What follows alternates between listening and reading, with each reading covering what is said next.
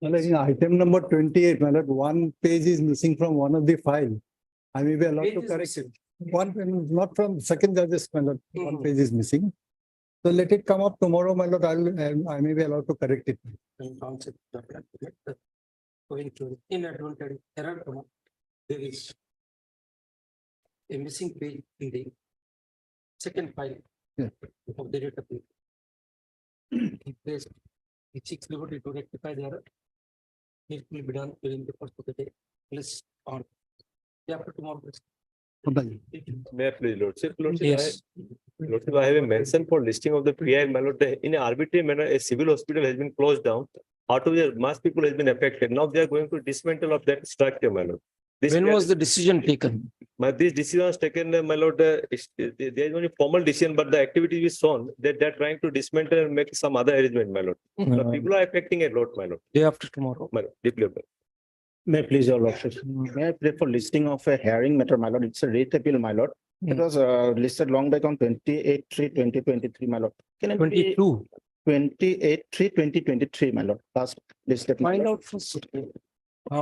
Find out first. Then we'll see.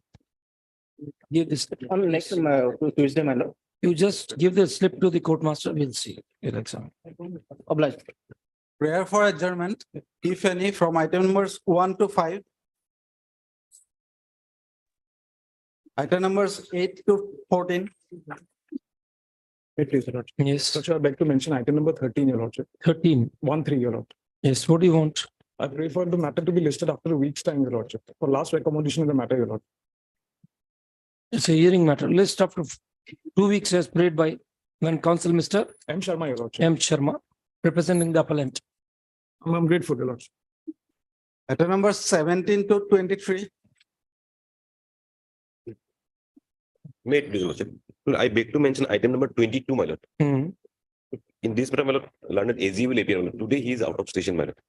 It is stated that Learned Advocate General will be appearing on behalf of the state in this appeal and is not available today. After 10th, my A lord. request is made to adjourn the matter. List after 2 weeks as prayed. 13th.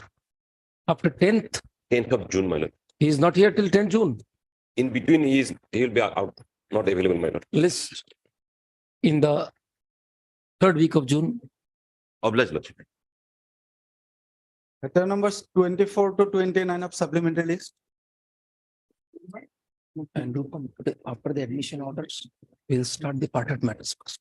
Don't call out the other hearing matters. Yes. Fresh admission orders you take, all fresh admission orders thereafter. Yes. Item number 1 for orders.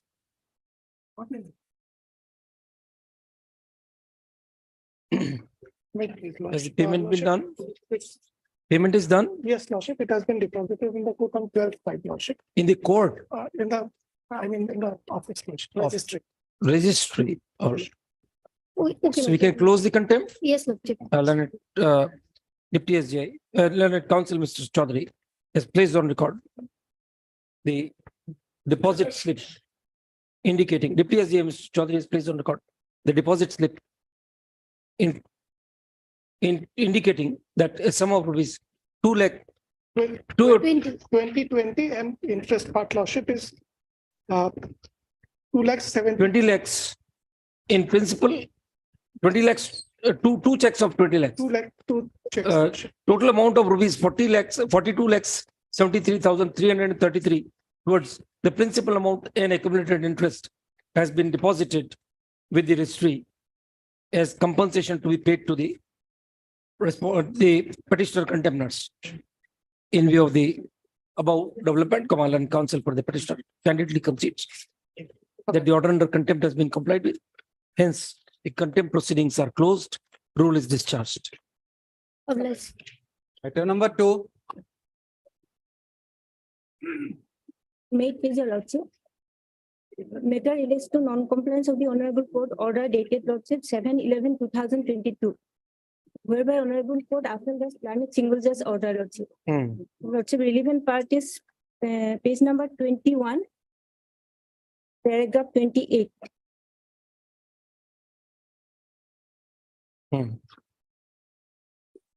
What is the direction given by the learned single judge? Gradation list, Lordship, notional benefit, Lordship. notional benefits. Lordship, relevant parties, paragraph, page 21, Lordship. May I read, Lordship? Or it's a matter of pension. Pension, Lordship. Prisoner Issue notice to the respondents. Steps for service be taken within 7 days, whereafter process be issued. Rule is made returnable in 4 weeks. Okay.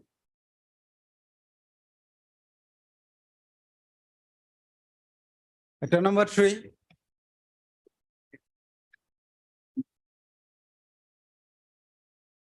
Lordship, this was the case of the adult member. On the last occasion, actually, the Lordship has advised if undertaking can be given actually. The petitioner had given an undertaking to the bank Let's see. for a period of 90 days that both the loan will be closed. And What do you say? On the last occasion, your lordship indicated that if he place an undertaking, then he would be allowed to go on interim bail. Yes, that's So what we he can do. was Keep the matter pending for Yes, 90 correct, days. my lord. Yes. Your lordship will post it after 3 months. Yes, After yes. 90 days. I pray to the court to take this on record. Yes, we'll take that. We'll take that one. Lordship, on behalf of bank, Lordship, respondent number 2, Lordship, in fact, Lordship, this requisition has been filed, Lordship, obstructively. Just to, ensure, release. But Lordship, bank would consider his request, Lordship, provided he pay, 50% of the, outstanding dues. And for the balance. If he remains in custody, will you be able to get the amount? Otherwise, Lordship, section 31 says that, Lordship, a detainee can be released, Lordship, provided he satisfied the certificate amount. No, so how long can we keep him? behind bars? 6 months here, the maximum. All right, he'll remain 6 months. Then what? He'll not pay our amount. Then what happens? Lordship, then, if we release him, suppose, Lordship, we release him, then we cannot, Your Honor, again, Your Honor, send him to, Your Honor, prison. We are releasing him on interim bail. You were not there when the matter was taken up last date. Lordship. Then without having proper instructions, you are ranting like anything. You just tell us what is your remedy. He serves the 6 months and comes out. What will happen to your money? Here it is an opportunity. We are giving him that lease of 90 days of interim bail, during which period there is a possibility of the money being returned. You don't want that? All right. He'll get free food for 6 months and come out. What you will gain? Lordship, I leave to your Lordship, Lordship. Then counsel for the appellant has placed on record copy of an undertaking drawn by undertaking in an affidavit drawn by the appellant herein, being the mother of the alleged detainee, Mr. Tikendrajit Deka, who was arrested on 1/2/2023 by the certificate officer Bakijai branch on account of non-payment of outstanding loans of the respondent number 2, City Cooperative Bank Limited. As per the undertaking, the appellant has assured that if her son, the alleged detainee, is released from prison, he will be persuaded by the appellant, petitioner herein, to close both the loan accounts within a period of 90 days. In view of the undertaking so given by the petitioner herein, which is taken on record, the original has been given to the bank. Yes, my lord. It is stated that the original undertaking has been furnished to the respondent number 2 bank. In view of the undertaking so drawn by the petitioner, we deem it fit and proper that the petitioner, that the alleged detainee should be given an opportunity to settle the loan accounts by releasing him on interim bail for a period of 90 days. Thus, it is hereby directed that upon the detainee furnishing a personal bond in the sum of Rs 50,000 and one sound and solvent surety in the like amount to the satisfaction of the Bakizai officer certificate officer, respondent number 1, he shall be released on interim bail for a period of 90 days from the date of his release upon being released from prison, the detainee shall also furnish an undertaking. Mr. Tikendrajit shall also furnish an undertaking to the bank that he shall clear off the loan amount within the aforesaid period of 90 days. Re-notify, give a date of 3 months. However, it is made clear that in case the defaulter detainee fails to repay the amount in the above terms, his interim bill shall be liable to be cancelled. Okay.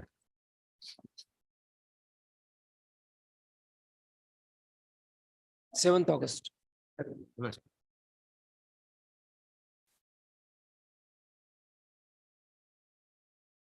Item number 4.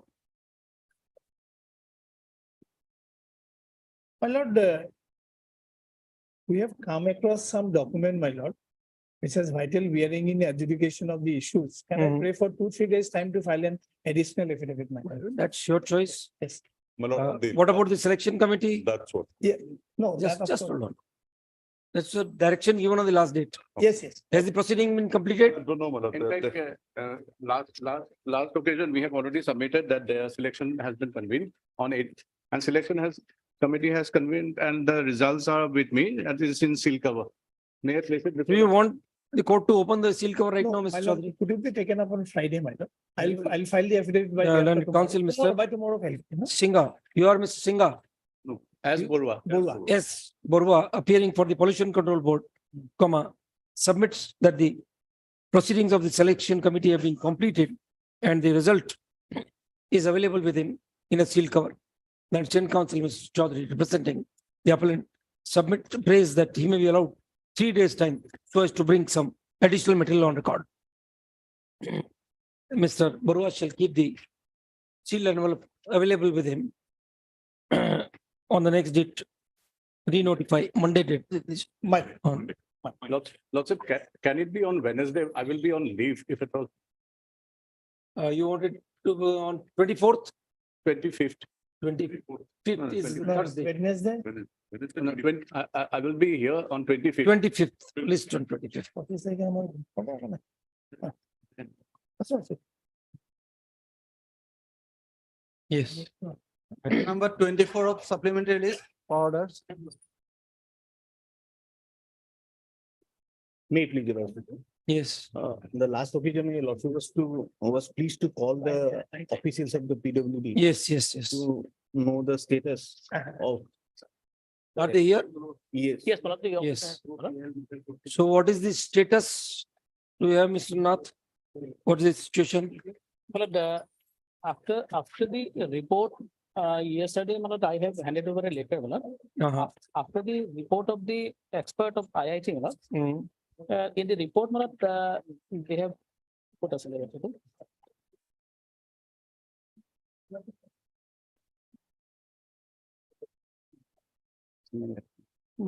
If Lordship kindly come to page 13 of the report, they said that the approach should be to explore. Explore additional extension of road to be done by acquiring land Hmm. along the land so that the gradient comes under the design aspect. Right. Acquiring land along it. So without the land acquisition, the gradient will not be, cannot be worked out probably. Lordship. Uh, And acquiring land along the two edges so as to increase the traverse length and provide gentler slope. Hmm. But for this thing, this suggestion has come, accordingly, they have again approached the concerned person that the design and how it is to be materialized, at least some working drawing or something has to come. So what we'll do is, we'll request our building and infrastructure committee to make a physical inspection once again Lordship. with all the officials. Yes, yes, Let's see what can be worked out. Lordship. Both of you all can also be there. Malad. In fact, my lord, if, because the IIT has prepared the report, my lord. If whatever the requirement of the PWD, if they We'll, can get it from the IIT, because since they are the author of this report. so we'll ask them to depute one person from that committee which has prepared the report. Yes, When the physical inspection is being done, yes, Yes, other than talking in the court, we don't know it's not. what the situation at Yes. the ground level is. yes. So let it be on the ground level. Lord. Let there be a discussion. Then we'll get a proper So information. far as land acquisition is concerned, Actually, they have already agreed. And the alignment our land. We have volunteered to give the land. Okay, So okay, that will not be a problem. They have also filed an affidavit to that. all right, all right. They are willing to. The give the land. requirement from the side of the executive engineer, they have already communicated to the person who has prepared the report. So If they let, sit let together. or else we can just ask you people to sit with the building and infrastructure committee. And then let us have an information. That may That also also be. can be. Yes, Rather than going to the spot, Hmm. let there be a discussion before the building and Yes, infrastructure. We have gone on many occasions to the spot. So let these things be threshed out in the meeting of the building and Yes, infrastructure. with a representative of the IIT. Yes. look up The That will be better. yes, report of the between. fresh report of the Department of Civil Engineering in Institute of Technology has been received. The executive engineer PW present in the court submits that there are some issues to be worked out before any finality can be given to the suggestions given in this report.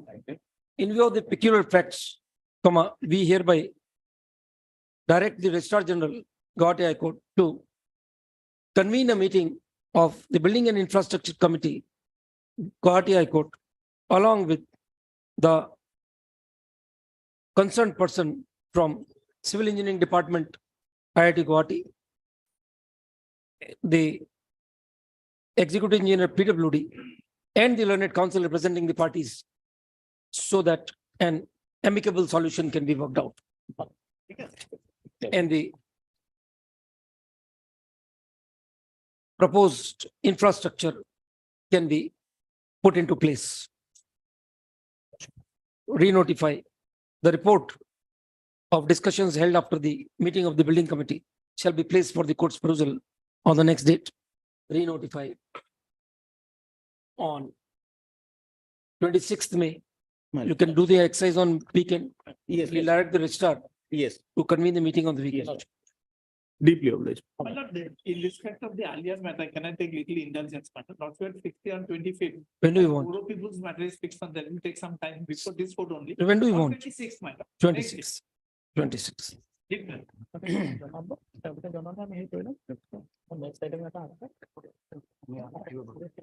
Number 25 and 26. But so far as 25 is concerned, Mm, the respondents were directed to file their response mm, in this matter. This is by Milord Bachpan Bachao Andolan, NGO. And so far as 26 is concerned, today we are concerned with Milord setting up of VWDC, Vulnerable Witness Deposition Centers in various districts, Milord. Okay. On the last occasion, Milord, my friend has come up with a communication dated 21st March 2023, Mm, in view of which, Milord, in 9 centers, 9 districts, Milord, they have submitted the plan and estimate Hmm. for temporary vulnerable witness deposition centers. Because this code was of the view that because the permanent structure will take some time. mm. So in the existing building, if you can manage some place and a temporary VWDC can be set up, that proposal they have come up. Perhaps they'll need some time to finalize. It appears from Where that. is your response, Mr. Nath? But, When was it filed? It was a letter, my lord, 25. Yes, we have it now. Copy of the letter dated 21st March. Yes, my Yes. lord.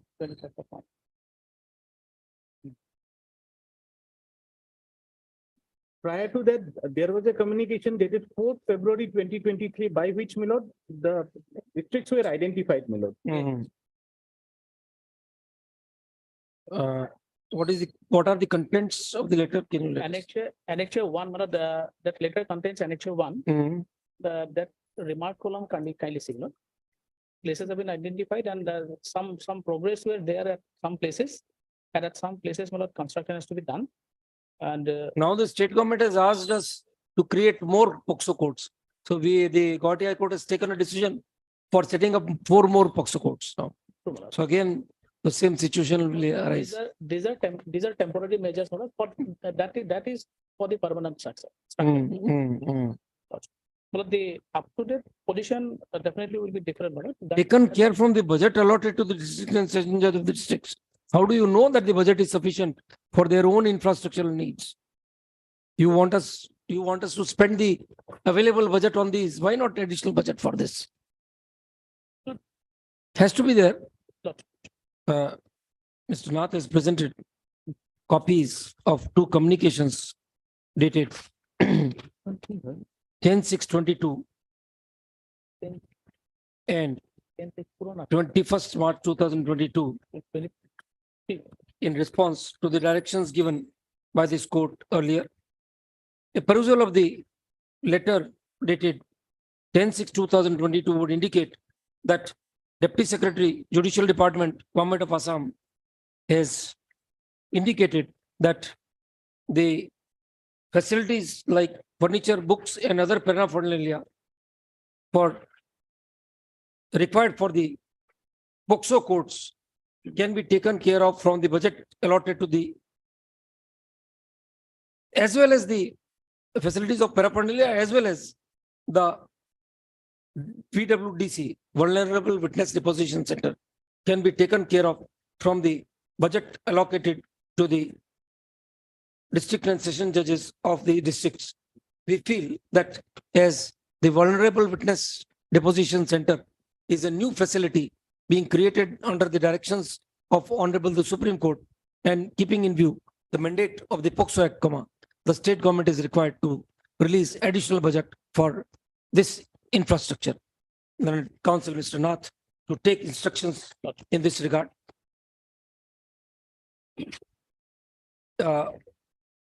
What more are the issues involved in this matter, Mr. Nath? Mr. Das? There are, in the connected matter, that is, item number 25. Lordship will remember one counsel from Delhi, he appeared virtually, my lord. He raised certain issues, my lord. Yes. Your lordship heard him and Well, the lordship issue- asked the state to respond.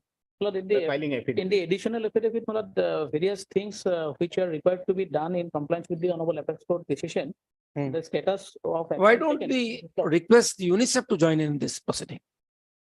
That will be, my lord, very good, my lord. That will be a very Because nice they have a more bigger kind of vision. knowledge and vision about these issues. So we'll request the, frankly speaking, the legal service authority is not taking care of these things as it should.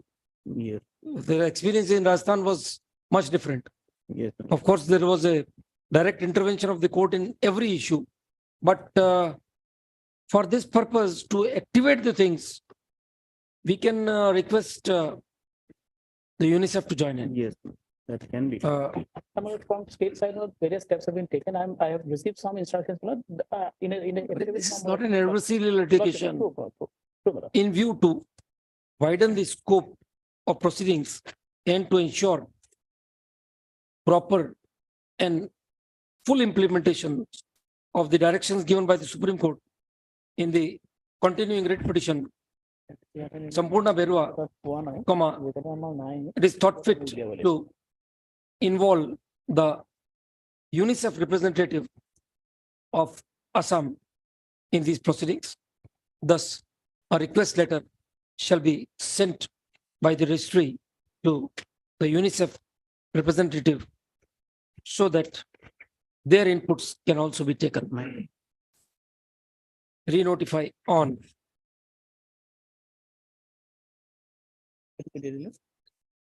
8th June. Smile. 8th June. Both the matter. Both the matters. Deeply, of course.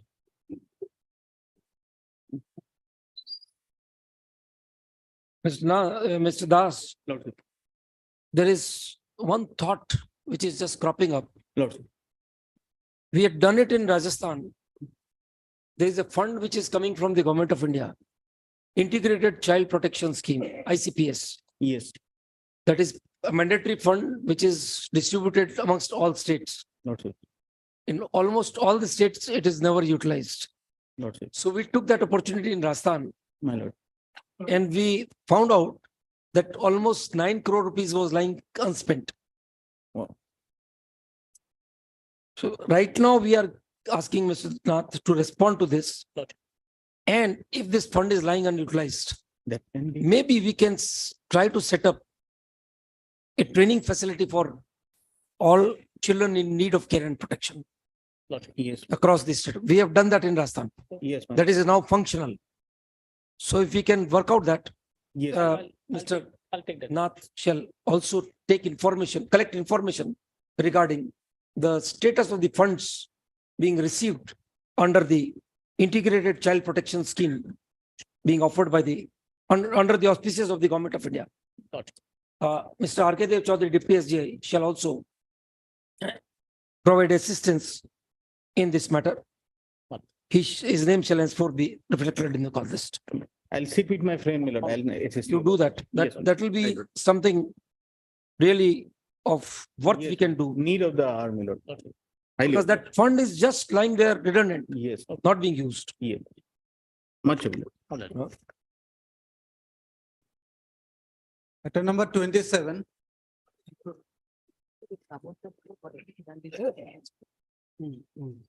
My lord, on last occasion, lordship was pleased to ask the government advocate to produce the notices which was issued, my lord, and specifically whether any notice was issued regarding before termination, my lord. Today they have filed one affidavit, my lord. They have annexed a few notices. Yes. These are all already a part of their affidavit. Only one additional notice they have annexed. But this is also not before, termination of the contract, my lord. That is the position. All right, then argues. Yes. Proceed. Lordship, I have filed one affidavit, Lordship. You file, Affidavit, Lordship. we'll ask the registry to send the same on record. Let us have it. Yes. Yes. My lord, we filed this writ petition basically on two grounds. First, my lord, that the authority to terminate the contract is the additional chief Additional engineer, chief engineer. but it was terminated by the, my lord, executive engineer. All right. That too at the instruction of the PA to the, my lord, chief executive member. And second ground was, my lord, no notice was served upon the petitioner towards termination of. the Termination of. contract. Yes, yes. notices were issued. But there is no such language of in the notice that it is for termination. Yes, yes. Otherwise, my lord, how do I respond also? Hmm. Now, before that, if I may take your lordships to my writ petition, my lord, 3 paragraphs, if your lordship would kindly come Just to page 30, my lord. 30. Sorry, 34.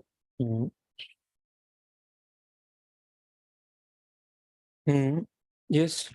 I'm sorry, my lord. I'll have your lordship's kind attention to para 4 at page 31. Yes.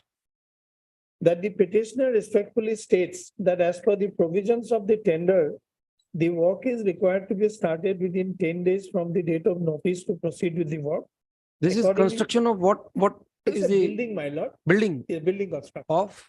of a particular, my lord, where a particular hall was supposed to be. All right. Auditorium. Auditorium. Yes. All right. Accordingly, the petitioner has started execution of the work and he constructed 150 piles and 2 slabs, including substantial brick wall, and completed 45% of the work. Although initially the period of completion of the work was 24 months, but because of several hindrances on account of employer, including non-payment of running account bill, as well as other circumstances, the petitioner could not. No, you need not read every line. Just What this is- paragraph only, my lord. That the work The officer of supervising officer was Yes. suspended and there was no one in place. for 7 months. And secondly, my lord, running bill was not clear. Mm. So as a result, yes, I do admit, I don't say that, my lord, I was doing the work very diligently also. Let us be very frank about that, my lord. There was some latches on my part also. But there was a contributory negligence on the part of the authority also.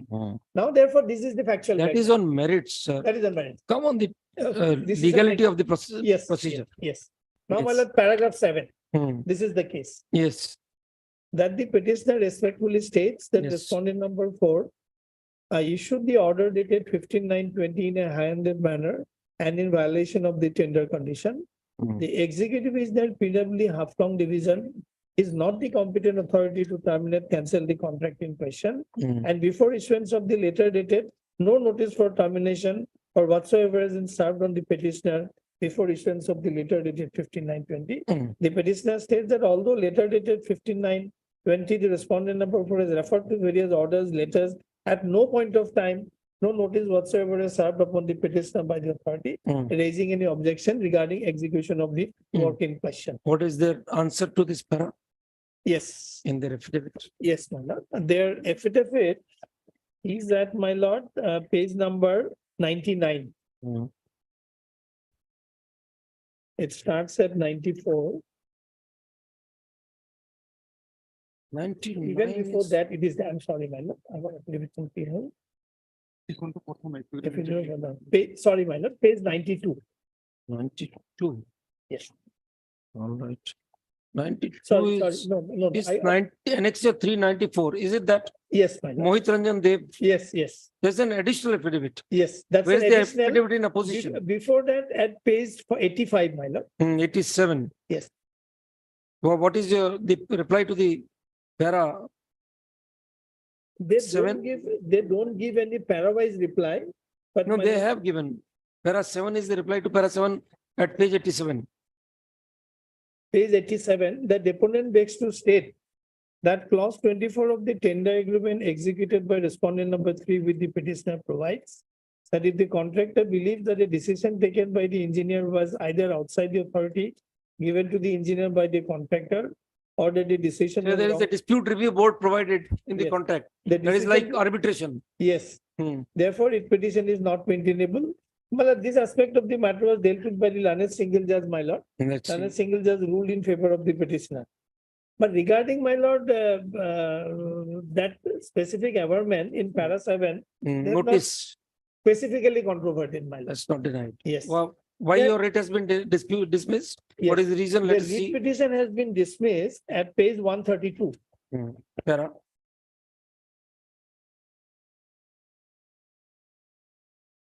Now regarding termination, page 133, para 24. Hmm. Now, here the learned single judge, my lord, referred to a judgment rendered by the learned single judge in another matter, Mansoor Ahmed versus State of Assam. Hmm. But that was a work under the PMGSY contract, my lord, where the contract is totally different, my lord. This is a building construction. And my lord, the other aspect is, my lord, the learned single judge has not didn't found any arbitrariness in the decision-making process, basically, Hmm. at para 22. Hmm. To examine the ground of challenge and justification given, it would be necessary to note certain dates. The notice inviting tender dated wherein it was specifically given the term of completion of the work was 24 months.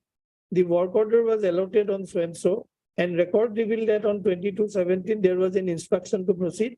Even if the petitioner is given benefit of doubt, the period of 2 years for the completion of work in question would reckon from 22/17, which would expire in February 2019. This court finds force in the argument of the standing counsel that the pandemic in this case would not have much relevance as the declaration of pandemic was done only in March 2020, which is more than a year after the due date of completion. Yes.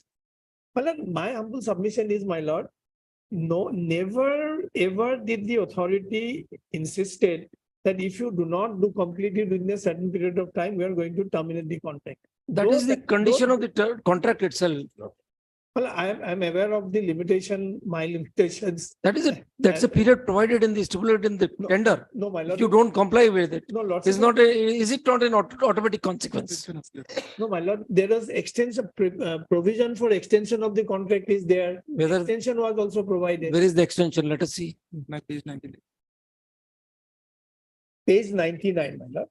2016 to 2023, No, 2 years my lord. vis-a-vis 7 It years. sounds, my lord, very, but my humble submission is, my lord, here in this case, Yes. my lord, if payments are not made, how do I proceed with the work? My lord? That becomes a disputed question of fact. Then you go to that committee. Plain and simple. There is a resolution mechanism provided.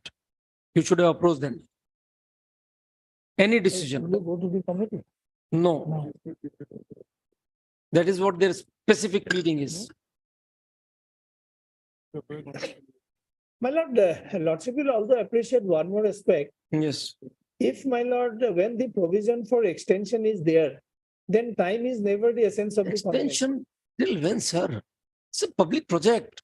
If you keep on delaying it, No, my lord, we always look upon the contractor. What about the lapse on the part of the department? If the bills are not forthcoming, that is the why the supervision is not there. that is why the dispute resolution board is provided. These disputed questions, can they be seen under its jurisdiction? That is the question. No, well, I can go, but in the meantime, they have issued a, Maybe, but you should have done long back when these issues arose before you, that your payments were not being made. There was no supervisory officer. These all so issues these should are have been. known to the authority. In spite of that, when they Maybe- act arbitrarily, what do we do, my lord? Maybe understood, sir. But the lordship knows there are so many judgments on Honorable Supreme Court has said merely because there is a provision of arbitration, that does not mean, That's not the issue, sir. Here, the period, look at the period. For how long? no, my lord, I appreciate. Hmm. But my lord, when this 7 months period has to be. What is your answer to No, this? My. What is your answer to this objection raised by them that you never approach the dispute review board? Under what clause it is provided? No, my lord, that is there, but the Honorable Supreme. Let us see. Yes. First, let us see.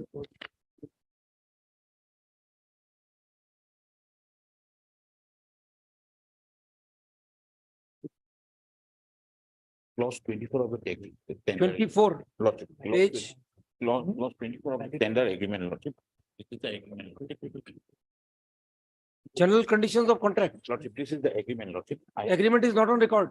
Lordship, they have not been informed. Let's see, your, And I've got the contract. let's see. Lordship. There is one more thing, Mr. Chaudhary. Why this? Why have you been selective in filing these general conditions of No, my contract? lord, it is there, man. There, no? No, Mr. Chaudhary. Ah. Why you have been selective while filing this general conditions of contract? Please come to page 80 and page 81. After 15, it straight off goes to page, the point number 50. Why is that so? No, ideally, we should have given the complete, my lord. There is no Yes. dispute about it. Correct. And my lord, I'm having the complete contract copy, my lord. Yeah. Clause number. Well, 24, Lordship. I'm giving handing over 2 copies, my lord.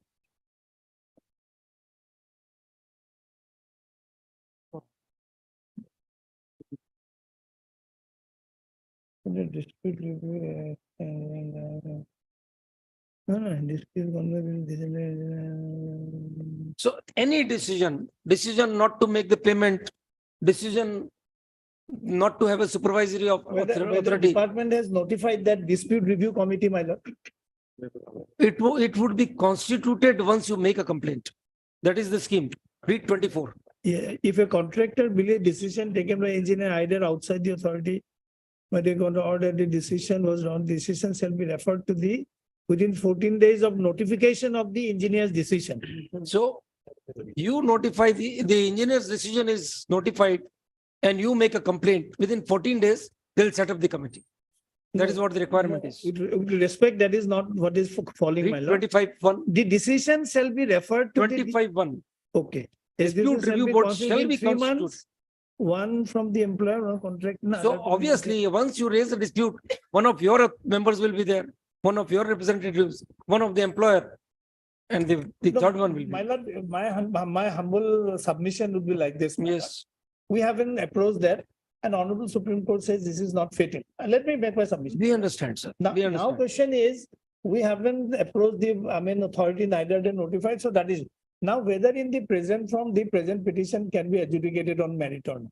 That's the issue, my lord. You see, Mr. Chaudhary, the issues you are raising, non-payment, the non-availability of the supervisory authority, those are all disputed questions of facts. At We least, will my not lord, go into, At least lordship can go into 2 aspects. yes, Whether the executive engineer could have Yeah. terminated the contract and whether notice of termination was issued.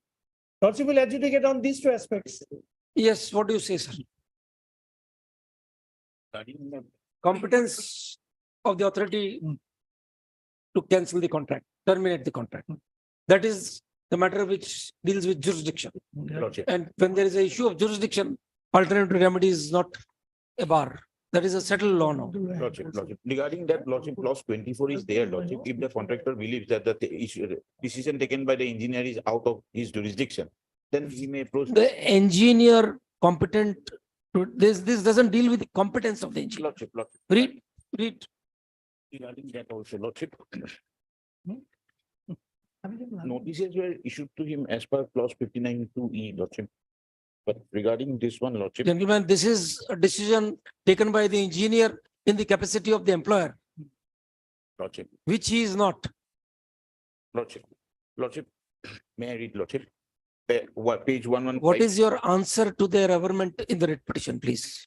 Lordship, that authority was given to the engineer by the MOS implementation committee, Lordship. Is there any power of subdelegation? Lordship, there is, Lordship, that Read, please.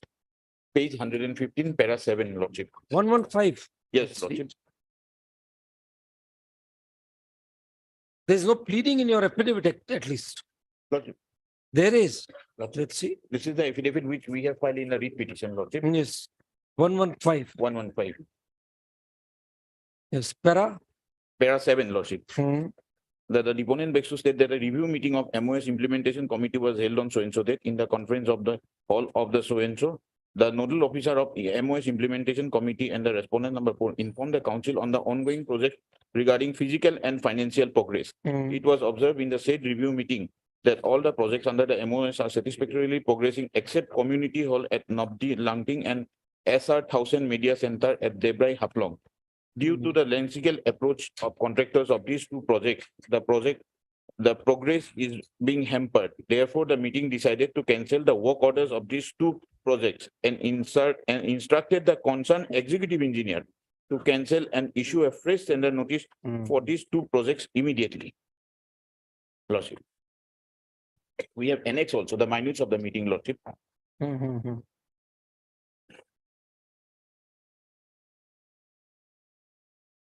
So as per you, this is the decision of the council itself. No, MOS implementation committee, Lordship, not the council, Lordship. That's the- Read last 5 lines of your affidavit. Thereafter, following the decisions of the North Kachar Hills Autonomous Council, correspondent number 4 by impugn letter date so-and-so, terminated the work order. Lordship, given to the petitioner for Yes, breach yes, of contract as per. Minutes are on record. Lordship, minutes are on record. Read, have- please. I think they have not. I have.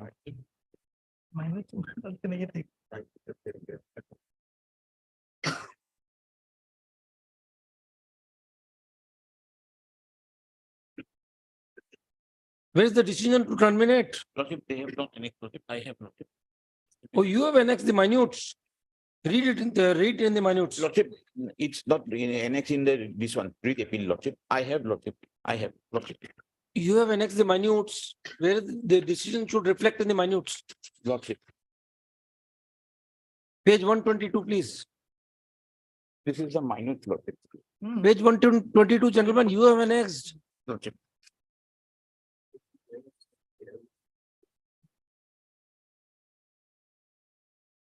Yes, Lordship. Read. Lordship, at the outset, Sri so-and-so, Principal Secretary NC Hills, welcome all the members and requested so-and-so to preside over. the Yes, therefore the meeting decided to cancel work order so-and-so. meeting.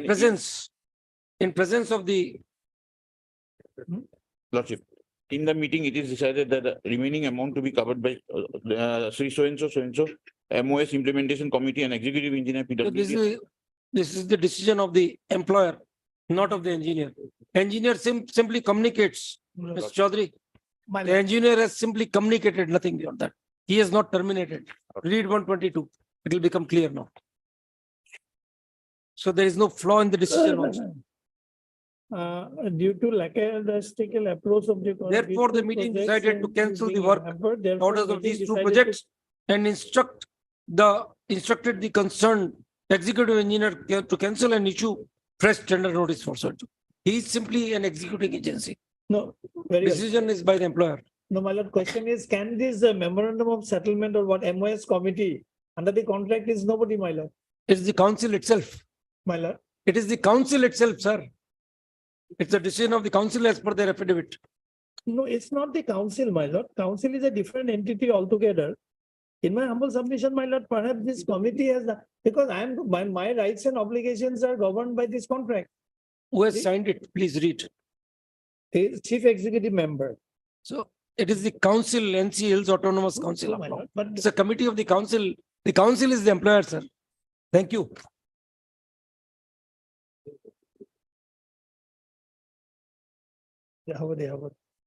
Dismissed. You give this para 24 to us in a photocopy, or we'll just dictate the order and then pass the contract back to you.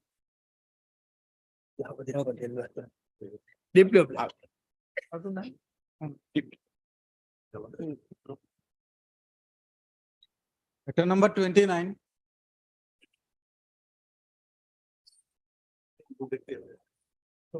May I please, your lordship? Hmm. This appeal is What preferred happened by to the state 28? of Assam lordship. Mention. The brief fact of the case is that lordship, the petitioner lordship was enrolled as a home guard volunteer and whose service tenure is maximum of 4 years lordship. And because of 50% of disabilities, while he is in service lordship, and this honorable court directed for continuous employment under the Disability Act of 2016. So this is the case lordship. I am challenging that order of the honorable single judge. Your lordship may kindly, I have already given that copy of the Assam Home Guards Acts and Rules. It is there, lordship. Yes. This act says where it is expedient to provide a volunteer organization for use in exigencies and for other purposes in the state of Assam. It is hereby enacted as follows. Now, lordship, the next page, section 7(2). This is their service condition. Next page, lordship, 7(2). May I read, lordship? Subject to any rules made in this behalf, a home guard may be required to undergo for a period of not more than 2 months such training as may be prescribed, after which he shall serve as a home guard for a period of 6 months, which period may be extended by the state government to a total period of not more than 12 months if the state government considers such extension necessary, and shall thereafter serve in the reserve for a period of 3 years, and while in the reserve shall be liable to be called out for duty at any time. Next, lordship, 8(1). Every officer and the man of the home guard shall be entitled to receive his discharge from the home guard on the expiration of his period of service in the reserve, but any such person may, before he becomes so entitled, be discharged by such authority and subject to such condition as may be prescribed. So total period is only 4 years. Their deployment, their enrollment. Now, lordships may kindly come to page 9 of that act. This is a part of the rule, lordship. This is the home guard enrollment form. Clause 15, lordship. Are you willing to be enrolled under the Assam Home Guards Act 1947? Then 17, are you willing to serve until discharge as provided in the act? Then, lordship, the discharge certificate at page 11. This is the discharge certificate. So after that tenure of 4 years, lordship, he is discharged. It's a mandatory discharge. Lordship. Now, lordship, Can you make a kindly- statement that there is no home guard working who has had a tenure of more than 4 years? No, lordship, thereafter there was a notification. That notification, it was if any person is found to be suitable for, then for another 3 years they can be taken. That notification, I have also supplied, their copy is already there. That is dated 30th of September 2015. Now, lordship, may kindly come to the Right of Persons with Disabilities Act 2016. I am reading the relevant provision, lordship, section 24, 20 subsection 4. Yes. May I read, lordship? Yes, yes. No government establishment shall dispense with or reduce in rank an employee who acquires a disability during his or her service in the present case list. Provided that if an employee after acquiring disability is not suitable for the post he was holding, shall be shifted to some other post with the same pay scale and service benefits. The pay scale and service benefits will be same. As because lordship, the home guard just stated that his total tenure is 4 years. So it also includes the service benefits. Provided further that if it is not possible to adjust the employee against any post, he may be kept on a supernumerary post until a suitable post is available or he attains the age of superannuation, whichever is earlier. So in the present case, lordship, the petitioner lordship immediately after that disability lordship, he has approached the authorities. He was engaged for some period lordship. It is reflected in the writ petition itself. Yes. And thereafter lordship, he has even ex gratia amount of rupees 1 lakh was also provided to him in the year 2001. 2001. 2001, it's not a small amount at that time, lordships. And this honorable court, now your lordship may kindly come to the judgment at page 8. The pay scale. Okay, sir.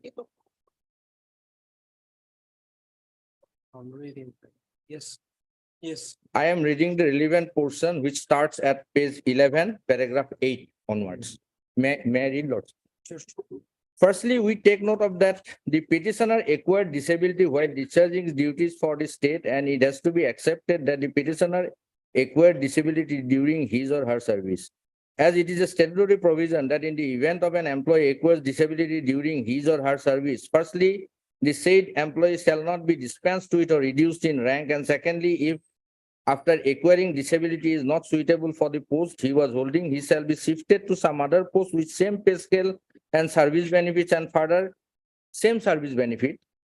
And further, if it is not possible to adjust the employee against any post, he may be kept on a supernumerary post until a suitable post is available or he attains the age of superannuation, whichever is earlier.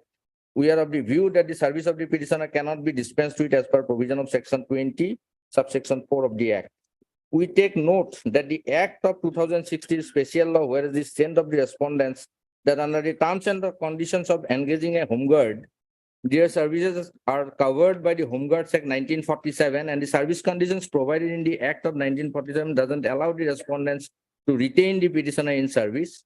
Accordingly, lordship, the last paragraph, that is the Director General of Police as well as the Director General Civil Defense and Commandant General Assam Home Guards to take a conjoint decision as to in what post the petitioner shall now be placed, so that he can continue with his service as indicated above, and the place of posting shall not entail a service condition which would be lesser than what the petitioner was earlier subjected to, which he was in service. We again clarify that the terms and conditions of continuing in the service, lordship. This continuing in service, lordship. My humble submission is that, lordship, he will get the appointment or engagement on enrollment under the Disability Act, but his service conditions will be governed by the Assam Home Guards Act 1947. Otherwise also, madam, does this act have a retrospective effect? Prior to that, when there was another act, which is Persons with Disability Equal Opportunity Protection of Rights and Full Participation Act of 1995 law. Yes, yes. That act says section 47. Is it a post? Is Home Guard a post? Is it a service? Does it have a pay scale? There are so many Lordship, issues to be addressed. there is a judgment of Honorable Rajasthan High Court, which says that even under a contractor, a person was working as a laborer, and direction was given by the Honorable You have Rajasthan been High given ex gratia of 1 lakh way back in 2001. Yes, in that case also, Lordship, I would like to rely upon Let's the see- judgment let's of see the your judgment Rajasthan for High yours. Court, Lordship, Relying upon that. not Kunal Singh. Yes. Two copies are there. Yes, two copies are there.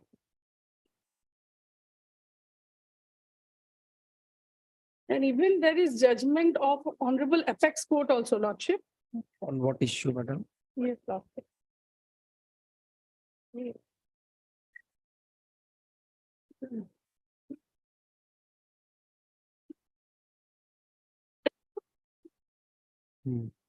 Because this is a special legislation, Lordship. Understood. Yeah, understood. Yes.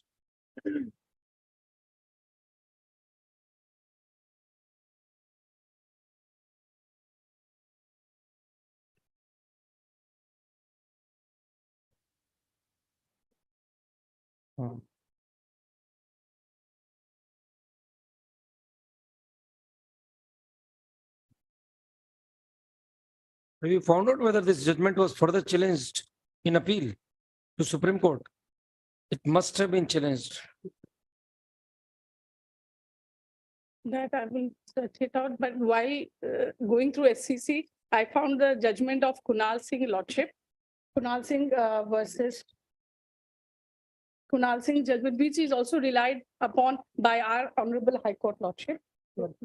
See, Madam, this judgment is based on the ratio or the provisions of the Industrial Disputes Act. Yes, The Lordship. court treated him to be a workman.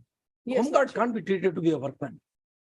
In Understood. Kunal Singh's case, Lordship, he was a constable in a special.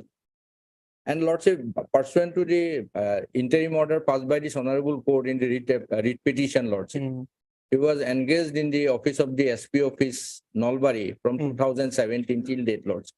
Okay. He joined in the morning and he was discharged in the evening. Again, he joined in the next morning, discharged in the evening. By that way, Lordship, we are accommodating. You are that. accommodating him. What is the ratio of Kunal Singh? Let us know, Madam. Lord. What is the ratio of Kunal Singh? In, It is again a case of employee. There are issues Lordship. to be decided, Madam. yes. He has already completed 7 years now. Lordship. 7 years is complete. And No that- person, even I Helen also Arti. also, Lordship, Lordship, immediately there is- after the disability, Lordship, he was. So he has done his 7 year stint. He has Yes, got Lordship. ex gratia. What more can be done? Lordship, in this case, Lordship, this is a special legislation Yes. and which will So can he be continued in in service for a because term beyond the Parent Act? That is what we'll have to decide. The Parent Act says no engagement beyond 7 years.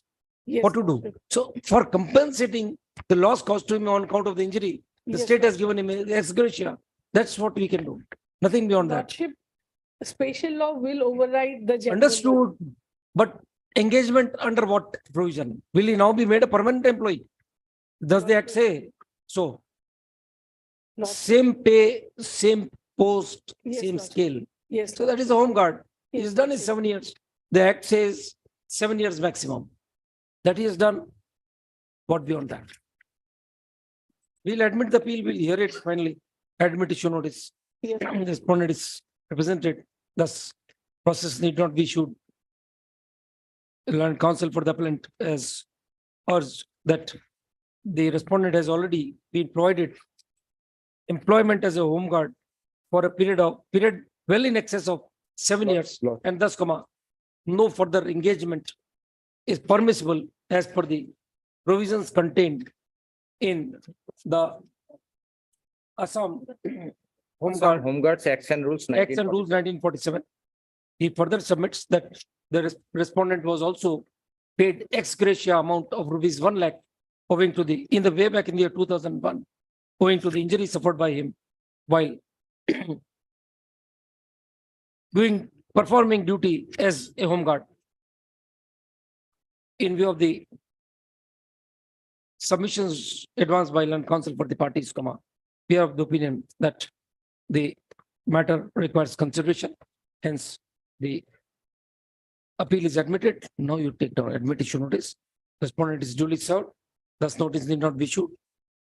The third on the application for interim relief, having regard to the submissions advanced by learned counsel for the parties, and after going through the impugn order and the provisions of the rules of 1947, we hereby direct that effect and operation of the impugn order dated so and so shall remain a state. Much obliged.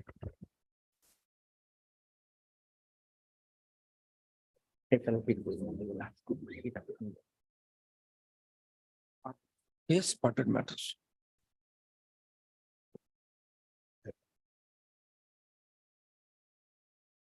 Item number 30 to 42. The remaining hearing list, we probably may be able to take up if these matters are finished, not before that. So you'll have to wait for that. And if anyone needs an accommodation, you may make a mention to the court master.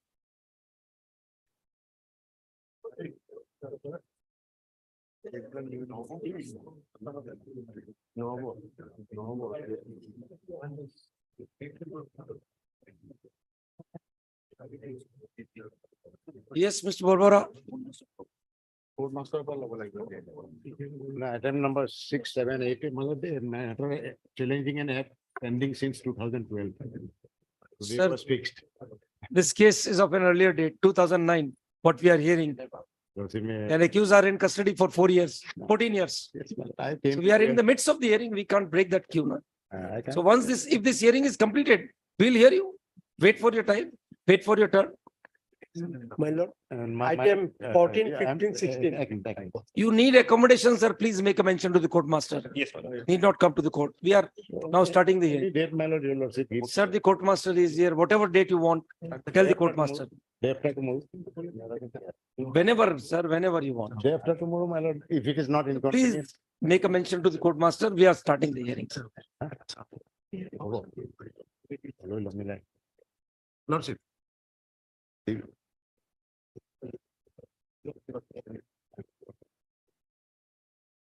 May I please, your lordship? Yes.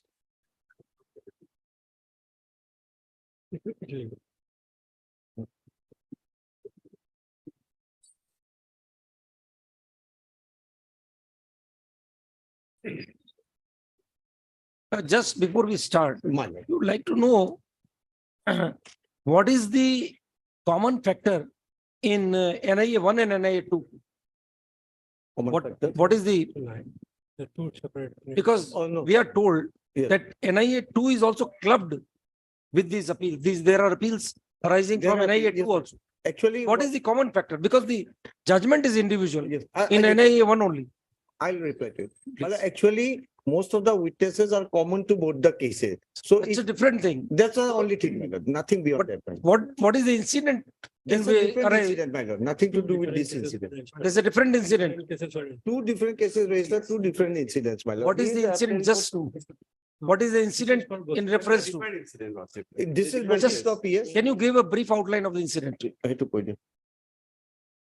Because if your lordship will see the evidence recording, PW for this case and PW for. We that understand, case, my lord. we understand. But That's why- what our anxiety is Yes. same it necessary to decide both the appeals yes, together? Same evidence, but taken into both the records, my lord. I'd like to bring the record. Just briefly, you might be recollecting. Only thing is that another PS case was there in Doing. Doyang PS. That incident happened in Haflong. And this is in Guwahati. Bogisto PS. Incident means what? What incident? There also money was recovered from. Money was recovered. Money was recovered. And then the trail goes on the same manner. That is related to public health engineering. Okay, PHE. okay, okay. So we need not decide both the appeals by a common judgment. No, Because even the trial court has That will not be done that. separate judgment, Lord. All right. But then we'll have to pass an order of separating those appeals. Lordship. Lordship will hear after this appeals, Lordship will hear. Judgments are separate, my lord. Separate. Trial court judgment. Which whole thing is. Which is the order clubbing the appeals together? It is there, my lord. We did to DC. I को club किया है समझ में नहीं आ रहा भाई.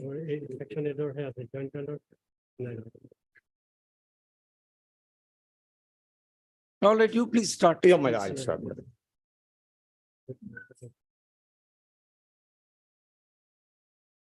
So, my lord, the one point I have, on two counts today, I'll be submitting and winding up my submission, my lord. One count is that legal aspect, my lord, that whether in this case sanction can be termed as a sanction in accordance with the eye of law under the provision of section 45 of the UAP Act, read with the long name, my lord. Unlawful activity prevention, recommendation of sanctioning prosecution rules 2008, my lord. So that has both to be read together, my lord. So on that count, I will make a legal submission, my lord. Thereafter, I'll go to the conviction part, my lord.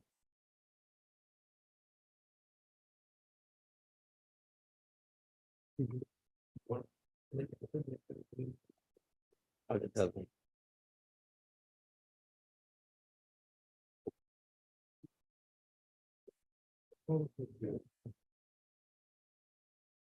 Yeah, the whom-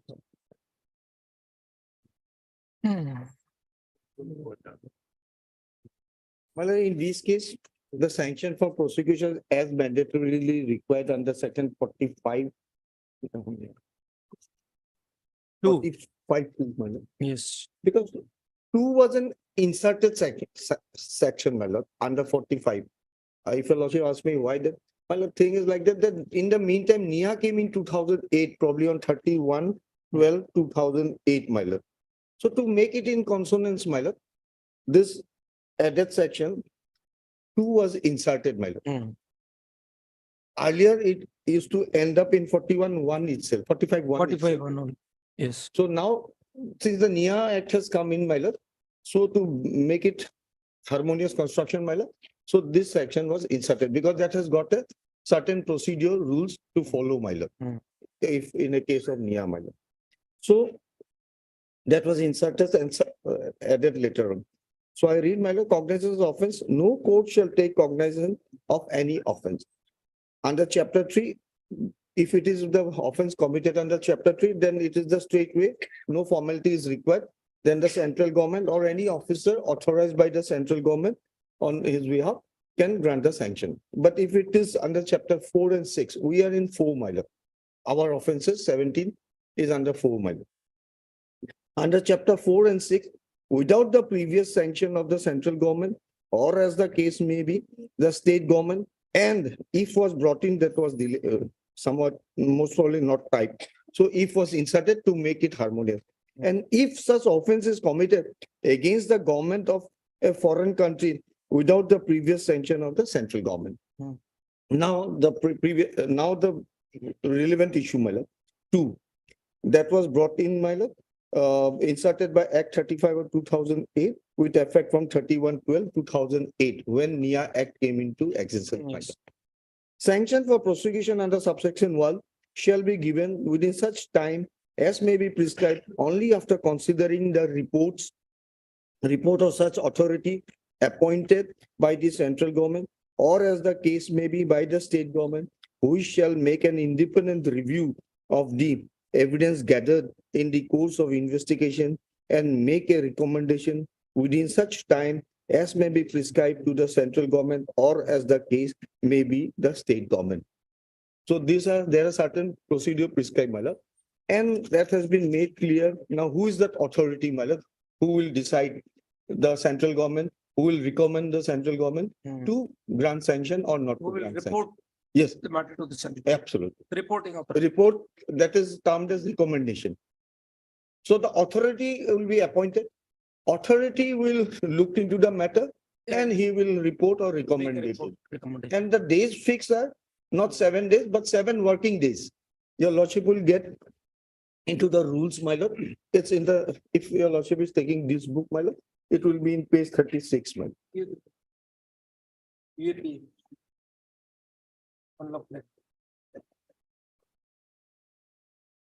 This will be unlawful activity prevention, recommendation and sanction of prosecution rules 2008.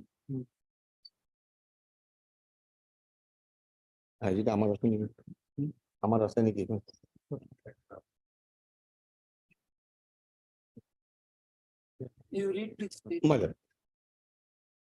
In exercise of the power conferred by subsection 2 of section 45, read with clause F of subsection 2 of section 52 of the Unlawful Activities Act, the central government hereby makes the following.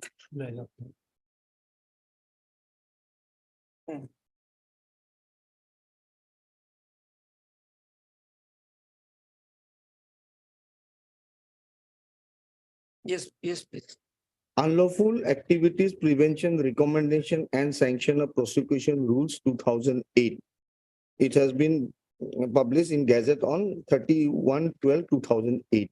In exercise of the power conferred by subsection 2 of section 45, read with clause F of subsection 2 of section 52, the Unlawful Activities Prevention Act 1967, the central government hereby makes the following rules, namely short title and commencement, the name, my lord. New rules may be called the Unlawful Activities Recommendation Sanction Rules 2008. They shall come into force on the date of its publication in the official gazette. Now the definition. In this rule, unless the context otherwise require, Act means the Unlawful Activities Prevention Act 1967. B, authority means the authority to be appointed by the central government or as the case may be by the state under subsection 2 of section 45. That I said, my lord, the authority will recommend. Then comes the code means the CRPC. Words and expression used herein and not defined in this rule but defined in the act shall have the meaning respectively assigned to them in the act. Now the time limit, my lord. Time limit for making a recommendation by the authority. The authority shall under subsection 2 of section 45 of the act make its report containing the recommendation of the central government, or as the case may be, the state government within the 7 working days of the receipt of the evidence gathered by the investigating officer under the code. Time limit of sanction for prosecution. The central government, or as the case may be, the state government shall, under subsection 2 of 45 of the Act, take a decision regarding sanction for prosecution within 7 days after receipt of the recommendation of the authority. So first NIA will write, my lord, to the ministry concerned, my lord. In this case, it's a Home Whether there Affairs. is an order appointing the authority. My appointing authority will be the, Is there any order appointing the authority? no, under no, rules? no, no. Suppose B, It has come on evidence also. only evidence. Yeah, it has come in evidence because one witness was exhibited who granted the sanction, PW 99, and the sanction, if your lordship will see, I have made my paper book, my lord, your lordship will get it. It is at page 3 to 5, my lord. Sanction is 301. It's on 3 pages, but I'm sorry to say, my lord, 1, 2, 3 lines didn't come up, my lord. So the original may also maybe kindly looked into. Original page is 1321. Exhibit file, volume 6. Yeah, look, Exhibit is- Exhibit 3 2. Oh, my lord, in the paper book also it is not there. So probably we'll have to look for the original. Because this photocopy was made from the paper book supplied to us, but we can still read now. Who is the witness? Let us see. the 99. PW 99. Yes, page 12. PW 99 page is 510, my lord. 88, sorry, 98, no, 88. PW 510, my lord. PW 88, paper book page 510, exhibit 301. volume 2, volume 2. Oh, yes, Evidence. volume 2, my lord, correct.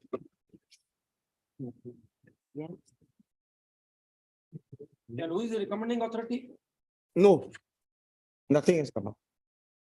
Who has forwarded the report?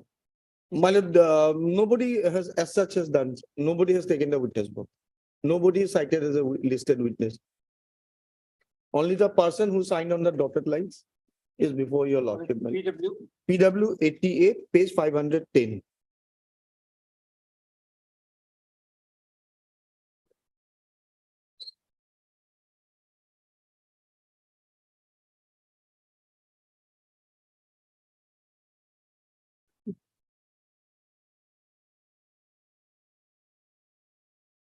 I read, my lord. He is one RVS money. Today I have appeared before the court of this. On the year 2009, I was posted as the Under Secretary to the Internal Security Division of Ministry of Home Affairs. In June 2009, central government in exercise of the powers under 66(5) of the NIA Act directed the NIA to investigate the case against the activities of Dima Halem Dauga, DSD. Accordingly, the NIA has registered its case number, crime number 1 of 2009 under section such and such, and during investigation of the Arms Act, during investigation of the case. So this NIA case was given to the agency by exercising the power under 6 of subsection 5, my lord. Bokisto PS case. Sir, I go, my. Mr. Chaudhary. We will of course just now ask the council to read the discussion of this argument. But in the meantime, you try to find out who is the authority appointed, who is to make the recommendation. Because the recommendation, we presume, has not been proved. No. So the recommendation has to be made after dealing with the evidences collected. Absolutely. This is an act having sanctity. Yes. Can't be brushed aside like that. And the duration is also there. 7 working Period days. 7 days here 7 working and 7 days there. Flush. Both dates, this witness is silent about that. Yes. Now, your argument would be regarding the provision being directory or mandatory. That is a different thing, but otherwise, I'll try to find it. Yes. Well, I'll show it is mandatory, my lord. I try to We'll, of course. I'll try to satisfy. I don't know how much I'll. Preemptive strike. Yeah, I know, your lordship. Your lordship has put it in But his let context, now- my lord. All In right, my context, you it will be proceed. mandatory. You proceed. Yeah, my lord, sure. The NIA presented the papers to the ministry relating to crime case number 1 of 2009, and the papers were marked to me as per procedure for examining the grant of prosecution sanction as per the laid down procedure of the ministry. Accordingly, in compliance of the procedure, I referred the paper which inter alia also contained the evidence gathered by NIA to the review committee for their opinion. Well, here I would like to point out, there is no such review committee for granting sanction. That is for their internal arrangement. No, the review committee is under section 37 for making a say particular organization to denotify whether they are, if they are listed as a terrorist gang All or. right, they have made it a procedure that even for sanction, they Yes. will involve review committee. Yes. That Yes. is their outlook. They're out of it. So their internal arrangement, Yes. that will not bother. But section What says about the review decision? committee is under section 37 That's true. for denotification of any terrorist gang, if any application comes from them. To review committee for their opinion, the review committee consisted of one former law secretary in the government of India and one former judge of the High Court. The review committee recommendation opinion was received and put up to the competent authority for grant of sanction for prosecution in this case, which is the Union Home Minister. Upon receiving the approval of Union Home Minister, I issued the prosecution sanction against Fozendro Hojai. Then all these accused names are What there. is the date of charge sheet? Can you know? Yes, Can we ma'am, know? definitely. What is the date of filing of charge sheet? Here it is.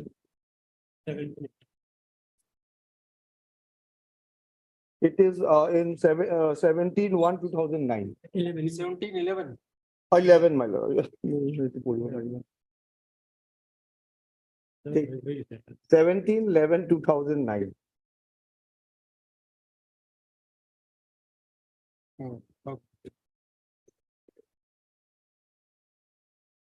So here subsequently exhibit 301 is that prosecution sanction order dated 15/11/2009. So 4 days after. Then exhibit 301/1 is my signature. So this much. So now what comes up from cross, my lord? I can go directly, my lord, regarding appointments. You need not mark it exhibit. Signature will mark A to B, B to C. That makes sense. One more exhibit of the same. What is the signature is A to B, B to C, even X. Amit, in your pool. So, my lord, the cross starts for the accused appellant. The unlawful activities prevention recommendation and sanction prosecution rules 2008. There is only mention of authority. And since it is more than about 5 years, and I did not distinctly recall whether it is a committee or authority. Hence, any reference, I can pardon, and any reference to authority as committee insofar as my submission are concerned may kindly be treated as same in this statement. So the court put a question probably, madam. What do you mean by authority under unlawful activities recommendation rules 2008? His answer was, authority as per the provision is clearly defined under rule 2B as the authority to be appointed by the central government. So the first step is that the central government will appoint an authority. Which will be the recommending authority. Yes, absolutely. We can term this as recommending authority. He will recommend, with all respect, to the ministry that whether to grant sanction or not to sanction. Then the government will test that to grant or not to grant. Then we'll give reasons, application of mine. Then the officer concerned will issue the order. So now the main parts are. In my order exhibit 301, I have not mentioned any order of central government regarding appointment of authority under 2B of unlawful activity. But with all respect, it is the first step because we have to calculate 27 working days. So until and unless we don't get the date of birth, my lord, of the authority, my lord, so we cannot calculate it when these 7 days expired, when these 7 days started. So he will be answering it. In addition thereto, he will have to satisfy the court. When was the recommendation made? Yes. That is not, in cross, it has been. Not brought up. even in the PIO's evidence. No, my. He doesn't speak No, anything nothing, my. regarding sanction. This is the only He witness. has obtained the sanction, that is. All right. Silent. We'll check it even then, my lord. But so far, I remember it, he has obtained the sanction and filed the charge sheet. That was his evidence. Okay. Kindly check it, PW1. Yes. In my order, sir, appointment under unlawful activity. In my order, exhibit 301, I have not mentioned any date in which date the central government appointed the authority under Rule 2B of the Rules 2008. In my order, White 301, I have not mentioned any notification of the central government regarding appointment of the authority under Rule 2B unlawful activity prevented Rules 2008. I have also not produced any document along with my order White Exhibit 301 regarding appointment of the authority for the recommendation of the prosecution under Section 45(2) of the Unlawful Activities Prevention Act. It is true that it is 5 years since I left the assignment, and hence I cannot recollect the date of appointment of the authority for making a recommendation for prosecution sanction to the central government. In my order, Exhibit 301, I have not indicated the date on which the recommendation of the reviewing authority was received. In my order, White Exhibit 301, I have not mentioned which working day the authority received the evidence from the investigating officer. I have not produced any documents before the court today regarding date of receipt of the documents by the authority constituted under 45(2) of the UP Act. I have also not produced and closed the recommendation of the authority along with my order White Exhibit 301. In my order, I have not given any details of the matters collected during the investigation against this accused. Under authentication of order rules 1958 as amended from time to time, and under secretary is authorized to communicate the decision to the government, notwithstanding whatever the level the decision was taken. I have communicated the order of the competent authority, White Exhibit 301. It is not a fact that the authority duly constituted. Well, these are all suggestions, my lord. I skip my lord. I'll come down 6 lines. I do not have any knowledge of section 196 CRPC because herein one IPC section is there and 121 and 120 for me or 120B. So I being a government servant, my lord, prosecution and sanction is also required under 196 and 197. That is for acts done in discharge of Official duty. I get it. So, my lord, that sanction was also missing, my lord. I do not have any knowledge of section 196 of CRPC. I do not know whether on 1/4/2009 the organization DSD was declared as unlawful organization by way of notification 3 and 4 of the UAP Act. I do not know whether on 1/6/2009 the organization of DSD was declared as unlawful organization by way of notification under 3 and 4 of the Act. It is not a fact that I did not apply my mind, judicial mind, while issuing the sanction order 3001. This is my cross ends, my lord. But while cross-examination of accused Joyanta, Devashish and Sondeep, my lord, two important line has come in, which I'd like to draw, my lord. He clearly now says, my lord, that I'm not the sanctioning authority. From there, I have to show that. And he says, I have no knowledge about the constitutional committee by the central government. And most probably it will be, I have got no knowledge about the constitution.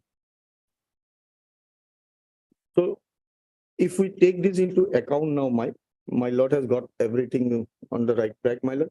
So if we look into the sanction order,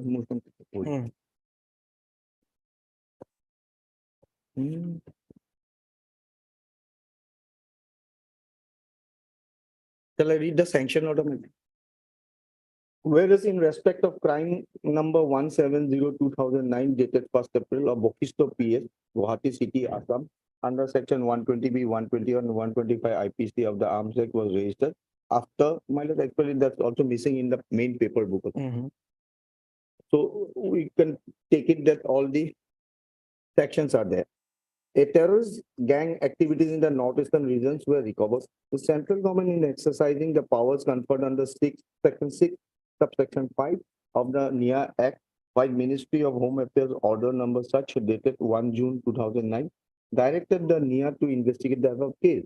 The NIA registered the above case as crime number 1 of 2009 under 120B, 121, under 25, 1B of the Arms Act, and subsequently section 17, 18, and 19 of the Unlawful Activities Prevention Act as amended in 2004 and 2008 were added and took up the investigation of the case.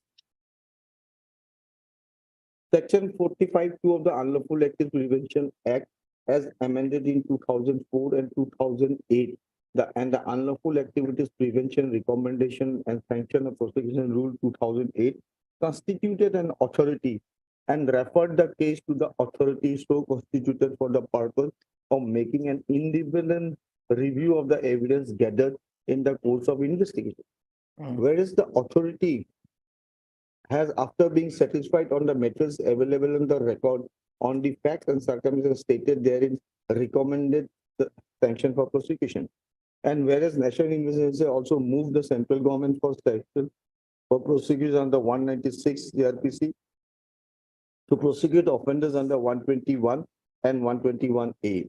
Now, therefore, the central government, in pursuance of section 45(1) of the Unlawful Activities Prevention Act, as amended in 2004 and 8 and 196A and B of the CRPC, after fully and carefully examining the matters before it in regard to circumstances of the case and recommendation of the authority as mentioned above, hereby accord sanction of prosecution for offense under 120B, 121A and section 6, 17, 18, 19 and 20 UAPF as amended in 2004 and 8 and 25(1)B of the Arms Act against the accused person named for taking cognizance of the said offense by a court of competent jurisdiction signed by RVS Money, that is PW 88.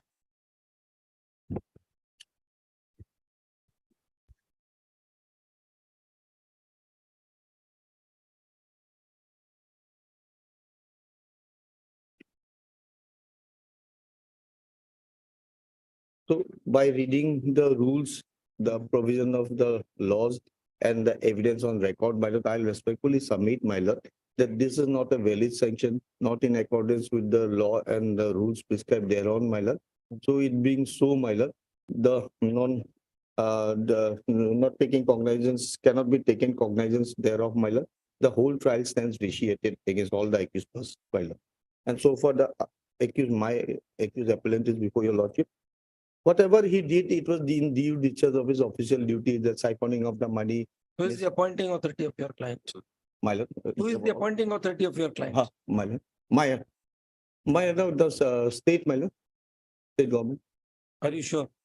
He must be, my lord, social welfare because it's the state. He was under the Hill Council. He was an employee of the Hill Council. No, I was posted there, I believe, my lord. Are you sure? Can you make? I'll check it, my lord. Just give me. Because the question would be whether he is appointed by the state government or the central government. Only then 197. Central government is not. That I'm sure. Sure. He has to be an officer removable authority by the state government. Yes. Then only 197 comes in. As far as I know, my lord, but I'll check it and come back to. He's an officer in the rank of this. He was appointed by the state ACS. government. No. Then he was stated, but he was posted there, my lord. what is his rank? Rank was deputy director, my lord. Social welfare. So who is the appointing authority? That's the issue. My lord, he was. Then only 197 can come into it, my lord. I'll get your lordship. That query, I take it, my lord. I'll get it. Let us have appointment order is not a record. No. So you will have to tell us. Yes, I'll say definitely. All right. So when he himself admits, my lord, that he is not the sanctioning authority or he cannot give us the dates because date is important, my lord. It is to be reckoned, my lord, from the date. Now coming back, whether it's mandatory or simply directory or just a mere formality. So with all respect, one thing is for sure, it cannot be an anti-formality. Either it is mandatory or directory. If it is mandatory, then strict compliance is required. And if it is directory, my lord, it may not be reasoned that it on May, it may be taken into account, my lord. But here I'd like to say, submit, my lord, under the Prevention of Corruption Act, my lord, there is also a provision of sanction, which your lordship knows is section 19. In section 19, subsection 3A, my lord, there is a law, my lord, which is clearly stated that in the defective sanction, my lord, the case will not fall. Likewise, provision is not under the UPA Act, then why, my lord? So I'll just take your lordship to 19.3, my lord.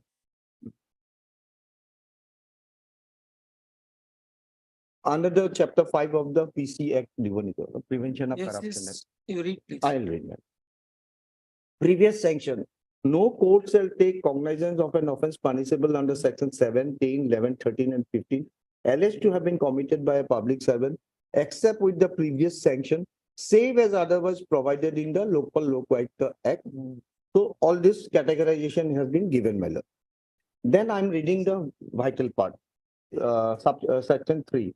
Notwithstanding anything contained in the CRPC, no finding, no finding, sentence or order passed by special judge shall be reversed or altered by a court in appeal, confirmation or revision on the ground of the absence of any error, omission or irregularity in the sanction required under subsection 1, unless the opinion of that court, a failure of justice has in fact been occasioned. So only on one ground, on one score only, it can be looked into under the PCA if the accused could show that there is a failure of justice of such sanction. So in my respectful submission, there is no such filter, no such safety valve given in the UAP Act. So the legislature in its wisdom has not done it because of the gravity of the offense and severity of the punishment. This processing was given so that the authorities are fully satisfied, government are fully satisfied that everything has been looked into and taken into account. So that I am not prejudiced or wrongly prosecuted, my lord. That's why this filtration is necessary, my lord. Why then 3 steps is required, my lord? Appointment of the authority, then authority will recommend, then it will go to the state government, then we'll look into everything. Then after 7 working days, my lord, finally the sanction will see the light. Yes. So total outline is 14 days and all the evidence is to be produced, my lord. The sanction also is vague in the sense, my lord, nothing has been stated on which date, under what manner, who was the authority, who looked into it. So all this should be specific because without getting the date from the appointment of authority, my lord, you cannot count the date, my lord, with all this. So we need the date first and doing that only here. But the person who signed the dotted lines, my lord, he came and took the witness book and he said that no, I am not aware of the date. Neither he has got any record to show by. So in that aspect, my lord, I respectfully submit that this is not a legal sanction, valid sanction for prosecution of the accused person, and the whole trial has been vitiated on that score itself. So this is the legal submission which I have placed forward now, my lord. I'll come to your lordship regarding the conviction part, my lord. Can you read the findings of the trial court on this? Yes, my lord, sure. CIO give a question. My lord has put a query, my lord, what the CIO said, my lord. On 11/11/2009, after completing the investigation, I submitted the investigation report to the Ministry of Home Affairs, Government of India, for sanction, for prosecution against 14 accused. Sanction was obtained on 16/11 and charge sheet was filed against 14 accused. And exhibit 463 is the charge sheet and 400. That is at page 775. Only this slide. So he is, whether he has exhibited the report which he forwarded. No, to the nothing, ministry. my No. It's simply these 4 lines. Okay. That after completing the investigation, he wrote for sanction and accordingly it was processed and given to him for prosecuting the 14 accused. 15 nothing. Accused 8 or supplementary. Earlier it was 14. Subsequently, other persons, 2 were brought in. Please read the findings of the trial. Yes, court on this. Page 189. Judgment page 1892, my lord. Para, please. Para, it starts from 9, my lord. Nine. B. Actually, it is, though para 9 has been marked, my lord, but the relevant, Internal page. my lord, internal page again, 17, my lord.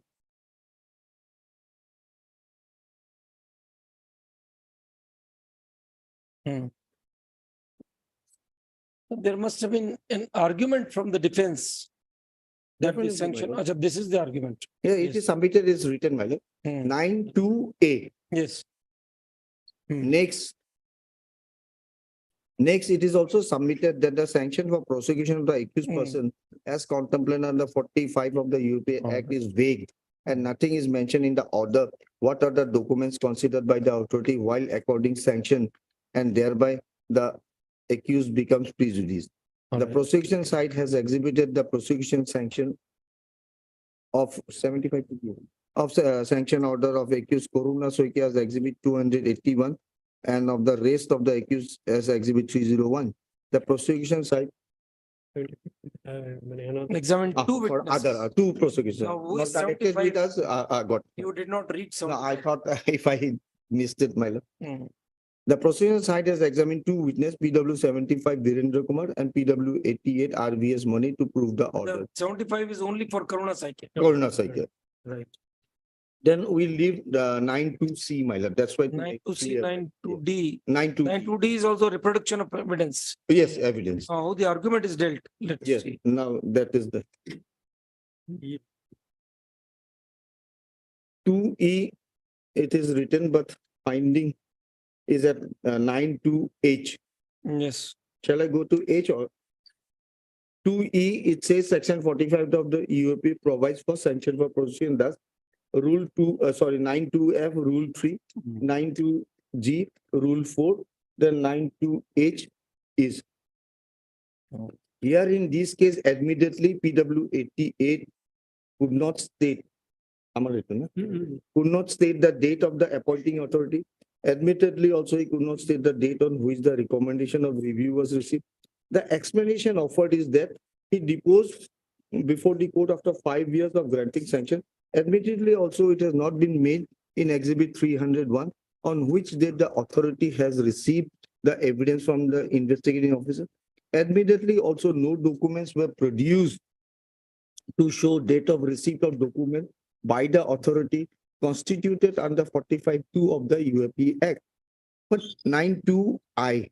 But the evidence of the IOPW 150 Mukesh Singh reveals that having completed the investigation, he has submitted the investigation report to the Ministry of Home Affairs, Government of India for sanction for prosecution against 14 accused persons on 11/11/2009, and he obtained the sanction on 16/11 and submitted charge sheet Exhibit 463 against the accused on 17/11.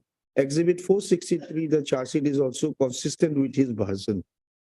His evidence also revealed that under 173(8), he continued investigation and found involvement of Karuna, and he laid supplementary charge sheet Exhibit 464 against him, and after obtaining sanction for prosecution 3-2. It's the state of NCT versus Navjit Sandhu Afsana Guru on 4th August while dealing with the issue of sanction. Honorable Supreme Court has observed that ultimately the test to be applied is whether relevant materials that form the basis of allegation constituting the offense was placed before the sanction authority and the same was perused before the granting sanction. A careful perusal of Exhibit 281 and 301 and the evidence of PW 75 and PW 88 reveals that the sanctioning authority, after perusal of all the documents provided by the investigating officer of NIA and after due application of mine, has accorded sanction for prosecution. Therefore, there is no force in the contention of the learned defense counsel that sanction is accorded without application of mine. The sanction order have been duly proved by PW 75 and 88 in a judgment of the Delhi High Court in case titled Ramchandra versus State Government of Such 2009 CRLJ 4058. It was observed that once the sanctioning authority has been produced in the court, unless there is anything brought on record which may vitiate the sanction order, the sanction order has been taken as proof. Here in this case, PW 88 duly proved the sanction order, and therefore, in our considered opinion, the same do not suffer any legal illegality and are therefore valid one. So, my lord, relying on two judgments, which I would like to distinguish it, my lord. This Navjit Sandhu's Apsana Guru's case was dealt with in 2005. At that time, 2008, NIA and all these were never in existence. So there certain steps were prescribed. That prescription is not there. Likewise, in Delhi also, High Court's my 2009 criminal law, it has not stated that this sanction order relates to Sanction 9 sanction order or any other sanction order. This is in relation to death rules also. 45(2) read with the rules. Sometimes the rules become more important than the act, my lord. Because there are strict compliance has been given. Otherwise, there was no necessity. They could have, legislature in its wisdom could have stopped it at 45(2), my lord. Then that rules need not to have been brought in. Why it was brought in? Because the filterization has been given, a safety valve has been put into it, my lord.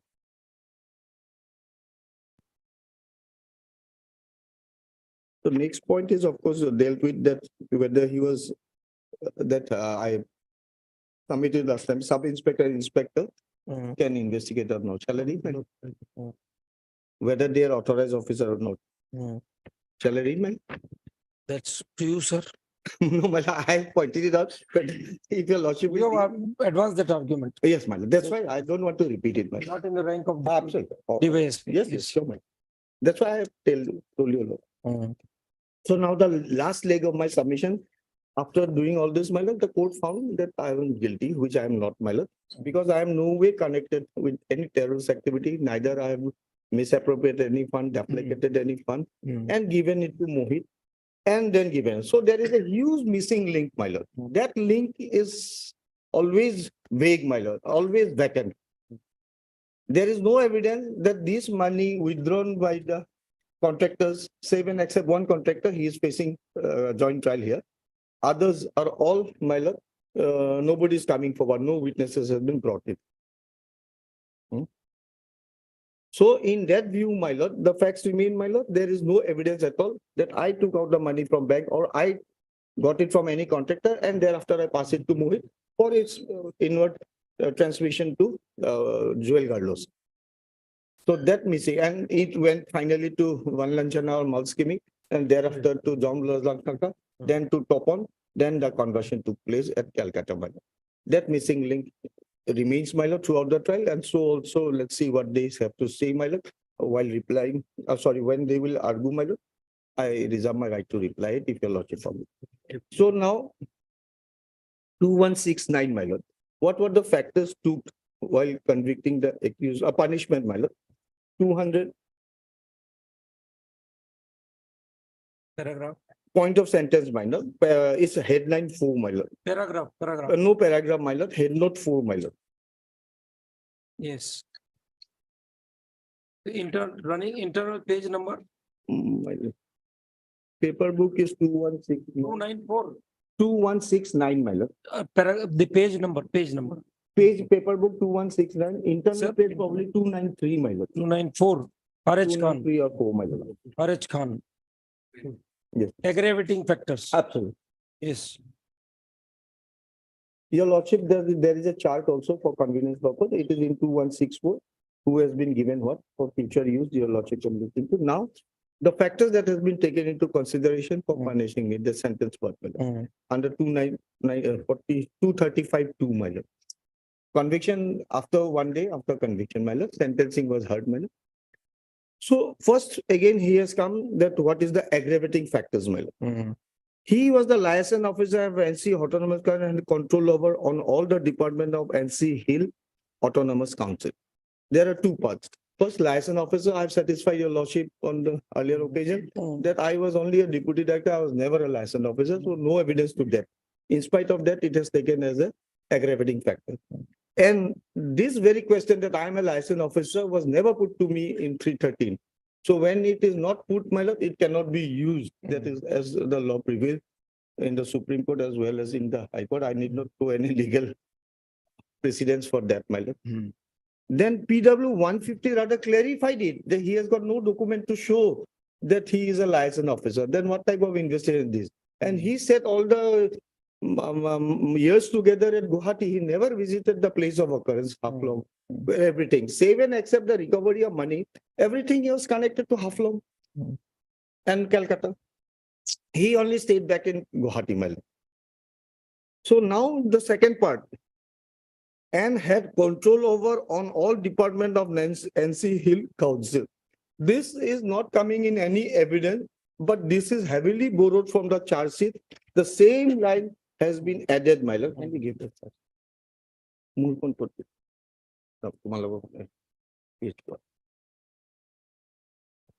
Charge sheet. This is internal page 29, my lord. Of the charge sheet, para is 17.23, my lord. Yes, Page 2227, my lord. Paper book, my lord. Paper book 2227. yes, yes. So I read the relevant part in the middle. There are also letters on behalf of Agriculture Department and PWD Department showing that R.S. Khan A4 was not only controlling finance of his own department, but also other departments. R.S. Khan used to make letterpress bills on behalf of various firms on his own computer by changing in the font size and style. This has also been brought out in the expert report received after analysis of the computer seized from his office to C-Deck Trivandrum. I have committed earlier, my lord. It remained a half-baked cake, my lord, because the C-Deck authority asked the IO what you want, what kindly follow up by giving us all these things. Nothing was given. The person who was the data operator of the Social Welfare Department cited as a witness as PW 45 of the charge sheeted serial number, Santosh Kumar Chaudhary. He was never brought into the dock, my lord. So reasons based known today. And it is an official computer, my lord.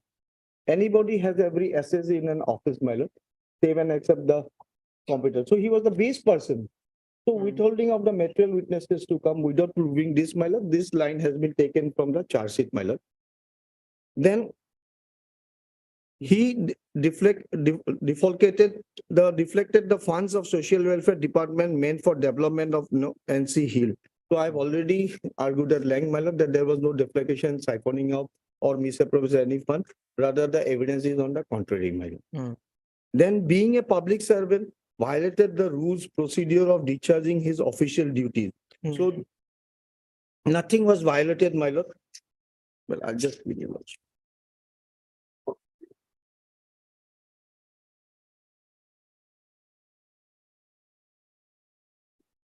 Whatever he did, the accused being a public servant, he did in discharge of his official duty. So the judge himself is dealing with that I am a public servant. So 197 comes into play with one word. But your lordship has put a pertinent question, I'll reply it at 2 o'clock. So whatever the public servant was assigned with the duty, he did it. There was no error or commission or error on his part. Whatever he signed the bills, treasury check and all this, he was empowered by the office, my lord. Accordingly, he signed it. So being the DDO, my lord. So nothing has been shown from which fund it was misappropriated, from where the checks were given to whom. Nothing has come, my lord. Now the fourth part, my lord.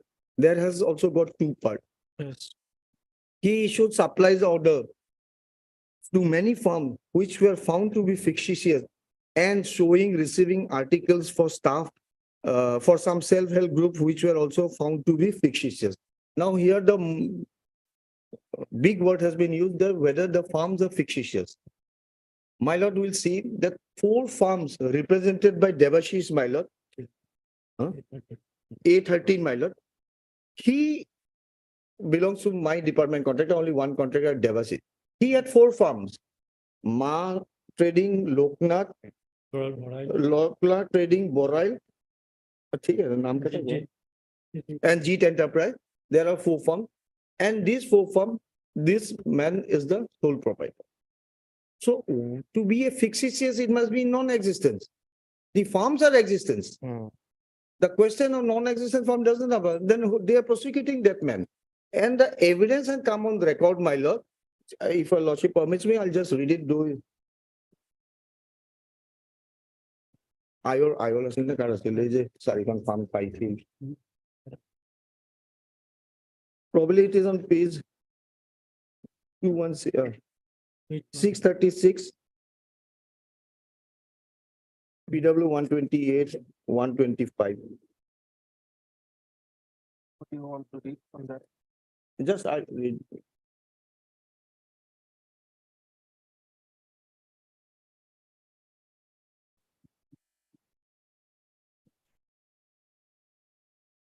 PW 127. yes my lord. Yes. 128, please take. PW 128 compare. page কিমান Please take. Mukut Kemper. yes my lord. No ইয়াতে mark কৰা আছে না oh that's missing in my paper I'm sorry it's not in my paper cross examination on behalf of RS Khan the renewal permit shall be oh sorry a cross examination on Devashish Bhattacharya. It is correct that after proper verification, I have issued permits in the name of first Ma Trading, Loknath Trading, Jeet Enterprise, Boral Enterprise, Devashish Bhattacharya. It is correct that the above said firms had applied through proper channel with requisite document and after verification of the document, the permits were issued. For obtaining the permits, a fee of ₹2 was necessary to be paid. It is correct that for granting a license, a court fee of ₹10 shall be included along with the application. And accordingly, the court fee had been paid by the above firms at the relevant time. The registration of the contractor supplier are done in the respective department. Permits are renewal as per Rule 8 of the aforesaid rule. It is not a fact that today I gave my testimony as per instruction of NIA. It is true that all the firms were genuine and registered as per rules of NC Hill Autonomous Council. Yes. The register containing issuance of permits and renewal of permits are shown to me in the court. My information answer to the DSP near Delhi was on the basis of information which I collected from the concerned staff to our office. So it clearly crystallized, my lord, that the firms are in existence. They were never fictitious firm. They were having renewal. And another aspect, my lord, had to put in. Neither discussion no good. 150 SS 636. And one witness I'd like to read, my lord. 125. Raju Sonar. That the computer was purchased, my lord. For that also, they was hell bent upon to implicate me in this case. For that, I don't know. Then what he has got to say? Say it.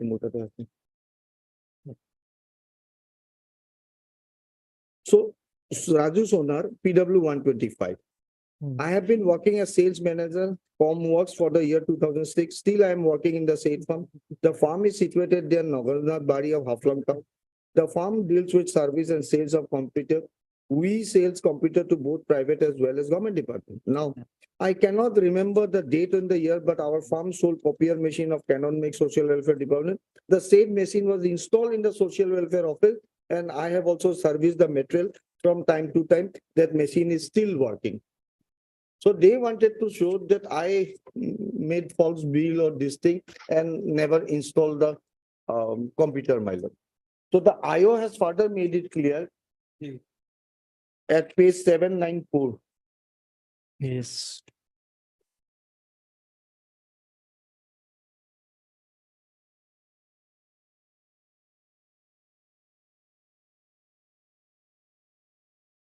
Maybe 794, IO himself words version, my lord. Down below, fourth para. From the above document. Yes. Volume given. It's okay, you carry on. Volume What 4. is the internal page of the IO? Internal page is 38, my lord. Yes, read. From the above documents, exhibit 393 and 394, it is quite clear that the firms Ma Trading, Lower Haflong, Boral Enterprise, Lower Haflong, Jeet Enterprise, Lower Haflong, Loknath Trading, Lower Haflong, and Mr. Devashish Bhattacharya of Lower Haflong were in fact registered firms. Then Lordship in the next page 795. I have also been shown the original trade license of Borail Enterprise Proprietor Devashish Bhattacharjee, Lokta Trading Proprietor Devashish Bhattacharjee, Ma Trading, Devashish Bhattacharjee, Jeet Enterprise, the said document shown to me. There are entries which show renewal for the period 2008 and 9 till 31/3. I volunteer to say that I cannot comment on the genuineness of the said documents. But the facts remain, the documents is showing that these farms are registered. And this Devashish Bhattacharjee, who was facing trial along with me as A13 Miller, was having genuine farm, not fictitious farm. So in spite of that, the trial court took it as an aggravating factor against me and thereby convicted me, my lord. So that being the position, my lord, this whole trial has now become a farce or anything as such. And the accused deserves the acquittal, my lord. The impugned order has been issued. My lord, we have just got a message, my lord. If your lordship permits me, can I read from you? Sure, sure. Appointing authorities, commissioner and secretary on behalf of government of service is posted under the autonomous council. So it's a government who is the removal authority from this. Okay, very well. Commissioner secretary. Hmm. So with this, I conclude my argument so far accused appellant is concerned. My lord, I'd like to argue for one Lanchana also, my Sure. Proceed. or at two, my. At 2. So what do we Better do my- for 45 minutes? We have Yeah, got? sure, my lord. I'll start. Come.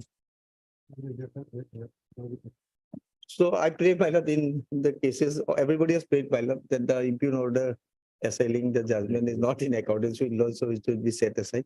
And the accused should be acquitted of all the charges. But one thing, my lord, after hearing their Yes, you submission, get a my chance of. lord, rejoinder, just of to course. review it, my lord. Yes, yes. Probably my argument will be completed for one Lanchana. Your lordship has already got the facts. I'll not ever repeat it. But here and there, few facts and two judgments I'll rely upon it, my lord. Sure, sure. And basically on 2 points, my lord.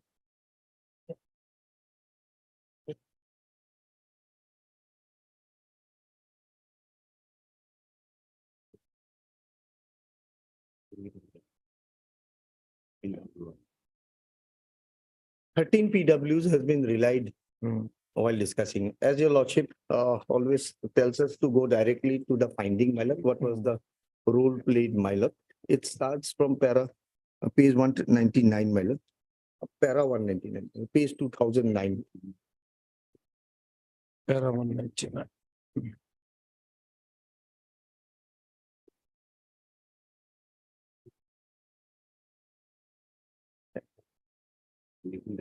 No, my judgment. Yes. Finding thing. But just let me synchronize my file, my.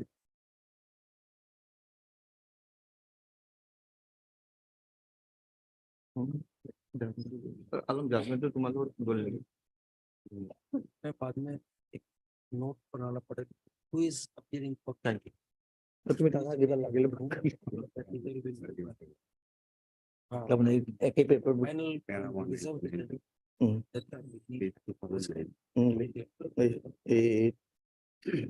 खाली इसमें पूरा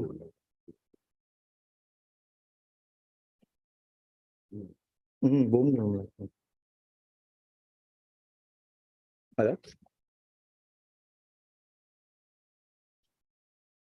The recapitulation of evidence and finding, my lord, your lordship will find it at page 2025, para 225, my lord. 235. 225, 2025, my lord. Yes. So 5 factors has been taken, 5 finding is there, my lord.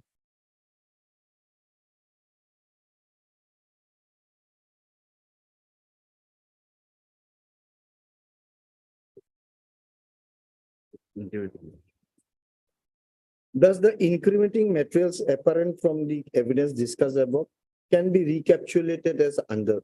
First, he used the service of Malskimi to convert money that he received from Fazendra Hoza at Calcutta. It is a complete perverse finding. Rather, Malskimi received something from Fazendra Hoza. That is coming from George Langton's evidence, my lord. That is page 2021. And PW 29, page 148, I'll take your lordship. In the judgment itself, if I read for your lordship, my lord, in 2021 page, This finding is so perverse, I'm bound to point it out, my lord.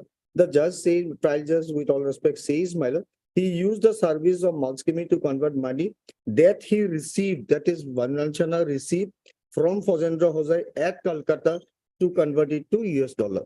So judge himself, trial judge is dealing at page 2021, para 212, subsection, subpara 5.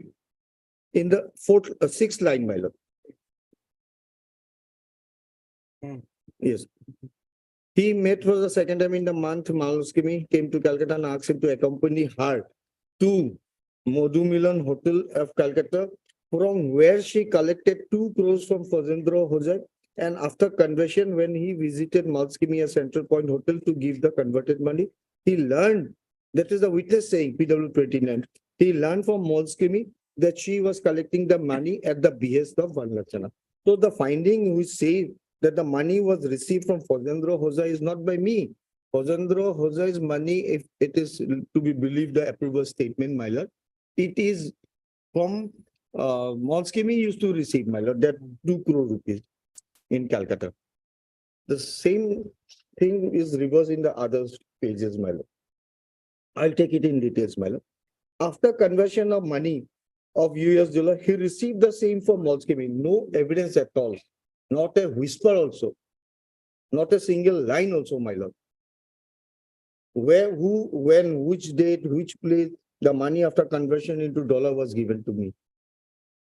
At his instance, the arms and ammunition were recovered and seized from the house of Sorong Wang were recovered, and the same was in as well. The arms were never recovered in connection with this case. Your lordship has got it by now, my lord. It's clear, my lord. And it's again in 2017 and 18 page, my lord. The trial judge himself says, my lord, that these arms were recovered in connection with the arms of Aizal PSK. So that being the position, my lord, how this finding comes into, my lord, becomes difficult to reconcile, my lord. Because there must be fine tuning between both the things. It must synchronize, my lord. Then he often visited Kolkata. On 2 occasions, he visited abroad with Indian passport. So my visiting to Kolkata was twice, not frequent visitor. And my going abroad, if nothing adverse is shown, I will say I have gone for tourism purpose, my lord. Then, my lord, this photo identification, he identified Niranjan and Joel Garlosa, the terrorist, 2 terrorist person facing that trial. But no TIP was held to identify local. This photo identification, my lord, how far it is acceptable under the law, my lord, I'm not sure, my lord, but of course I have read 1-2 judgment, my lord, which say it is permissible. But nowadays this finger imprint and all these things have come, my lord, that identification of prisoners, my lord, that thumb impression, leg impression nowadays are taken, my lord. So at that, identification of prisoners. Accused. By Prisoner an they accused see. of another accused. Yes, yes. Would you not like to make a comment on that? Definitely, my lord. You are just leaving that argument without any kind of Taking all submission the at all. points. I don't know. We don't know. Yes, my lord. So, Your my lord, choice. one co-accused is identified, another co-accused, and that too in a home where we were kept confined, not in during police interrogation. The persons who have been examined, my lord, that photos were mixed up, and from there I was asked to pick at a home, my lord, not in a police station or not at an interrogation place. I was kept there confined, my lord, and from there, my lord, this exercise was carried out. So, my lord, whether the statement of a co-accused can be taken into the relied upon for finding the guilt of the other co-accused, my lord, with all respect, my lord, it is not permissible under the law, my lord, because at that time I was also in police custody, my lord. So though not confession statement, it will never come, my lord. And if I was doing all the confessional acts, my lord, then it was the mandatory duty on the part of the IOC to forward me to the court to get my 164 recorded, because the facts remain that while during interrogation, I have confessed. And if I am a confessing accused, then it was a duty to get my statement recorded under 164 so that I cannot retract it. My lord. So now we'll like to go, my lord. The main part which is deal with Vanlanchana, my lord, it is running from page 2009, my lord. Para is 199. So the salary is 199. Yes.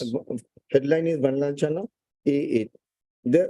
In this case, your lordship will see I have got 4 names or 1 name, 3 aliases. So the identity of the accused in this case itself is not established as the requirement, my lord. Because why I say, my lord, they will look out for some other person. They did not find anybody. So my name similarly looks, sounds like the person they were looking for. So I have been made an accused in this. Because all my documents says that the person they were looking with the father's name is not matching with my father's name and my address name. In the passport itself, my lord. Passport is a seized document, my lord. The role played by the accused is visible from the discernible from the evidence of following witness that is visible. So the PW 13 is quoted, my lord. So I need not need, I believe, my lord. Then, my lord, PW 14 is quoted. In the last, it is written. It is also elicited when they went to recover the material exhibit. They found Vanlanchana in the village Lungmat. He was at large at that point of time when they made Vanlanchana. He nowhere connected with any case. It is also elicited that exhibit 43 was prepared by him. That is the recovery memo, my lord. After recovery of weapons at the behest of Nia, it is also elicited that he believes the contents of exhibit 43 to be true. Then comes PW 63. Let me start pronouncing. I'm going to go to one quote one of PW 63. Deputy SP Mizo CID, my lord. Here I revealed that in pursuit of same information.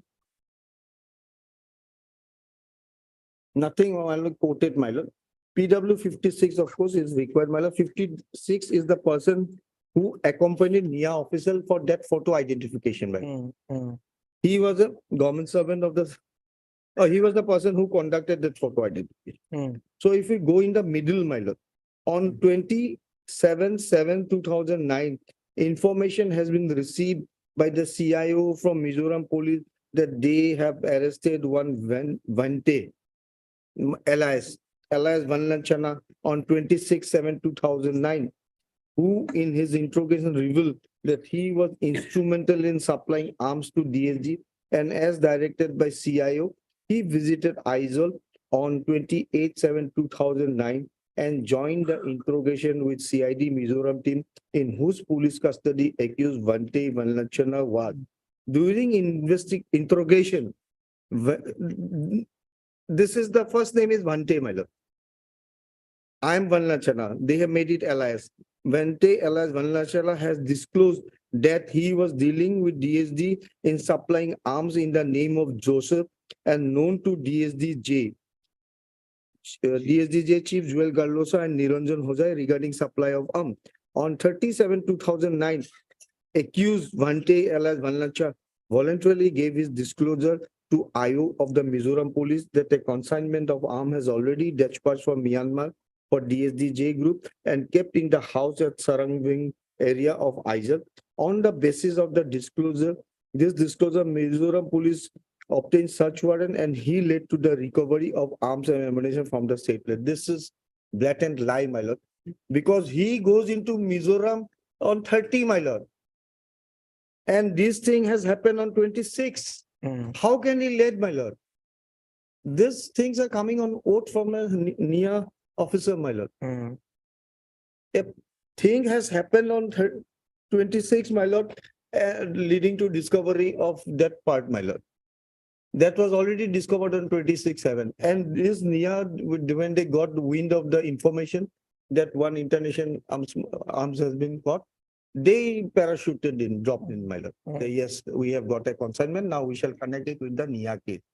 So what they do, They filed the application by the police, my lord, that this is not a case connected with Mizoram PS case registered case 213 or something, my lord, 38, my lord. And accordingly, my lord, they got the closure report on the same day, they got the discharge on the same day, and brings the accused on transit remand, my lord, and produced it in Guwahati, my lord, near court, my lord. So how can a case be closed at the very outset when the seizure was itself made in connection with that case is also surprising, my lord.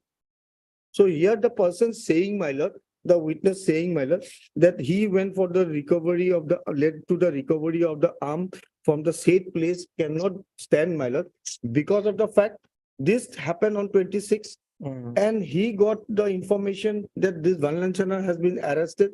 So he goes on 30. So on 30, how can that happen already, which has happened on 26, my lord?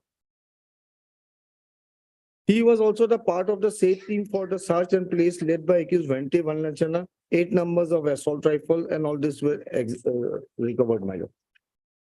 Lastly, down below, my lord. It is elicited in cross-examination that the disclosure memo of Vanlanchana dated 37 was prepared by Mizoram police in connection with Aizawl 238. The seizure list does not contain the signature of the accused Vanlanchana that he was present there. No copy was given to him also, my lord, that it was he who has led it and the police has recovered it, my lord. And as I say and stand by my ground, that it is on 26, the Aizawl police has done it, my lord. And the independent witnesses were not brought into the record, who has signed it. And the most important thing, my lord, this house was a rented house where the things were recovered. So 2 persons are involved, landlady and the tenant, who kept the goods, my lord, in the house. So it was the lady tenant to say, or the lady landlady to say, my lord. So these 2 persons were never examined, not to bring it on the dock, my lord. They also not examined during the course of the investigation, my lord. That is pathetic, my lord, because they were the best person to say. And section 100 of the CRPC says, my lord, that independent witnesses to be associated when a house search is made, my lord, nearby people, my lord. That is in total flagrant violation of section 100 of the CRPC, my lord. Then, my lord, para 203 is the submission. Submission was made, your lordship, as to the fact that there is no independent witness to establish the charge against this accused, and all the witnesses are official witnesses. It is further submitted that at the time of making disclosure statement, the accused was not in police custody of NIA, case number 1/2009, and he was in custody in Aizawl PS case number 238 of 9. Beside the disclosure statement, exhibit 43 was admittedly prepared after recovery and seizure of material. It is further submitted that there are no independent witness of seizure. You can come to para 27, para 207. 207. Having understood, now there are contradictory finding also, your lordship. See, blowing, it's like blowing. 208 and 208. Yes, my lord, it does not reconcile. And it is blowing hot and blowing cool at the same time. Having understood the object and scope of section 27 of the Evidence Act as above, if we apply the ratios laid down, the case law discussed above, the facts and circumstances here in this case, we would find that since admittedly the disclosure statement exhibit 43 was prepared after recovery of the arms and ammunition, the requirement of section cannot be said to be fulfilled. Consequently, the same cannot be pressed into service. So in one hand, it is taken by the learned trial judge that it cannot be pressed into service, or in the other words, legal words, it cannot be relied upon. And the same thing is also more or less said in 208 para. Although the disclosure statement exhibit 43 is inadmissible, here in this case being not record that prior to recovery of the arms and ammunition, yet the facts remain that the arms and ammunition were recovered and seized on being laid and shown by the accused from the house at Serong Wang. The arms and ammunition so seized were duly seized and exhibited as material witness such and such. Next I go, my lord. But this disclosure statement may be relevant as post-crime conduct of the accused under second paragraph, section 8 of the Evidence Act. In doing so, we derive authority from a decision of our High Court in Sri Mohibur Rahman versus State on 27 July, such and such. Here I will like to submit, my lord. Section 8 stands in a different footing, my lord. In a case of a High Court only, my lord, emanating from Agartala bench. A person comes with the severed head of his wife to the police station along with the knife, and he enters the police station and he say, "This is my wife. I have killed. I have severed her head. These are the weapons. Please take me." Now, how much evidence will go? Definitely, the earlier part will not go. But he's coming with the severed head is the post-crime conduct. Post-crime conduct. That is where, but it cannot be equated with 27, my lord. 27 is an exception, my lord.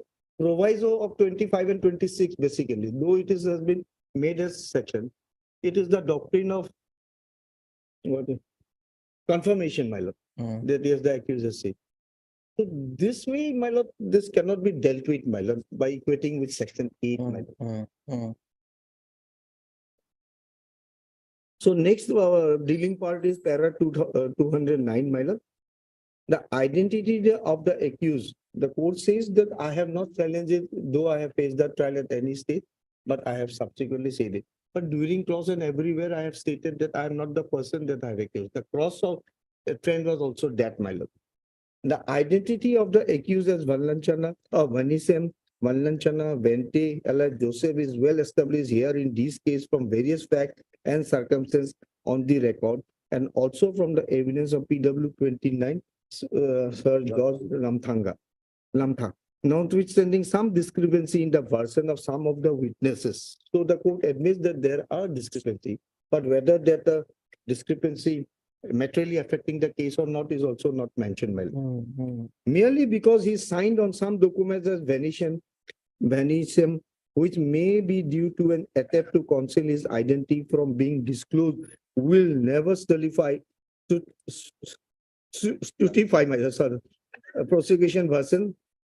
Stultify. Sorry, sometimes. 35. It costs to lose the enthusiasm or initiative, my lord. The prosecution version. It is to be mentioned here that the accused has been facing trial here in this case since his arrest on 31/7/2009. Had he not been the real person, he could have challenged his arrest here in this case. Thus, submission of the learned counsel for the accused is not well founded. The other submission of the learned counsel about non-examination Caesar witness is being taken care of by the observation made by the Honorable Supreme Court is Suresh Chandra Bahari versus State of Bihar. So, my lord, when these judgments are quoted, my lord, the relevant portion should be added with the evidence on record, my lord. Merely just saying this, my lord. Yes. My lord, now comes the ammunition parts, my lord. Admittedly, the seized arms and ammunition were neither being examined by the ballistic expert nor by police here in this case, but all the seized arms and ammunition were produced before the court and exhibited as material exhibit 11 and 11A with magazine such and such. Telescope. None of the accused also disputed in cross-examination that those material exhibit were not arms and ammunition. With the same breath, I will submit. Not a suggestion is also given that the same were not arms and ammunition. My lord, here I will submit, my lord, with all respect, to say, my lord, that it is the prosecution duty to show that these are arms under the schedule or not to be used by anybody save and except with the license. And these are serviceable arms. It may be toy arms, it may be look-alike arms, my lord. It is the duty of the prosecution. And under the Arms Act, last night I read, my lord, but I could not, sorry to bring the book, I'll bring it right now. So in Arms Act prosecution, my lord, sanction is also required from the DM under the provision of 25 and 39 of the Arms Act. So that's, thank you. So if we looked into section 25, just a glance, my lord.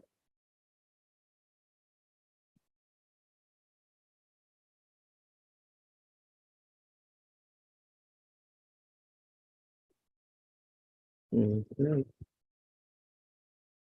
Punishments and for certain offense, madam. This is for the punishment 25, probably 39 will be.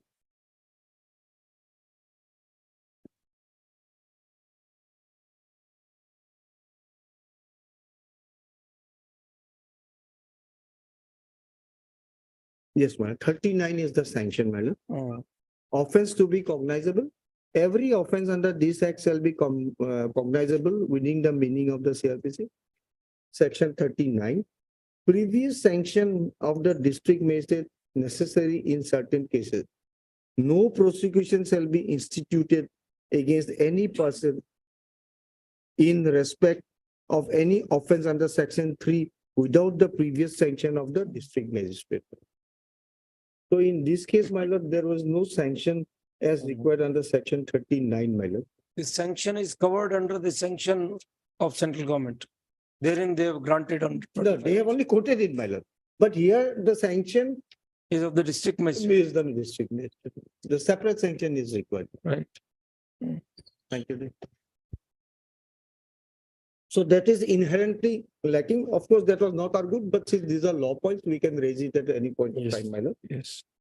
And it was the duty of the prosecution to show, because the Arms Act says that suppose a rusted arm is found, my lord, whether it which is not serviceable, then it cannot be termed as an arm, my lord. It is to be in active condition, my lord. So the Learned Trial Court came as such, non-obtaining the report of ballistic expert would be of no consequence. According to me, my lord, it is mandatorily required, my lord, to say that it is in serviceable condition, fit to be sale. Otherwise, who will buy toy gun and everything, my lord? So first it must be established that it is a serviceable arm, and then only for purpose it will be sold, my lord. Yes. The evidence of PW 29, George Lamthangsa, your lordship has read many a time, my lord. So his evidence is still continuing it. Then 2000, page 2021, we can skip also. 212, we have read already, my lord. 212, subpara 5, my lord. This is the where Vante's thing has come. Rest is all regarding Malskimi. Thus, it is apparent from the evidence of PW 20 that he made accuse Vente 2 times in Kolkata. One in October 2008 when Malskimi brought 20 lakhs for conversation to $US from Aizel, and when he visited her at her hotel room at Center Point, Hotel Kolkata, to collect Indian rupees on that occasion, and whom Malskimi introduced to him as Vente of Aizel. He met his second time in the month of February 2009. Malskimi came to Kolkata and asked him to accompany her to Madhumilan Hotel at Kolkata, from where she collected 2 crores from Fazendra Hosai. And after conversion, when he visited Malskimi at Center Point Hotel to give the converted money, he learned from Malskimi that she was collecting the money at the behest of Vandanchana. Exhibit 79, the disclosure statement made by him, disclosing that he, along with Malskimi, went to Hotel Madhumilan and Hotel Shalimar at Calcutta for the purpose of collecting money, and Exhibit 52, by which he pointed out Madhumilan guest house to NIA officer, where he visited room number 100 with Malskimi and collected cash from Fazendra Hosai, and Exhibit 80. Another pointing out memo, it will be out, pointing out memo where he pointed out Hotel Shalimar to NIA officer, from where he, along with Malskimi, collected money from Fazendra Hosai, also lends corroboration to his version. It is apparent from his evidence that in November 2008, Malskimi came to Kolkata and asked him to accompany her to Madhumilan Hotel to collect the money of Vante Vanlanchana, and both of them went to Madhumilan Hotel of Calcutta, from where Malskimi collected rupees 1 crore from Fazendra Hosai. This fact also lends corroboration to the version of the prosecution that the Indian currency so converted to $US was the currency of accused Vanlanchana, whose accused Malskimi get converted to PW 29 to $US. So regarding that conversion part, your lordship will see the positive evidence is coming. Malskimi is collecting money from Fazendra Hosai. They have added the line that at my behest, my lord. I'll take your lordship to the evidence, no lord. But what the trial just said, my lord, I'm just reading it. Then this PW 14 Navajit Bura Gohai is that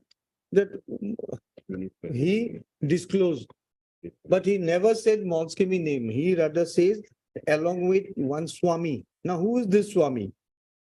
If it is Malswami, my lord, say, my lord, then the prosecution should have clarified that this Malskami and Swami, which Bente has named it, is the one and same person. That is also missing, my lord. What he confessed before the, say, section 27. There is no leading to discovery that this statement was made. So if it is my confession statement, it cannot be used against me. If I was so confessing and accused, what debarred the NIA to get my statement recorded under 164 before the court?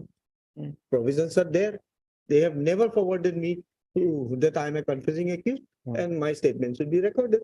So this witness PW 40 Navajit Bura Gohai reveals that as Yes. the evidence of PW 40 Navajit Bura Gohai also reveals that as directed, he again on 18/8/2009 met NIA official, and from there they went to solve, that is Special Operation Unit, Office Kahlipara. There, out of many accused sitting, one lady by the name Malskimi identified Fazendra Hojai, from whom she, along with George Lamthanga, had collected money from Madhumilan Hotel and Shalimar Hotel of Calcutta, is the disclosure memo. His evidence also reveals that on 7/8/2009, as directed by his superior officer, he met NIA officer, and from there he went to South Office Kahlipara.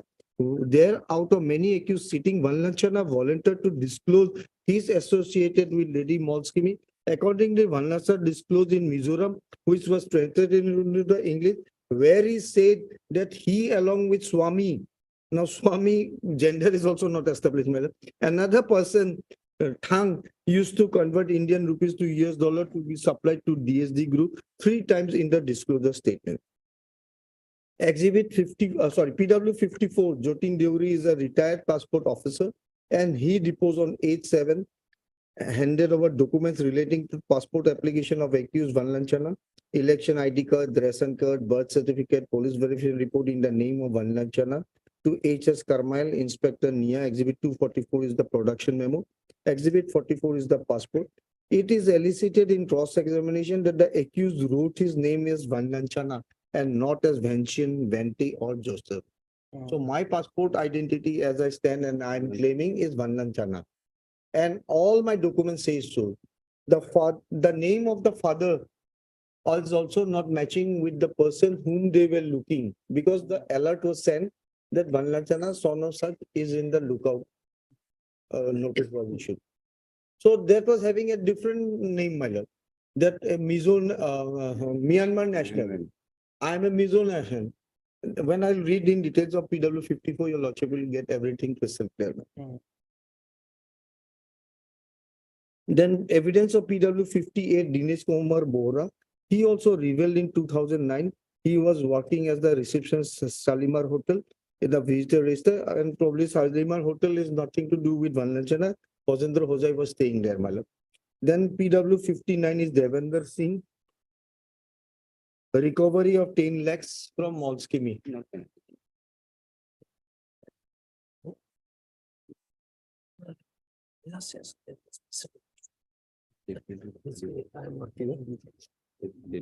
Yes. So, my lord, this evidence, PW 59 so far, Vanlachana is concerned, is not connected because 10 lakhs was recovered from the possession of Malskimi, my lord. Then PW 69 is one Shio Kumar Pandey, who was the manager of Madhumilan Guest House, where Fazendra Hujai and room number 68 Jamlang Thasa pointed it out, my lord. The Malskimi put out a memo which they identified the hotel where they came to collect money from Fazendra Hujai. Thus, this witness also further fortified the version of PW 29. Then Kamal Krishna Das was an immigration officer who says regarding the travel, because it's already stamped, my lord, nobody can deny that, my lord. Visa and everything's are there. But that doesn't mean that I have gone and met somebody, my lord. Then one CDR, my lord, analysis was done. PW 137 Satyendra Kumar Deka, but this was discarded because Yes. 65B was not there. And Yes. furthermore, my phone is not in issue out here, my lord. Mm.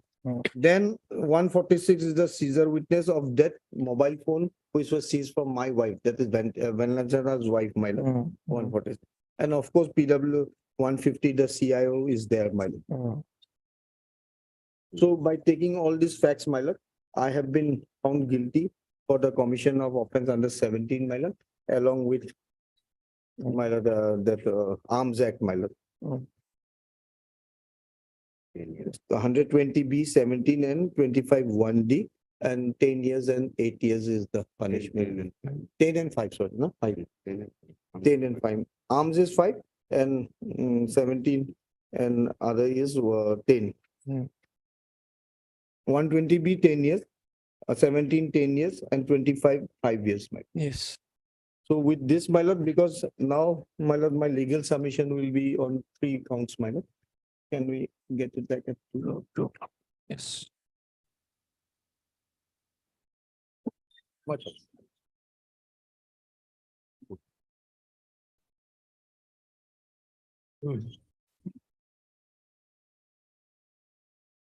Casually direct down, I believe.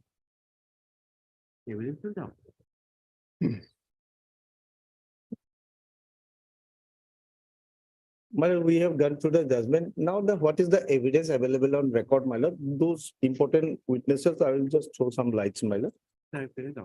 Hmm? No charge of evidence story.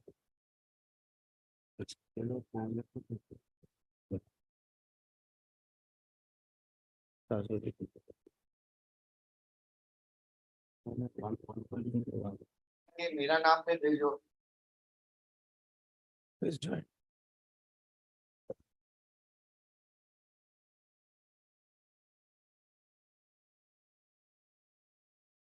Yes, start this. My lord, before going to the evidence, my lord, Mm. what are the charges against me, my lord? Mm. Because it is ultimately the charge which I have to respond, my lord. Yes. Fortunately, we find from the judgment, Yes, my lord. the learned trial court should have reproduced the charge at the Yes, my inception. lord. The charge should be set out at the opening part of the judgment. Yes. The issues framed for That is consideration. point of Consideration. decision. That's a different thing. But even the charge should be there. Yeah, absolutely. Language of the charge. Right. The formal offences, of course, he has stated in para 3. Yes. But what was the language of the charge? That is not there. Yeah. Oh, okay. What I have to respond to that charges, my lord. Yes. You may read. So it is page 4, my lord. Volume 1. There are 9 persons who were charged together, my lord, for committing certain offences, and they were charged under 8 heads, my lord. So what are they, my lord? Whether I fit into it, my lord. First charge is that after forming a terrorist gang, I read the name, my lord. I, such and such special judge, hereby charge you. I am at serial number 6, Vanlachana Vante Joseph Mizo. So this Venetia is not here, my lord. There are 3 aliases apart from my name. So one name alias is missing. Anyway, that's one aspect.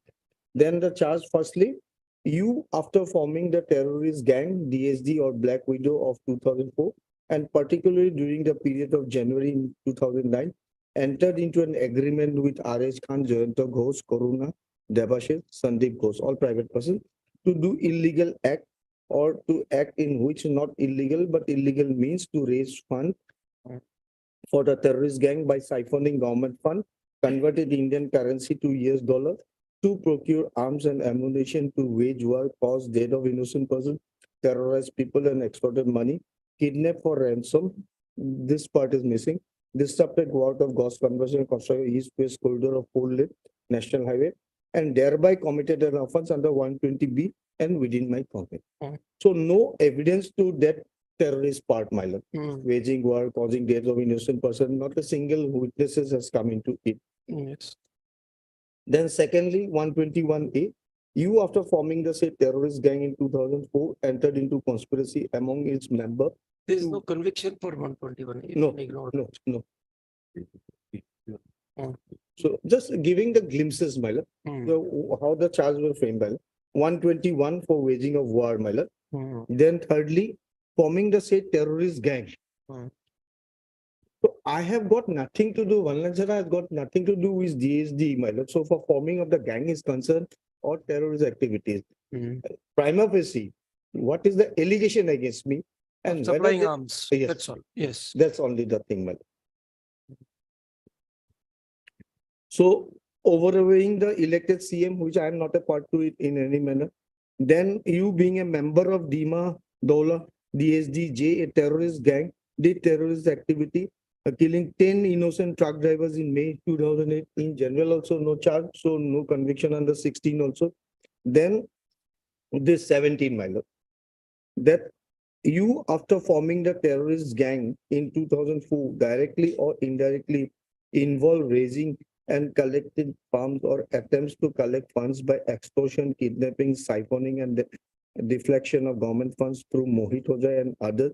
And in committing such activities, kidnap R.S. Gandhi and realized 4.5 crores siphoning government funds with the help of Redaul Hussain Khan, Corona Soikia, Jayanta Ghosh, Devashir Bhattacharya, and Sandeep Ghosh by paying money without supply or short supply of articles, making the rate of supplied articles more than double the market rate by preparing false bill, voucher, delivery challan, money receipt, and thereby committed an offence punishable under Section 7 of the Unlawful Activities Act within my company. So this accused person has got only things that happen in Calcutta to an extent and to a Mizoram regarding the recovery of the arm and nothing beyond that, my lord. These are the two places where things has happened so far I am connected.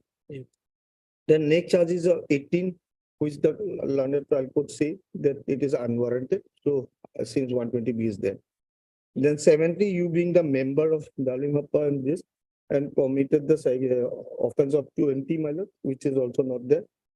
Then Arms Act is there, of course. Then 8ly, after forming Dima Halam Dawla, a terrorist gang, purchase illegal arms and ammunition from international market, particularly the Cox's Bazar of Bangladesh, and brings into India in contravention of Section 11 of the Arms Act, and thereby committed an offense punishable under Section 25(1)(d) of the Arms Act within my pocket. So these two charges are made. Now the charge that was framed much earlier, that is at the time of filing the charge sheet, prima facie the materials is such. Now whether it was converted into evidence during trial, whether any material has been brought on record to substantiate the charge, that is completely missing, my lord. That I went to Cox's Bazar or I went to Cox's Bazar, then from there I purchased them and I have brought and supplied the guns to DSGZ. Nothing, no evidence at all has been led to that effect. Neither I travel in my passport to Bangladesh also, because my travel is limited to Thailand or Malaysia. Don't need, these people don't need a passport for travel. That is the one. But suppose if I go also, I'll go by that clandestine manner is always there, no doubt of it. But that evidence should come also, no? That you cross the border. All right. And that. Absolutely, your lordship is right. Illegal activities, they will do it in an illegal manner, my lord. There's no doubt of it. But since they have seized the passport to show that I have traveled abroad, I have submitted on that line. So if your lordship will now see that whether I am involved in conversion of dollar to rupees and then paying it to the terrorist market to buy arms, that is also not coming for money. So these are the charges. Now, if your lordship will see what is the legal proposition, my lord, that if a charge is framed, I must know exactly when I did all these things. So for that, if your lordship permits me, I'll just rely on a Supreme Court judgment. I'll rely on two judgments. One is this, my lord, regarding charge, my lord, what the Honorable Supreme Court has said, that how and what the charge should be like.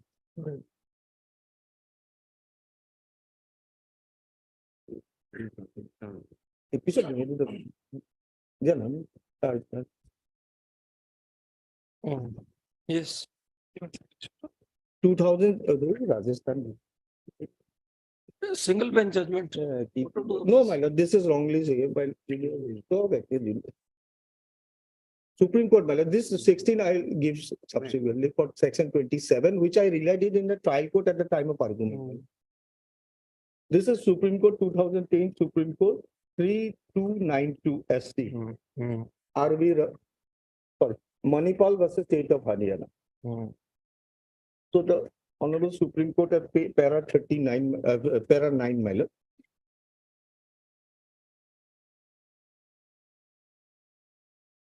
It is a discussion on peculiar facts of the case. Yes.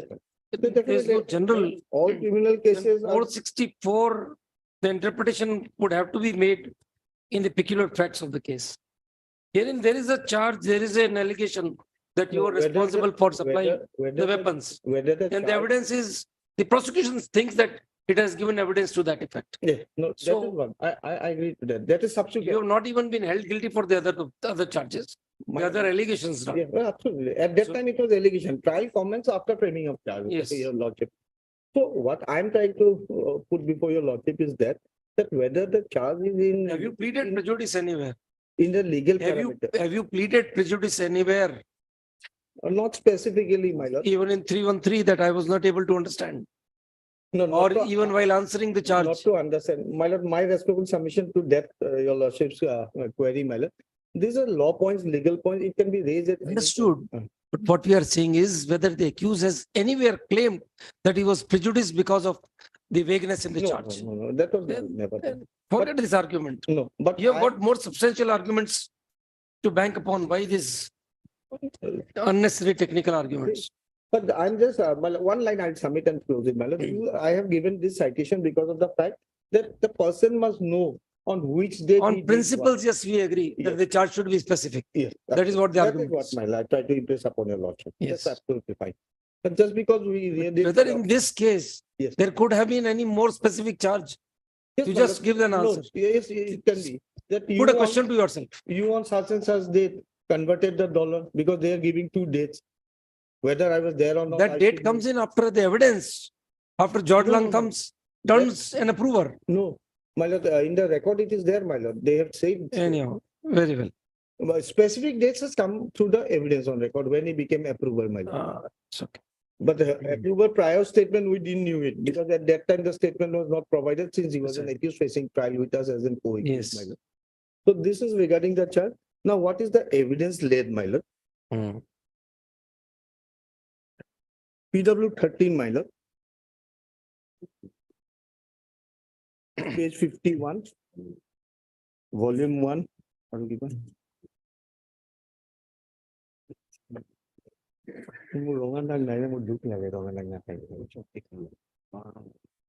Yeah, Volume 1. my lord.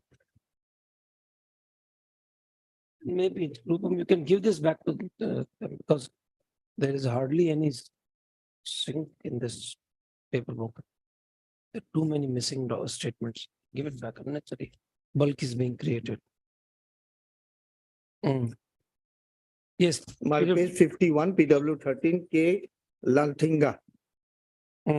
Yes. Since 1995, I have been working as Sub-Inspector of Police, Government of Mizoram. In the year 2009, I was working in the Aizawl Police Station as Sub-Inspector Police. When I was in Aizawl Police Station, I took up the investigation of Aizawl Police case number 238-9, dated 18/7/09 under section 25(1)(a), 1(b) Arms Act against the accused Vanlachana of Sorvang Aizawl.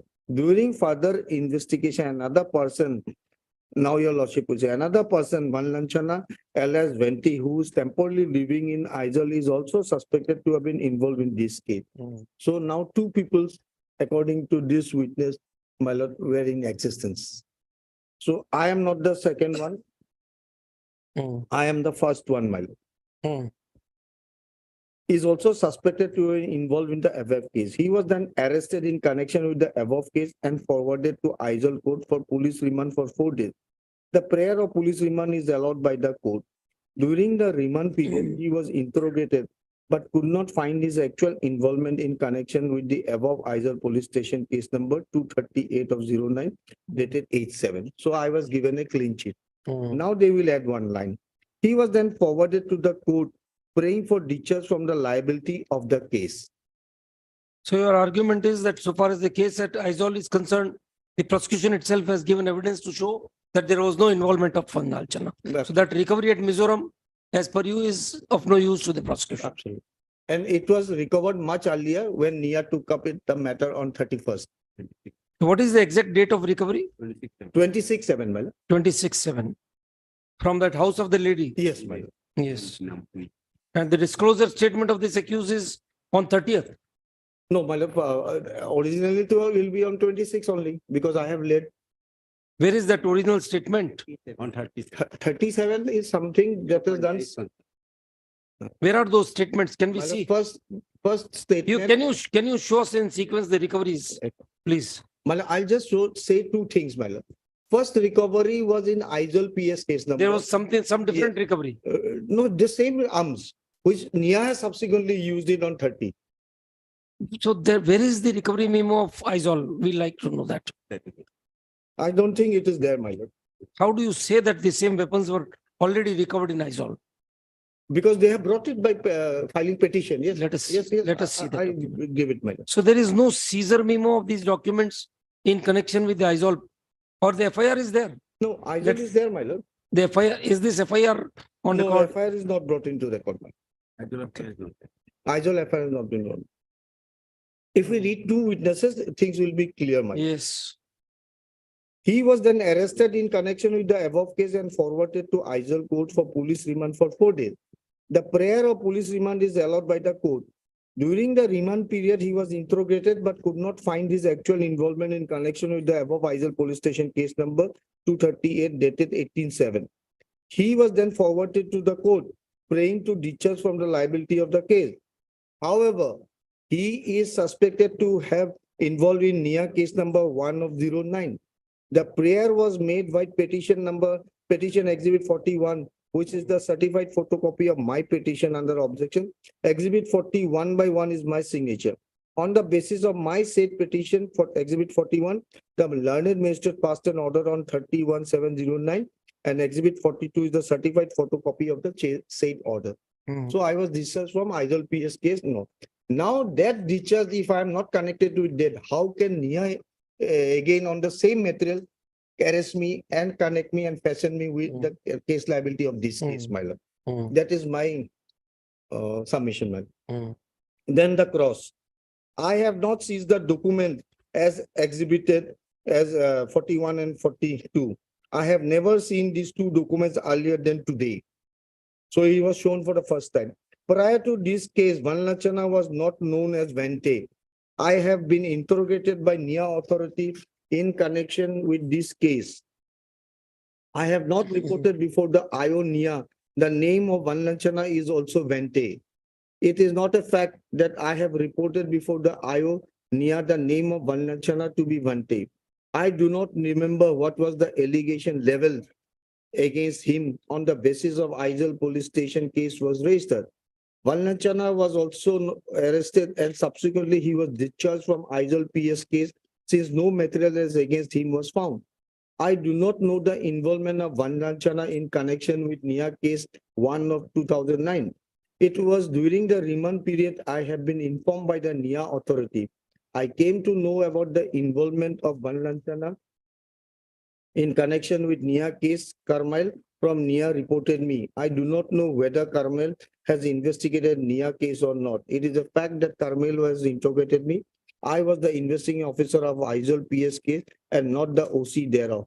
Other than interrogating me by Nia authority, I do not have any knowledge how the investigation of this case was proceeded with.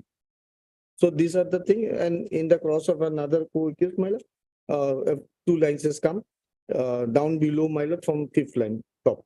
I am saying from my memory, as I was not shown the original case diary in the court, I have whatever I have stated. Sorry, my lord, top. What I have stated in my chief about the arrest and interrogation of the aforesaid accused, I am saying from my memory, as I was not shown the original case diary in the court today.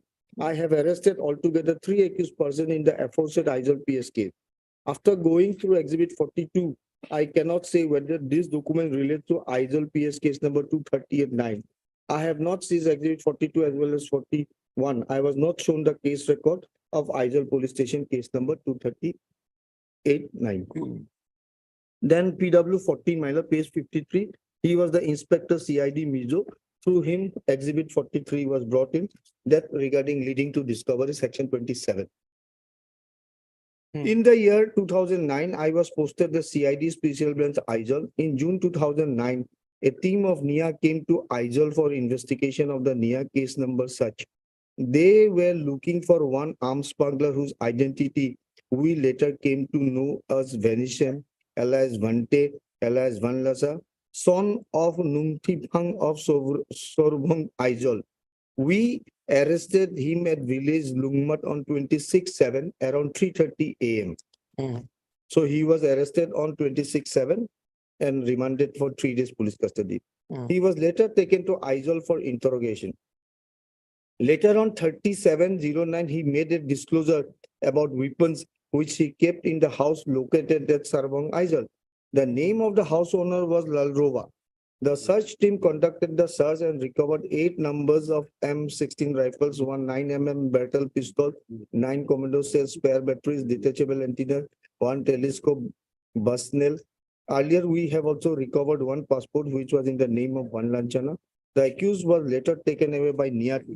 Exhibit 43 is the disclosure memo dated 3/37/09, which I prepared on the spot on the disclosure made by Van Lanchana. Exhibit 43/1 is my signature and 40/2 is the signature of Van Lanchana. 43/3 is the signature of house owner Lalrova. Exhibit 43/4 is the signature of another witness, Jongming Thang. As the accused was detained in Aizawl police station, case number such. So the reference of the said case is given in exhibit 43. Exhibit 44 is the passport of the name of Van Lancha, which I have recovered during the search. So these 2 independent Caesar witnesses were never summoned to appear and depose in the court. Material exhibit 11/1 and material exhibit such were all exhibited, my lord. Eyes, arms, my lord. I say that the said material exhibits were recovered on the disclosure made by Van Lanchana, not a cross of Van Lanchana. I was Yes, one of just the members. one moment, one moment.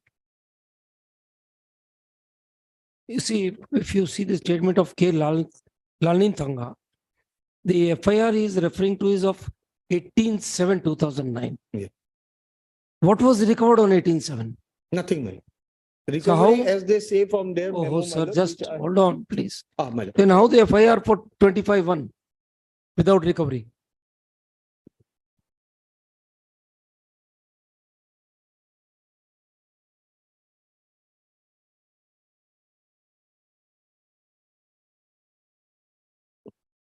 Because the case is 238 registered on 18/7.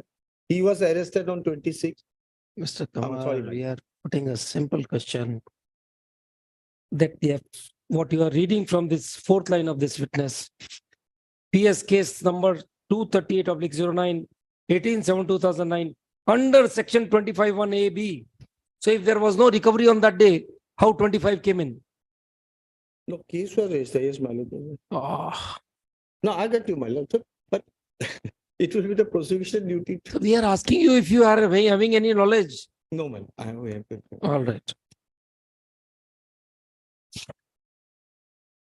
Because I tell one thing, 3% were also accused. Probably the other 2 is connected, maybe so, my lord. 3 persons. Just we want to find out what was recovered on 18 and what was recovered on 30th. Whether they are different set of arms, same set of arms, we just don't know. Anyhow. I was one of the members of the team who was recovered the material exhibit. I have not have any record as to who are the other team members at the time of recovery of the aforesaid material. It was under the custody of the armorers of the 1st Battalion, Mizoram. I have not obtained any list from the Armor Division. It was kept by the Armor Division in Arms Court. I do not remember whether any receipt number is pasted on the material exhibit which were kept in custody of the Armor Division, nor such number there are pasted in material exhibit. I have not been shown any document in regard to my say in keeping the material exhibits under the custody of Armor Division. It is not a fact. The next line I'll skip, my lord. I've deposed for the. I never got the arms and ammunition tested by any ballistic expert to ascertain the workability of material exhibit in the form of arms and ammunition. I am not aware on if anybody has got the arms ammunition tested by any ballistic expert. I do not have knowledge in any test was conducted by an expert as regard to other material exhibit other than arms and ammunition. Soon after recovering the material, a seizure list was prepared, but I do not have knowledge who and if any was prepared the seizure list in respect of material exhibits. I am also not aware of the seizure list, if any, in respect of material exhibit, where in fact was prepared.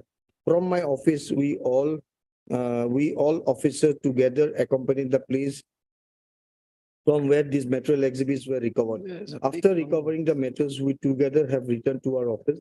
After reaching our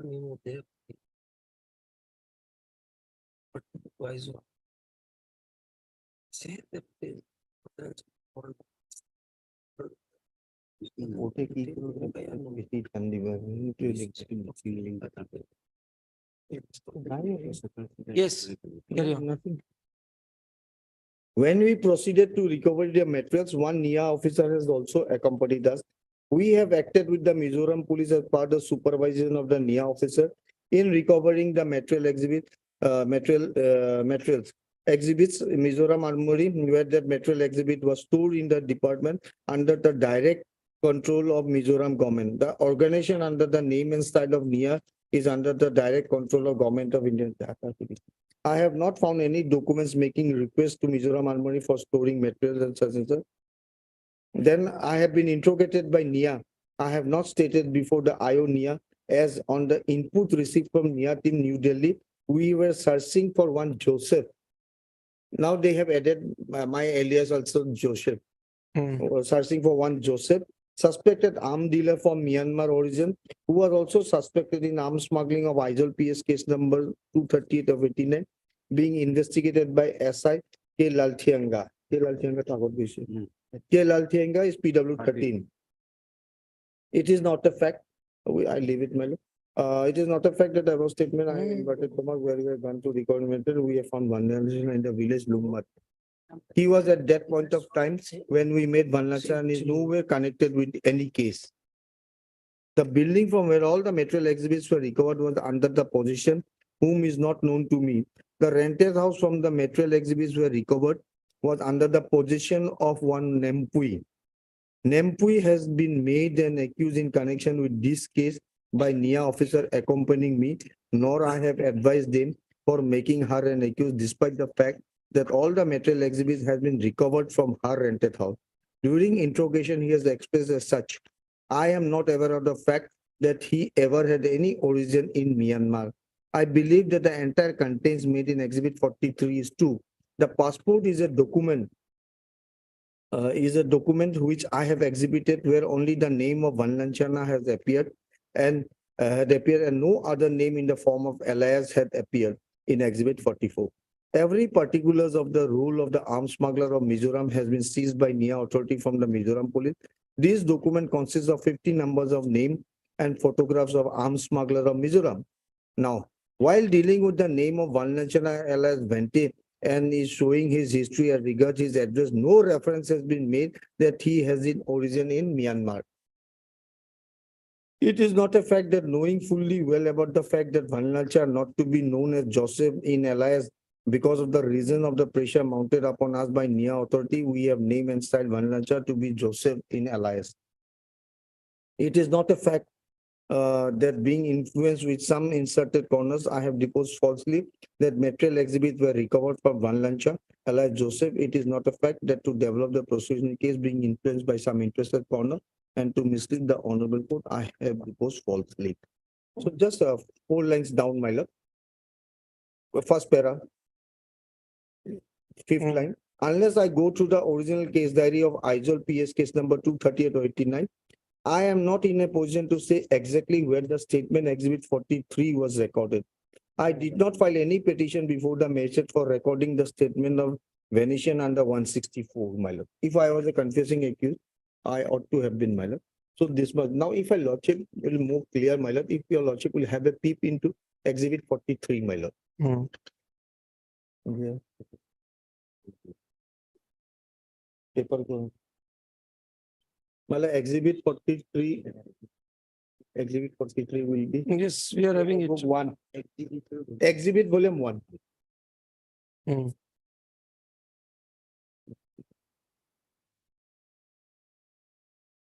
Mr. Mishra has shown this document. Yes, well, Read. just, no, your lordship has made that query for that. Hmm. Disclosure memo dated 37/2009, Isol PS case number 238, J. I. Venetian alias Valanchana alias Vante alias Joseph, son of such Nongputhang resident of Sorong house number Iman Isol, voluntarily disclosed in the presence of independent witness, namely Lakova 54 Sangmai Zongmatha KL was that a deal was struck between DSD and John Mijo at John Chip to supply arms for the use of a DSD as insurgent group active in NC Hill area.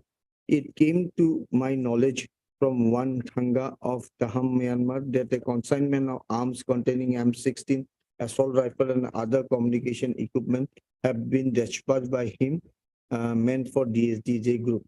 The said consignment was kept concealed in a house taken on rent by one lady in Lempur. I can identify the said house in Song Village and led the recovery of the said consignment. I am giving this disclosure voluntary without in my presence.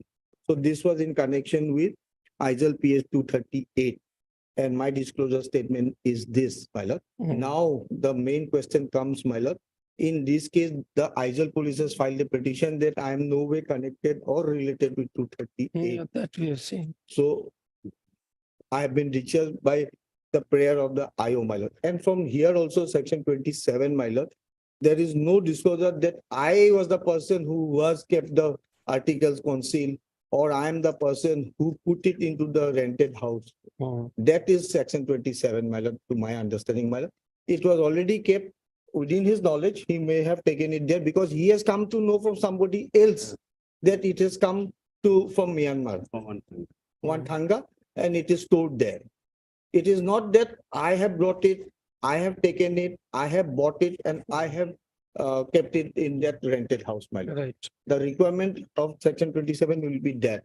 And it was already, now NIA is using this document against me to connect me that I am an arms dealer, which cannot be done legally. And the trial court has observed it also, that this is not to be relied upon document. Yes. Then, my lord, PW 29, my lord, that is important to me from the angle because of the fact that 29, my lord, page 148.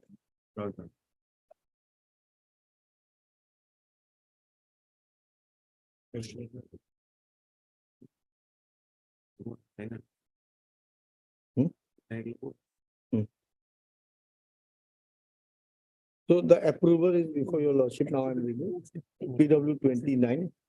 Yes. I belong to Manipur. I was doing a job of money exchange commission. One day, Malskemi asked me in April 2008.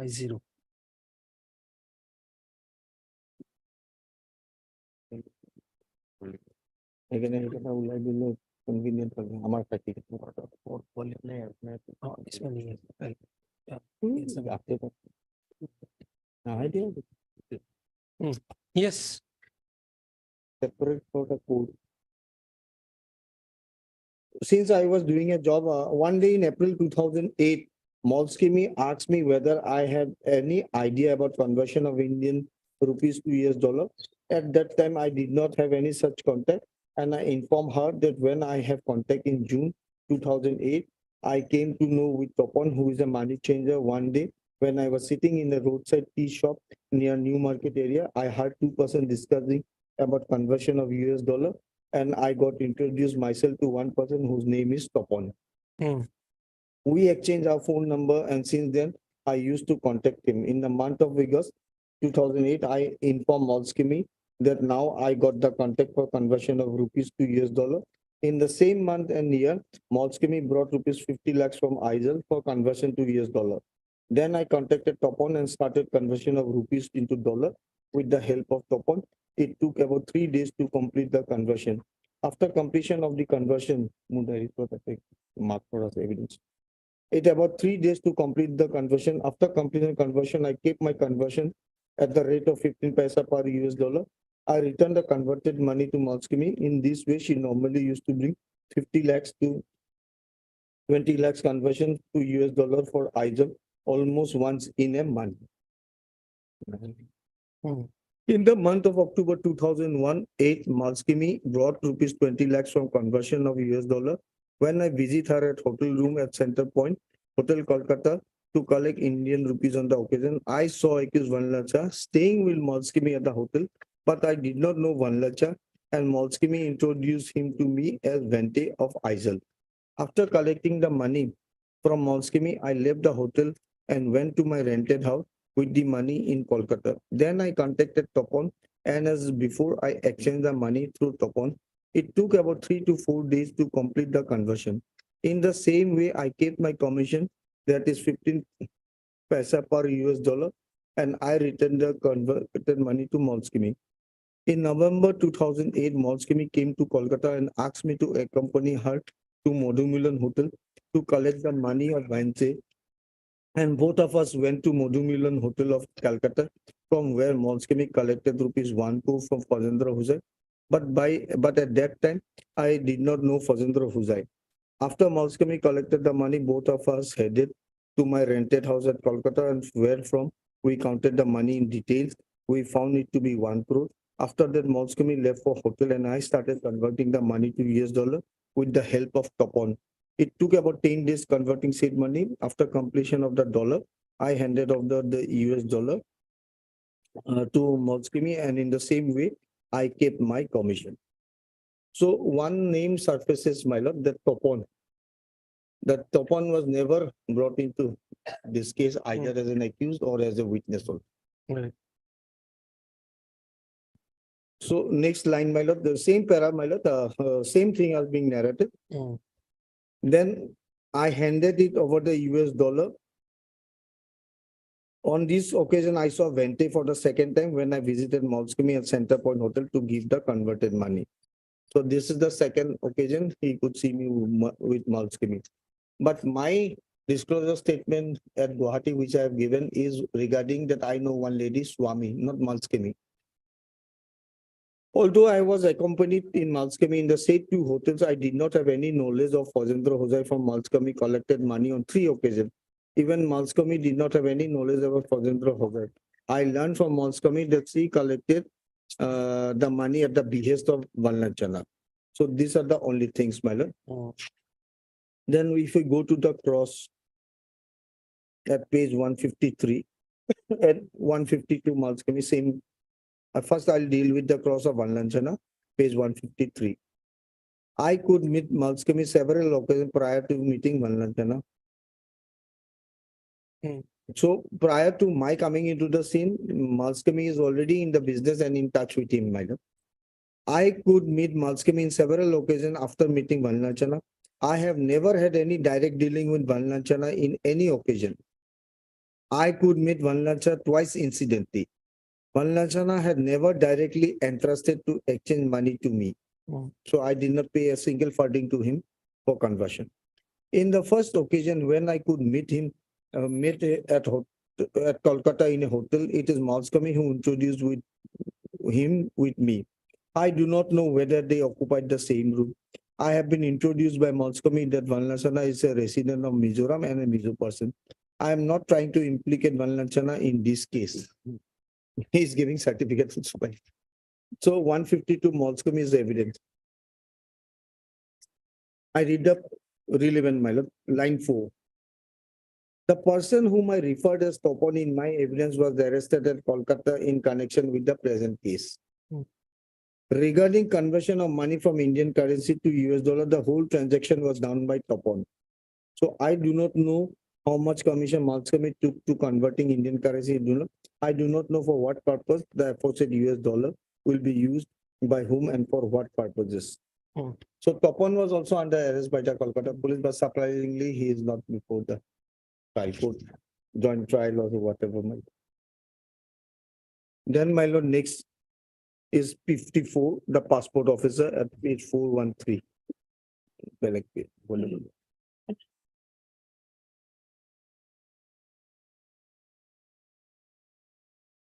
Even volume 3 लिखे. Two.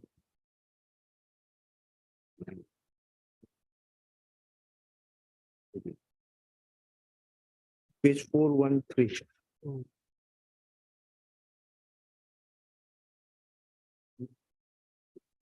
The passport man, madam, who brought all the documents, but his pass cross will be relevant, madam.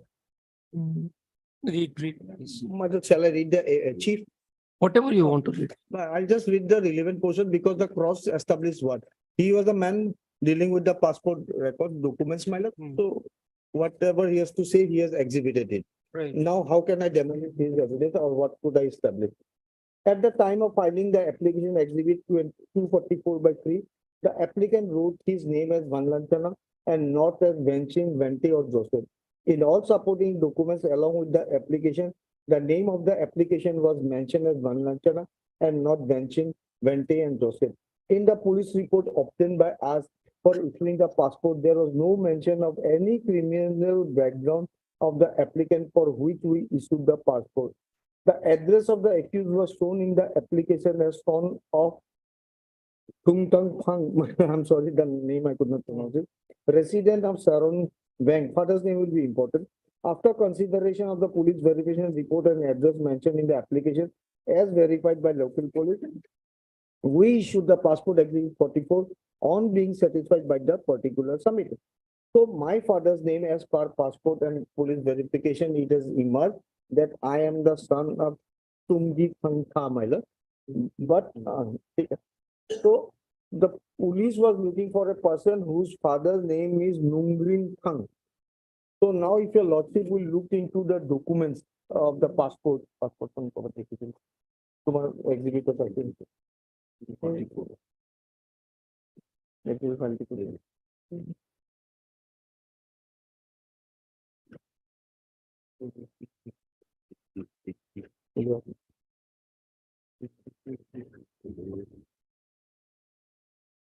So the passport of which has been exhibited, it shows that my name is as Vanranjana and my address is given.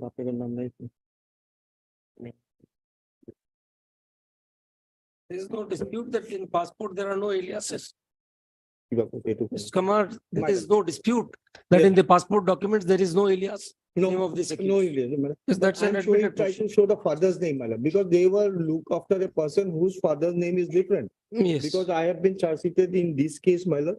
The passport is there, my lord. If your lordship will see inner page of the charge sheet, my lord, I am shown as name Vanlanchana Vante Joseph, son of Nungting Thanga. In the charge sheet, I have been charge seated as Vanlanchana, son of Nungting Thanga. Yes. And this evidence shows that I am the son of Tungpik Thanga. So different father name surfaces, my lord. And they will look out for that Joseph who bears that name, my lord, and he is a foreign national, my lord. Then PW 56, my lord, he was an inspector, 56 years inspector Nia, my lord. Kamarial. Come here. Your lordship, shall I read or lordship is aware, my lord? No, please, you My lord, 418. carry on with your argument. Yes, my lord, sure.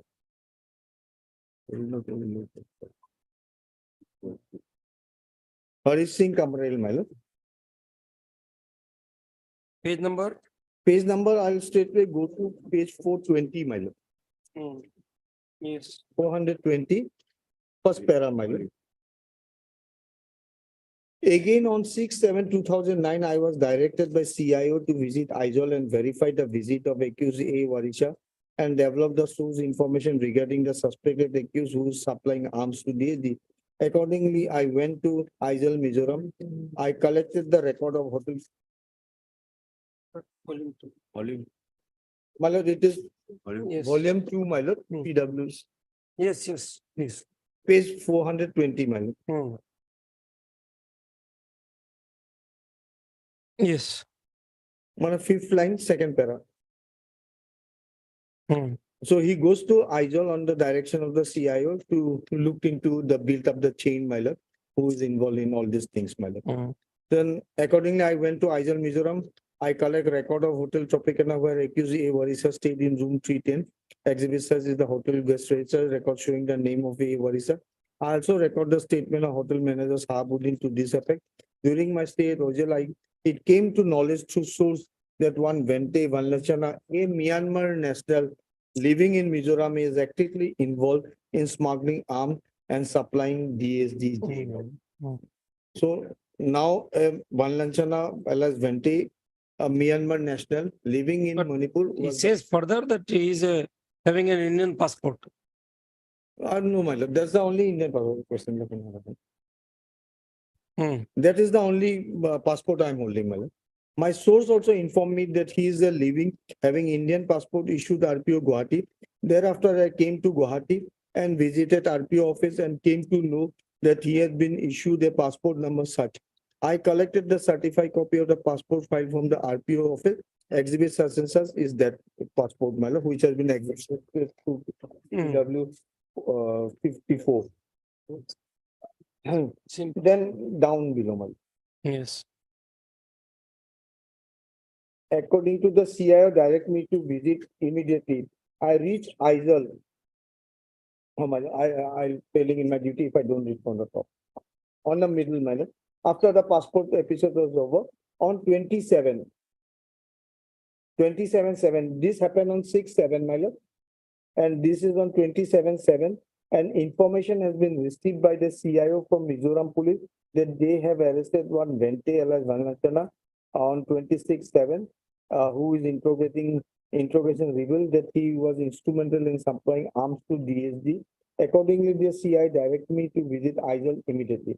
I reached Aizawl on 28/7 and joined interrogation with CID Mizoram team, in whose police custody accused Vente alias Vanlachana was. During interrogation, Vente Vanlachana has disclosed that he was dealing with DSD in supplying arms in the name of Joseph and known to DSD, Chief Jewel Garlosa and Niranjan Hojar, regarding supply of arms. On 37, accused Vente alias Vanchanla voluntarily gave his statement. Accused Vanlachana voluntarily gave his disclosure to IO of the Mizoram Police that a consignment of arms has already been dispatched from Myanmar to DSD group and kept in the house of Sarangbiring at Aizawl. On the basis of his disclosure, Mizoram Police obtained search warrant and he led to the recovery of arms and ammunition from the said place. I was also part of the said team from the search of the place led by accused Vante Vanlachana. 8 numbers of such and such. This arms were recovered, my lord.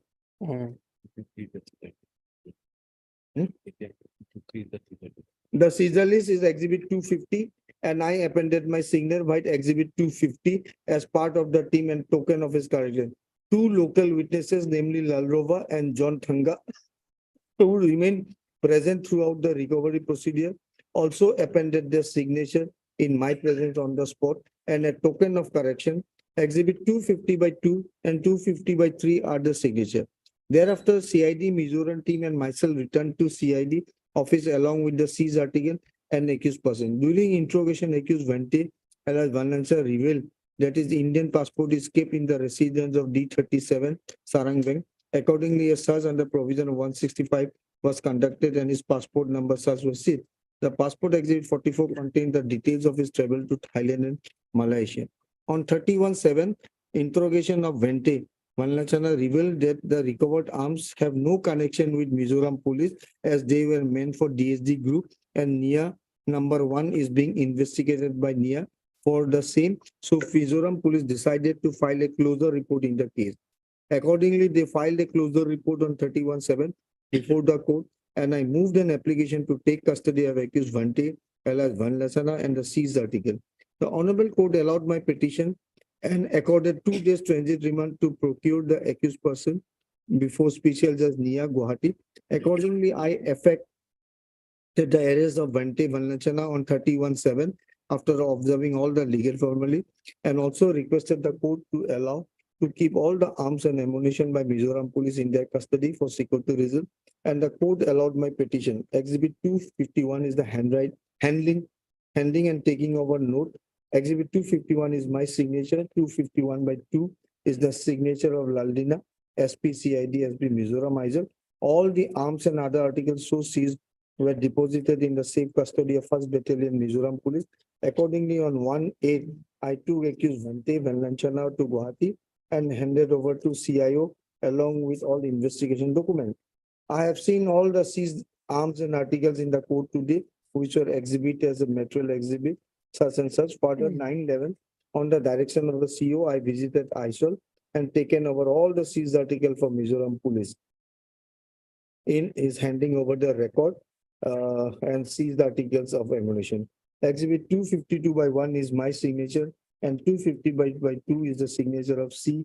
Lalena Mizoram Isle. Exhibit 350 is the written voucher of such.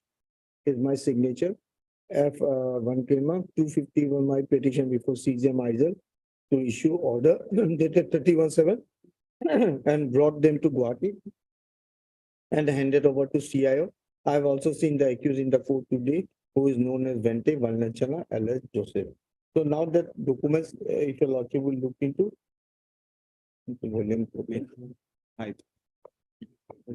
Volume 5 exhibit.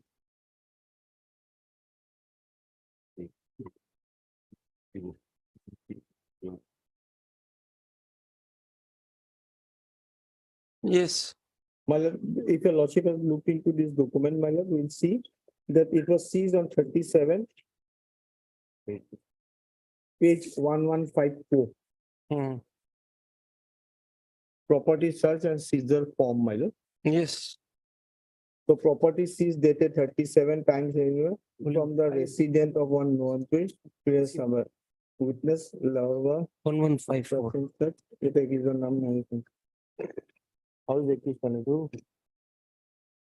How is accused?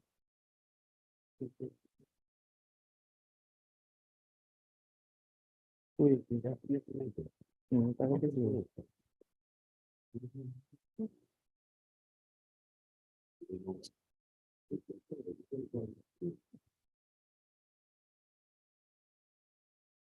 Well, so for this Caesar is concerned, my lord, this is the Caesar list prepared by the ISL PS, my lord.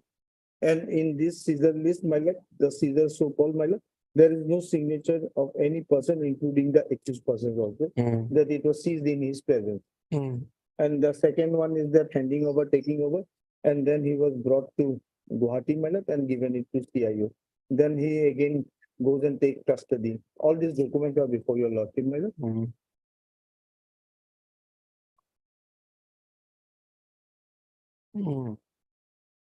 Now coming to the cross-examination, my lord.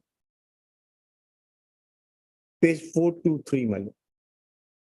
Cross-examination for accused Vallanchana. The address of the accused person as appeared in the passport application for receiving from RPO Guwahati as Vallanchana, son of the Tulang Ting Phang, and mother's name is Sach Haringphang, resident of Sarangvia, house number B37, Aizel, Mizoram. In the annex document of the application form, that is family ration card, exhibit 244, also shown name as Vallanchana. The birth certificate, exhibit 244, the address of the accused is shown as local area Aizel, RD block, Phangnam, Aizel. As per passport related documents, the accused Vallanchana is a resident of Mizoram. In the passport related from his name is mentioned only and Vallanchana and no other name are written.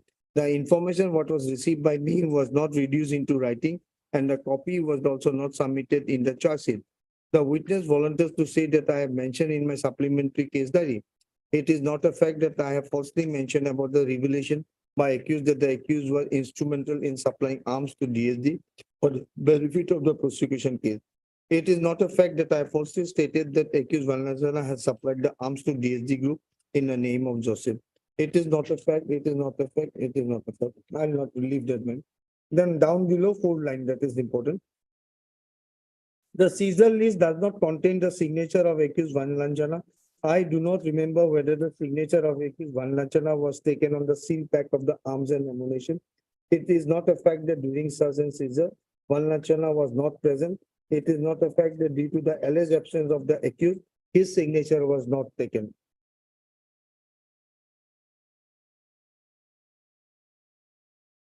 So these are all part of more suggestions, my lord. The next witness will be my lord 58, which is got nothing to with me because he is the manager of Hotel Salima and it is for where Fazendra Hojai stayed there. Then again, 59, it has got nothing to do with me because it is recovery of 10 lakhs from Molskimi.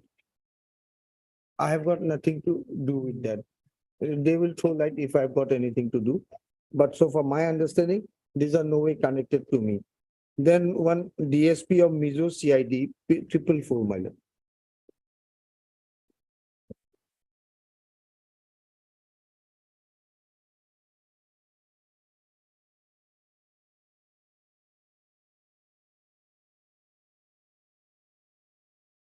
In the year 2009, I was posted as Deputy Superintendent of Police, CID SB Aizawl.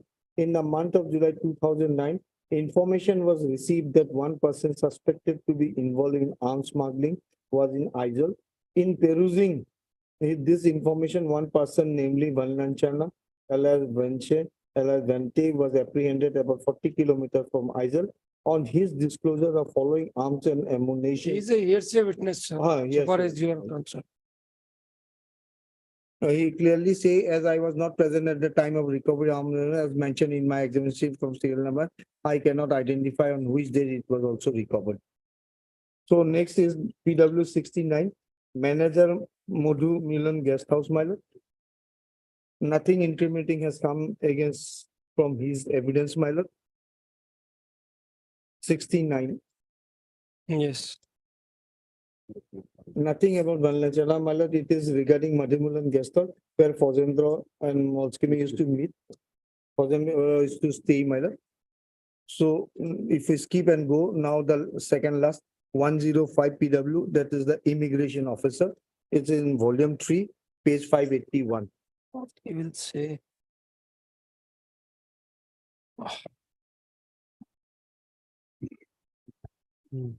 Yes.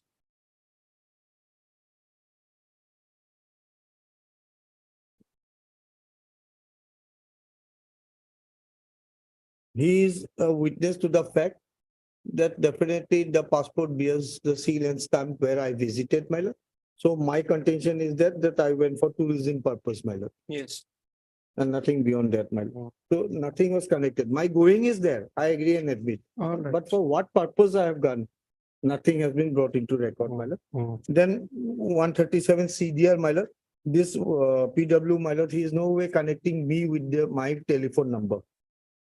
So nothing is coming out, and in absence of 65B also, the court did not rely upon it. Then lastly, PW 146, that is the wife of the accused appellant. She handed over the telephone, mobile phone of the accused appellant, my lord, and accordingly it was seized. And PW 150, my lord. So if we see into the facts now, my lord, the trial court came after recapturing all this evidence into 5 findings, and I've shown it at the earlier stage that these findings are not in accordance with the evidence on record. So I need not repeat that. But if your lordship will see, all these things were dealt with it, and there are 2 diametrically opposite findings, my lord. In one hand, the learned trial just says that these are unreliable evidence because it was already found. So section 27 will not come into play. So for that, my lord, I'll just take your lordship to the judgment court.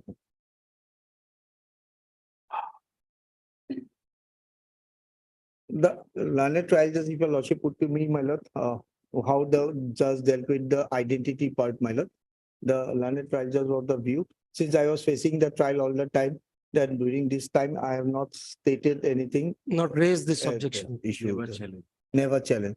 But I have already denied it during the charge framing stage that I am innocent, that I am not that person. Then now coming to that 209, my lord, finding, my lord, identity of the accused is there. And 207. This, the lines I already dealt with, my lord, just pointing it out. Para 207, my lord, that page 2017. Consequently, the same cannot, the having understood the object and scope of 21 as above. We applied the ratio, consequently, the same cannot be placed into service. And at that time, my lord, we relied upon a judgment, my lord. And that judgment was taken into consideration, but it was not applied. At para 203, my lord. Aladdin Abadian, That was a case of recovery of poppy straw from jungle. my lord. That was a case of recovery of poppy straw from a jungle. Yes. I am not now relying, my lord. I relied at Dahlia, if your lordship. Because that is on the open space, my lord. That was from a jungle, sir. Jungle open space. Yes. It was also here, my lord, open space, my lord. Already recovered, my lord, whether it can be used subsequently. That's all right. 71 Supreme Court. This is 2016 Criminal Journal 3173. We have relied it during the trial, my lord, not at. Mr. Kamar, you are missing out on the correct. The My true lord, point I'll of this be case. enlightened, my lord. You are missing out on the actual argument which is required to be made. With due respect. I'll be highly obliged, my lord. Mr. Kamar, where is the proof of the fact that he was in custody before the information was Nia police, my lord. That has been dealt with. No, even in the Aizol police. That time he was already left out. No. Where is the proof that he was in custody? No, proof is not. You are, then that is the argument. That No, if they have if the brought- accused is not in custody, how 27 can be recorded? Absolutely. And then you come to that Caesar memo. Ms. Chaudhary will have to answer. Come to 250.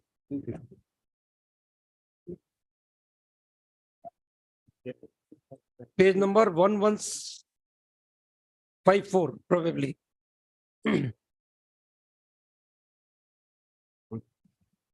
Now you will realize why we were asking you that where is that FIR of Aizol? Yes, madam.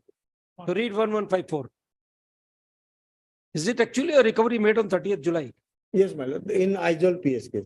Read please. 1154. Property says Aizol year 2009, FIR number, I think it's blank. So that is where the shoe pinches, sir. Is it a recovery in connection with that FIR or whether it was already recovered? Nothing has been stated, my lord. That was not argued, sir.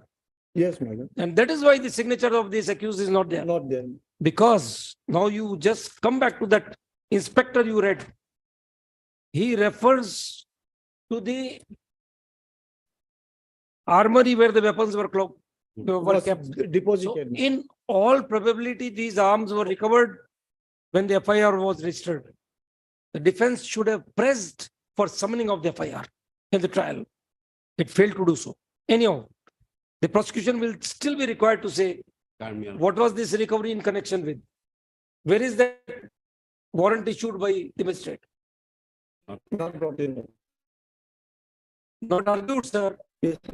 So not brought in record, so. You don't make an argument, we don't consider. Definitely will make, my lord. So the whole part. And, my lord, the and three- above all, the Caesar officer, where is he? HL Hangzuala, Yes, my lord. where is he? Not a witness, my lord.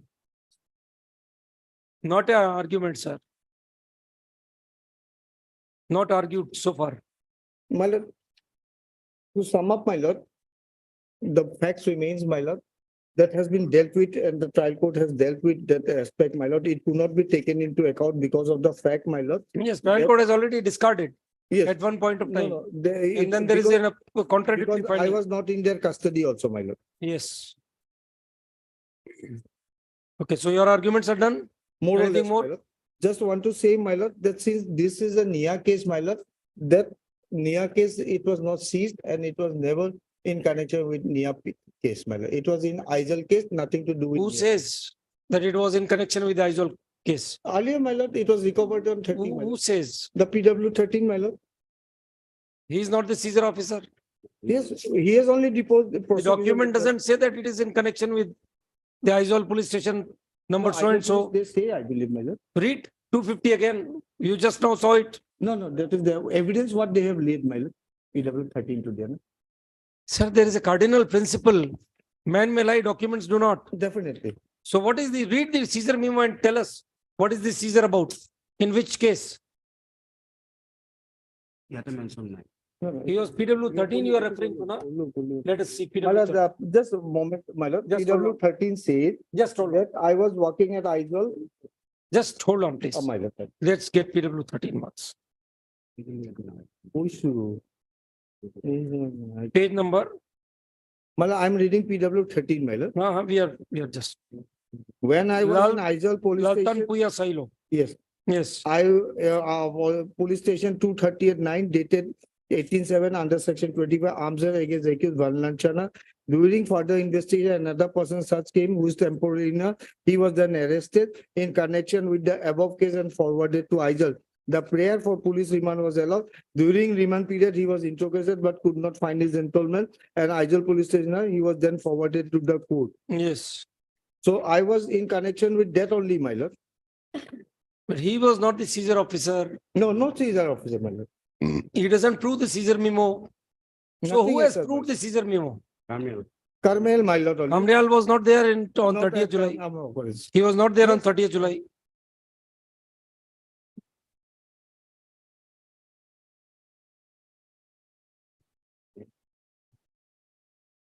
PW 14, my lord, one line is coming. Later on 37, he made a disclosure about weapon which he kept in a house located at Sanva, Aizawl.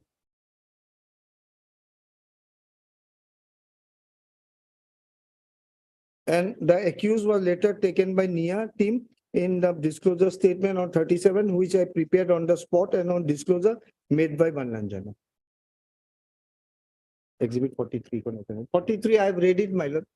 Here, there is no signature of anybody and neither is Yes. disclosing All right. anything about that. He So has kept the it. relevant fact which is there, you are disputing the identity. From PW 13, it comes out, Vanlal Channa was out. All right.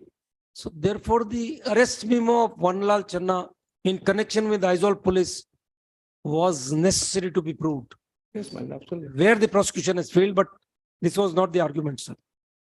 It was never argued. No, all these documents of Aizawl were never brought into here, save and except that exhibit 43, the Caesar, my lord. Nothing beyond that, my lord. All right. So it becomes highly doubtful whether I am that person from whom it was seized, whether I have led to discovery, whether I have converted the dollar. So all these that links are not there, All right. the findings Okay. and all this. Very well. So, yes, my lord, taking all this into Anything consideration, else? my lord, I may be acquitted, my lord. Okay. Yes. Who next? Pallab. এটা ঘুমাইল পিছত আমি করতে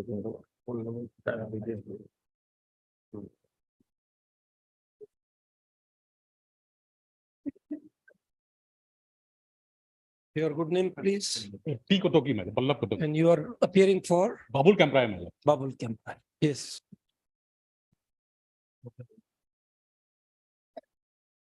Related to your incident of only on 1/4/2009. Hmm. It starts with a DD entry, madam. And only there are only few witnesses are relevant so far. That is PW 2, 10, and Sudhakar Singh, PW 26 is an important mile. He has received the information, prior information. Then the driver and Bipul Soikia, who took over the investigation on that very day. Yes. I will go slowly, my lord. Only few witnesses are there, madam. Yes, yes. Take your time.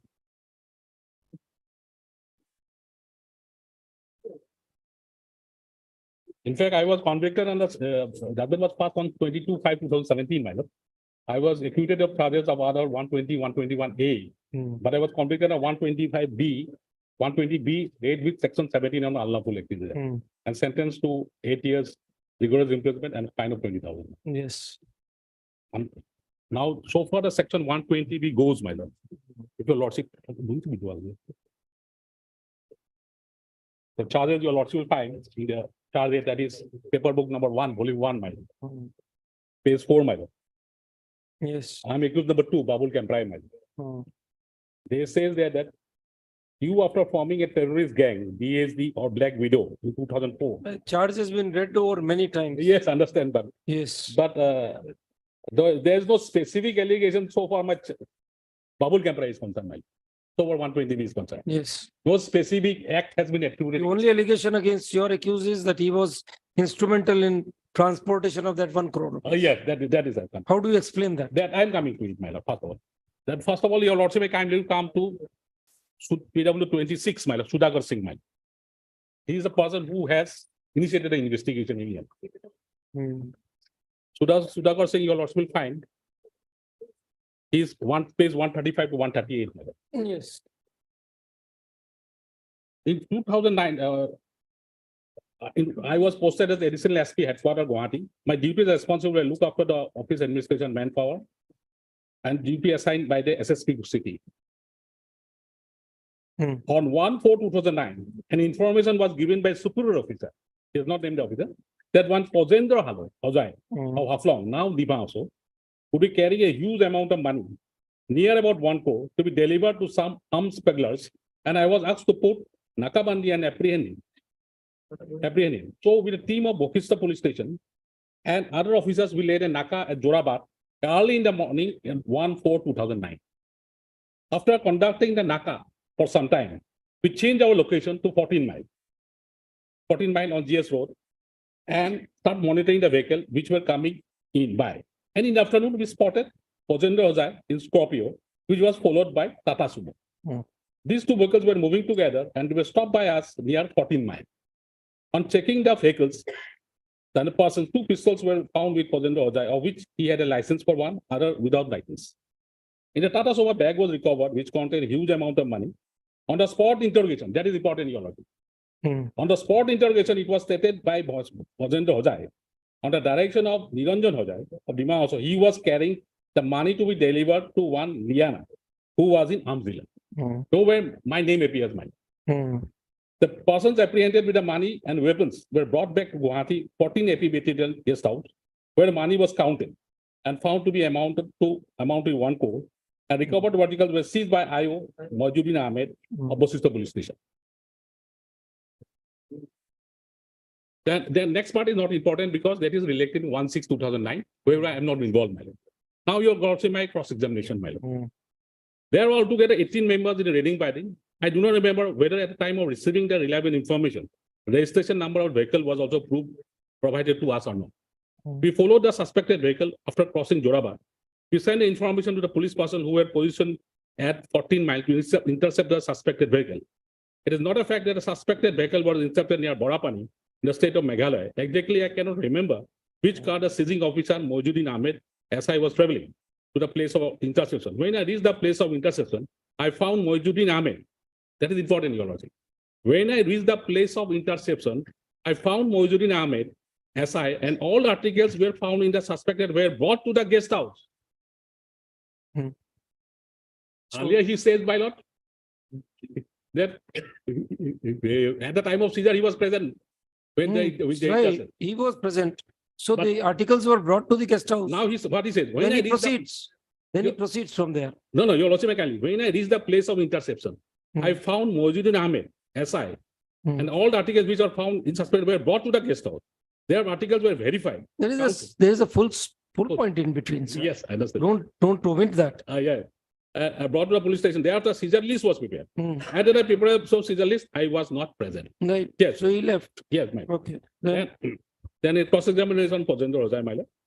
That my statement was recorded by NIA SSP party where I was posted a recent bill. I cannot remember the exact date. I cannot exactly say whether GD entry was made at the time of departure.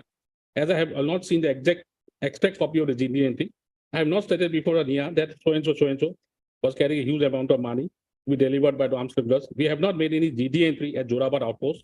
As well, I do not remember whether any police personnel were accompanied by us at Naka at Jorabat area. At Jorabat area is a busy area. Different kinds of vehicles were moving on the same. During our Naka, some private as well as public vehicles were intercepted. There were another official, namely BM Raskwa, APS, who actually stopped the vehicle. He was not examined. It was not a fact that I have not stated before near the both vehicles were moving together. I cannot say who is the only person who conducted search. I'm not sure where the place of seizure or the brick face is, which 2 pistols were recovered. It was not found that exclusive possession of Procedural. For example, then you will also skip over. Then when I reached the place of intersection, I found Mojuddin Ahmed. And all articles which were found in the suspected were brought to the guest house.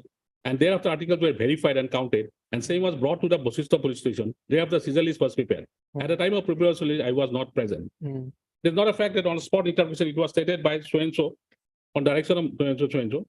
And it is not a fact that they have denied the suggestion, my lord. That other part, my lord, that can be skipped over, my lord. So your lords will find that is evidence of his PW 26 Sudhakar Singh, my lord. Then comes the seizing officer, PW 10, my lord. Mojuddin Ahmed. That is page 37, my lord.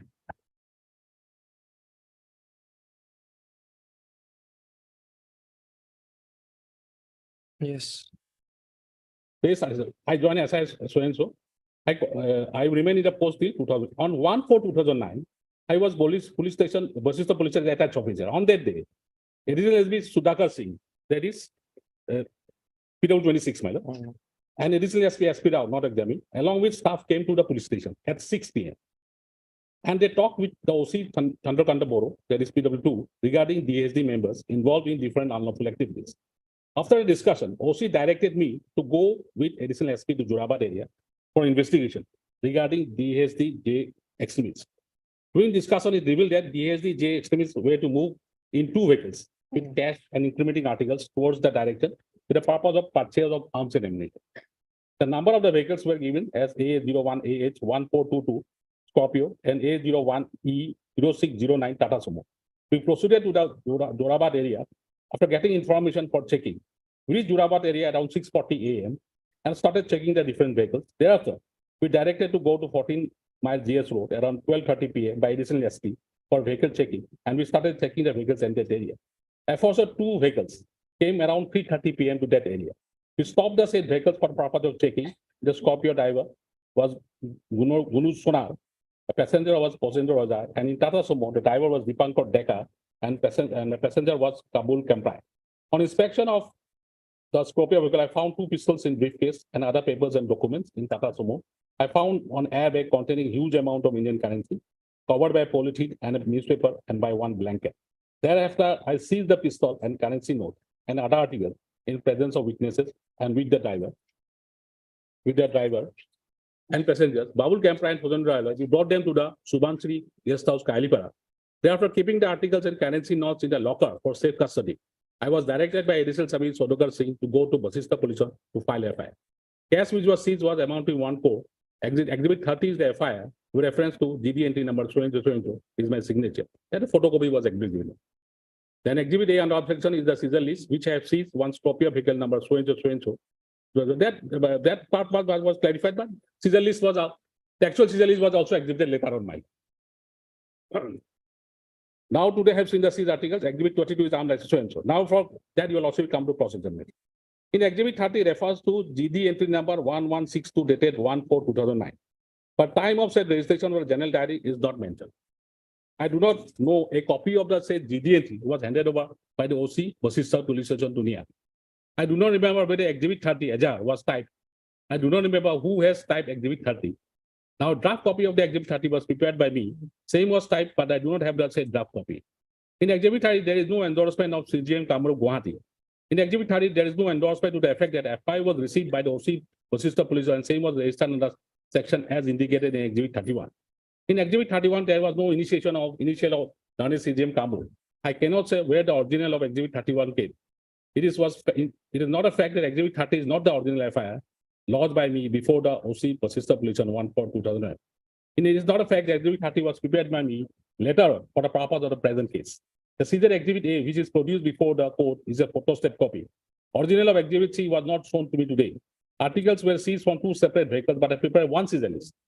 1 Caesar list, and photocopy of the Caesar list was prepared as produced exhibit A. The raiding party who intercepted and approached 2 vehicles, comprising of 25 persons, including additional SP Sodakar Singh, V. Raskwa, as well as police personnel of Port AP Battalion. The said raiding party came in 2 police gypsies and 1 police van. The place of seizure is situated at GS Road after crossing Jorabad Sariali on the way to Shillong. The right side of the road falls in the state of Meghalaya, left side in the road falls in the state of Assam. At the time of seizure, trucks were passing by and the said there is quite a busy road. The private car also ply in the said vehicle. It took more than 1 hour for carrying out the said operation, including preparation of seizure list at the place of occurrence. Now your lordship may kindly see. The other officer, my senior officer, has categorically less seizure was prepared at the police station. My lord. This witness says that seizure was prepared at the place of occurrence. My lord. Then it contradicts, my lord. Because PW, you already pointed out your lordship, my lord, PW 26 says that seizure took place subsequently at the police station. After it was counted, it was taken back to the Thana. Now this witness says that the private was the private vehicle was, it took more than 1 hour for carrying out the said, including preparation of seizure list at the place of occurrence. We did not make any request to any member of the public who was going through the GS road at that point of time to witness the said seizure. The members of the rating party also did not put their signature as a witness in the said seizure list exhibit A. It is not a fact so and so. Seizure took place near Borapani. That is our case, my lord. It is not a fact that we did not take permission from Meghalaya police or state of Meghalaya while making such a seizure near Borapani. As a result, exhibit A was prepared subsequently at the police station. So took place so and so. Then during the further cross-examination, there was a prayer for re-examination, my lord. The next day, my lord. That pays 40, my lord. Then they produced the original FIR. Today, the original FIR forwarding report and seizure list was shown to me in the court. I say the same were sent to me. Exhibit 36 is the original FIR format. 36-1 is the signature of Chandrakanta Boro, which I can identify. Exhibit 37 is the FIR. 37 is my signature. 37-2 is the signature endorsing the effect, the receipt of Bosista Police Station case number 170 of 2009. Case was endorsed to me for investigation to Bipul Saikya. Then Bipul Saikya was examined in this case, my lord. He is PW 145. Exhibit 38 is the original copy of the seizure list. 30 is my signature, and accused Posendra Hodai, Babul Kampra had given the signature in Exhibit 30 in the presence of witnesses. Then further cross-examination. Exhibit 37 is another copy of Exhibit 38. 38 is the original of Exhibit A. 38 was prepared by me in my seizure exhibit list number, case number 2, that's serial number 3. I have stated one American tourist brief was containing certain documents which I have described as serial number 3, but I have not stated the items mentioned in serial number 4, 5, 6 were inside the briefcase. In my seizure list, I have not stated which portion of the vehicle briefcase was found while conducting the search and seizure. In the seizure list, I have stated that the cars, the cash amount was found in the airbag seized from the sumo, which was reportedly kept by Posendra Hodai. I do not remember who has reported to me the money was kept in the airbag, which was found in the sumo bag belongs to Posendra Hodai. Actually, it was PW, that is DSP, my lord. He has stated so, my lord. The Sudhakar Singh, my lord. That on examination of accused, he has stated that he has bought the money. It is not a fact that material exhibit 3 was not seized as per seizure list dated. So on the date of seizure, arms and ammunition seized by the executive were handed over to IC Malkhana of Bosista for recording the Malkhana register. Said seized items were handed over to IO of the case. I do not know when the aforesaid items were sent to the so-and-so. In my seizure list, so-and-so, the currency notes, I have not stated the serial number mentioned in the currency notes. I cannot say whether a CDA report has been collected from the service provider of the seized mobile. I cannot say whether on the basis of the seized mobile, seizure took place at Borapani in the state of Meghalaya. It is not a file fact that while the raiding party consists of civilian person belonging to Dimas or district. It is not a fact that on being identified by the said civilians person, the 2 vehicles were intercepted near Borapani in the state of Meghalaya. Arrested accused persons were kept at Subansi guest house at Port Billion, and next day they were brought to the police station. And it is not a fact that seizure list was prepared subsequently at the police station, and the next day too for so and so. That other part, but cross my lord, Posendra, same thing he has referred to, your lordship will find, that they denied the suggestion. Basically, from his evidence, it appears, my lord, according to him, that seizure was prepared at the place of seizure, my lord, which belies the evidence of the superior officer, Sudhakar Singh, who says that the money was brought to the guest house. From there, it was counted, and they were again brought to the police station. There, the seizure list was prepared. And if you go to the seizure list, you will find that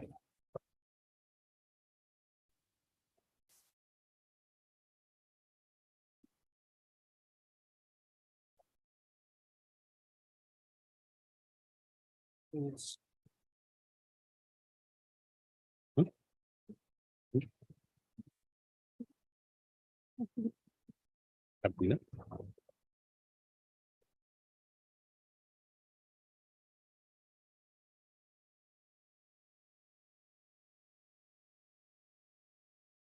That you will also find that page 52 starts, my lord.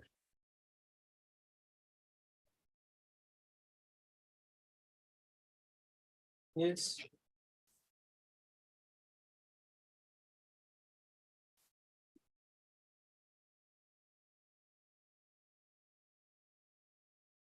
Page 52 refers to a GD entry, my lord. That was lost by Moinuddin Ahmed, my lord. There he says that reference is GD entry number 1162 of 1/4/2009, man. With reference to I beg to report on the basis of the specific source information. Around 4 p.m. man, vehicle number so and so was intercepted at 14 miles. On search of the vehicles, the following persons suspected to be cadres and linkmen of GSDJ were found occupying the vehicles, and from their position, some of which 1 crore meant for purchasing sophisticated arms and ammunition to wage a war against the state, as well as to carry out nefarious and illegal activities, along with 2 pistols and other documents, including blank letterhead. DSDJ were recovered, which was seized accordingly, and therefore request you to register a case. So it doesn't, the FIR doesn't show from which vehicle what was seized, my lord. That's right. That is the difficulty, my lord. It was a They left it open to be decided later. Mr. Chaudhary, read the FIR from which vehicle was the seizure made? Occupant made me read it earlier. Then your lordship will, Yes. then your lordship will come to page 64, my lord, the seizure list. Reference to Basista PS GD number 1162 1/4/2000, because at that time case was not registered, madam. Before registration of the case, on the basis of GD entry, seizure was taken place. The place of seizure your lordship will find at 14 mile GS Road, mile. I see Moinuddin Ahmed of Basista Police Station do hereby SARS intercepted the vehicles bearing number so and so at the above noted place, and SARS of the vehicle number AH01AH 1422 occupant Kojendor Haloy with a driver Benu Sonar are found, and one source of their belongings found 2 pistols in a briefcase along with other documents. Second, on the source of vehicle number A01L 0609 found occupant Babul Kemprai, driver Dipankar Deka, and one bag, airbag, containing huge amount of 6 money reportedly kept by Kojendor Haloy, occupant of so and so, reportedly kept by them. Because from the amount of Sudhakar Singh, already it has come established that he has kept the money. The were found to be kept. All the recovered articles are seized in connection with the above noted case, as decided below, in presence of the other witnesses. That is the seizure list. Then the description of the seized articles you will also find in page 65. That because at the time, my lord, they have not. Your lordship will find the currency notes was not counted admittedly. So the total amount that has been seized, that has not been mentioned. Only bundles have been seized. They are saying 3 lots of bundle contain 1,000 denomination. That is before denomination, my lord.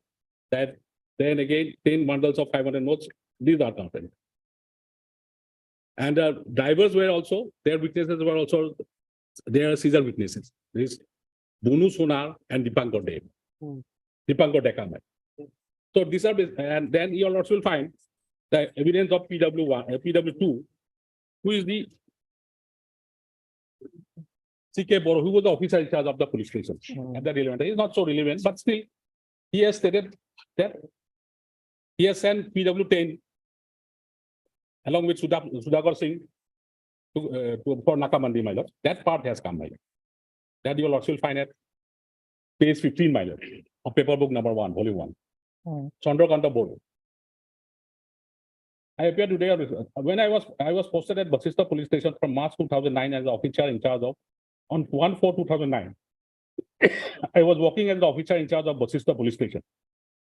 On that day, SP headquarters, Sudhakar Singh and additional SP R squad came to our police station and reported that some members of the ASD group were going to deliver money to the extremist group at the Jorabad area. That has been corroborated by Moinuddin Ahmed also, man.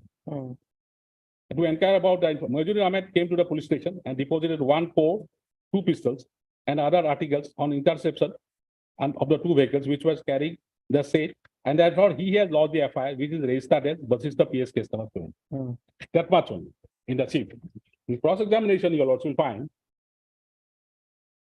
Or for Mohit Ojai, my lord. On 142, I was OC Basista. I made a GD entry number so and so. Before handing over the case diary to Nia, it was in my possession. I have not given any legal instruction to Mohiuddin Ahmed. Verbally told him to do the legal work as per information received in GD entry made on so and so. In the extra copy, which is enclosed in the case record, the date is mentioned as 1/4/2008, which is due to my mistake. There is no signature of Mohiuddin Ahmed in extract copy. That has not been exhibited, my lord. GD entry. On 1/4/2009, FIR was received by Mohiuddin Ahmed, and it was registered at 10 p.m. on the same day. After registration of Basista police station was entrusted to B Saika, SI for investigation on 1/4/2009 itself. No article or document handed over to me by SI Mohiuddin from after article document mentioned in the FIR. Information received by SI B Saika on 30 was recorded in general diary. So then you'll also find that my against the cross-examination page 18, you'll also kindly see. That I did not investigate the present case. And when I was reported Sri Mohiuddin Ahmed to conduct a raid, a general diary has been made in the police station. The original general diary is not shown to me in the court today. The extract of general diary 1162 was recorded in my case diary, but certified copy of the said is not available with me. After case has been registered to SI Bikul Saika, was entrusted in investigation. So his was office else file simply he entrusted to Mohiuddin Ahmed, to conduct the raid, and Caesar was stated that he handed over the investigation to another officer, that is Bipul Saga, PW 145, my lord. Yes. That I'm coming to it directly.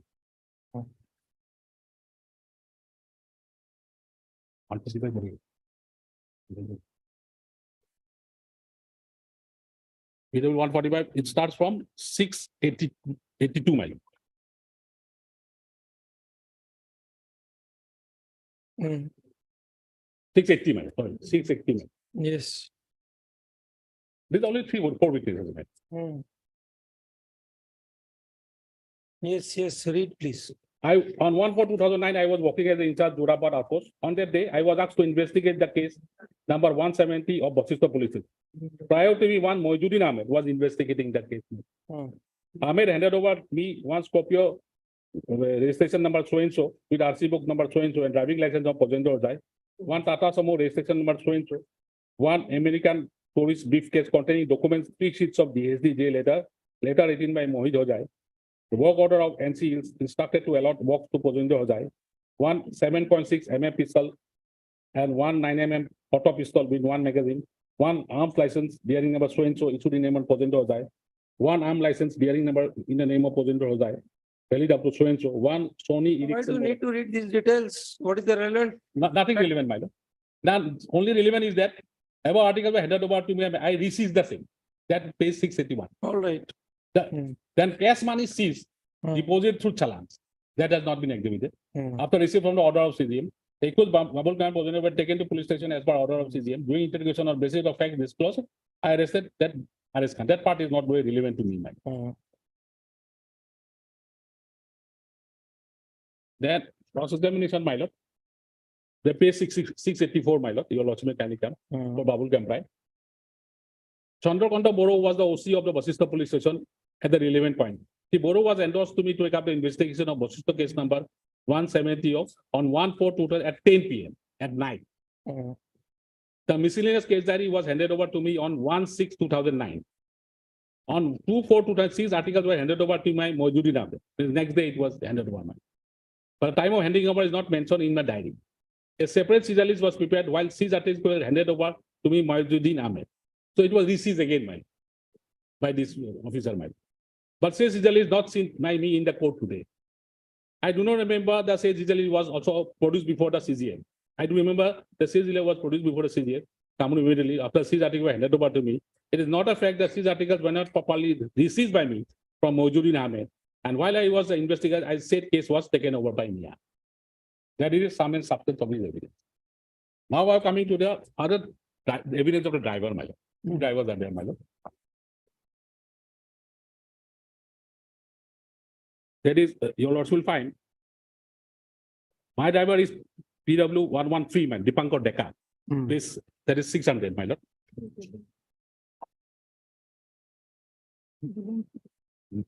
Volume 3, my lord. Volume 2, my lord. 600. Yes, read. Yes.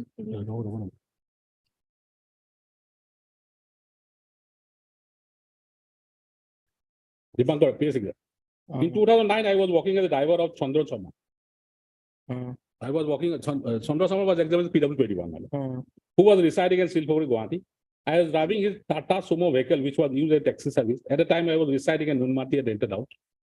On 1/4/2009, Chandra Sharma rang me up around 8 p.m. Informed me that I have to carry a passenger for local train, as well as I have to take to Haflong. He directed me to come with a vehicle to Juru Angeti, and accordingly I came with Tata Sumo vehicle number so and so. When he was waiting, one person rang me up and told me to take the vehicle to Ganeshguri. I would ask me to wait there. While I was waiting there, one person came and who was of a tribal caste, boarded the vehicle with a handbag and directed me to drive towards Khanapara side. On reaching Khanapara side, he told me to proceed towards Shillong, where I fill up the vehicle with fuel and at an NRL oil depot. I drove the vehicle towards Shillong as directed by the person. Before reaching Barapan, an area called Sumil, we were intercepted by police vehicle. And there was another Scorpio vehicle ahead of us, which was intercepted. I was taken off the vehicle. I saw other Scorpio was stopped. I was one-folded. I interrogated the police. And I 2 days I was released. On 3/4, I was taken to judicial magistrate, where my statement was recorded under 164. That was the exhibited. Then on cross-examination by Babu, I do not know who prepared exhibit 38 season. I put my signature, exhibit 38 in Bosista police station. I do not know what is written in exhibit 38 season. I do not know whether any seizure took place from Tata Sumo event which was driving. I was detained in the police station since 1/4/2009. I was produced before the magistrate on 3/4/2009.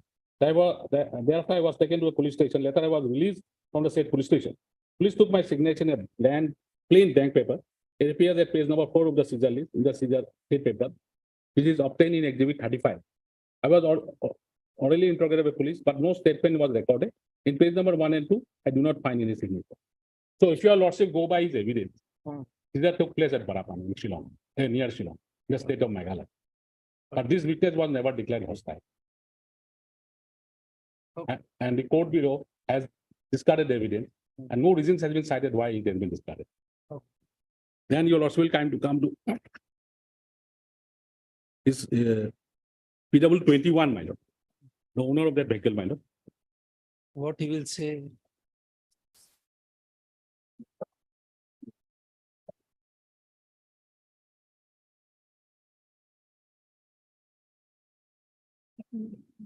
Owner of vehicle, my lord, is paper number 1. Yes.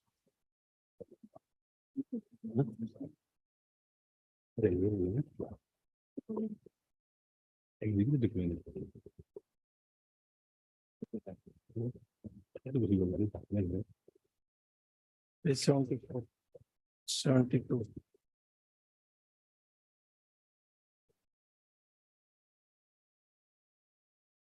Page 70, man. Yeah.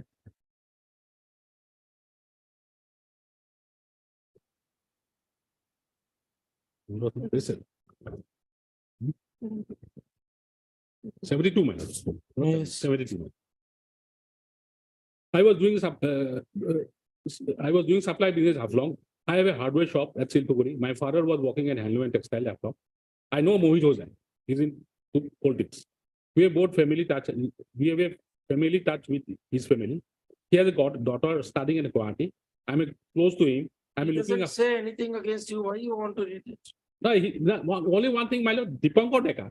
That your lordship, I gave phone to Lama, to my driver Dipankar Dekar, who took the Tata Sumo out of hire.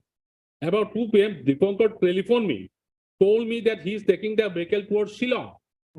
At 2 p.m., he states that he goes to Shillong, and the seizure took place at 3 p.m. 4 p.m. 4 p.m. So the place of seizure is doubtful, my lord. He may have come back. What prevents him? There is no evidence to that effect, man. This is nothing. All right, come to the next witness. That on the driver came, wife told me the regular seizure. He is an irrelevant person so far as you are concerned. Now, There's another witness, my lord, 60, PW 115, my lord. Who is it? That is volume 3, 605, my lord. What does he say? Sonam Laba, my lord. Yes. He says, my lord, he was declared hostile by the prosecution, my lord. But in when cross-examination, my lord, he has admitted one thing, my lord, that your lordship will file his cross-examination, my lord. I know Babul Kemprai, page 306, my lord. It is correct to that I met him on 31st October to March 2009 in the aforesaid flat. That is Megamalla flat, my lord. It is correct that Mohit Hoja had taken a rented flat at Megamalla to Nangilot. On evening, I was free, hence, and request of Babul Gaya, we went to Ganeshguri. And it was about 3 to 4 p.m. There at Ganeshguri, Babul Kemprai brought a ticket for a journey to Haflong by train. After I came back to flat, it is not, then he denied the other suggestion, my lord. That it is not a fact on the after flowing the train, so train. It is not, other parts are denied, my lord. Yes.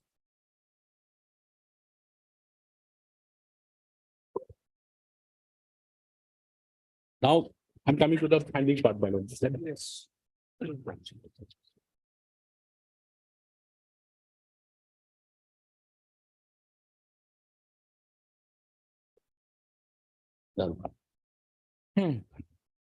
Last one, your lords will find.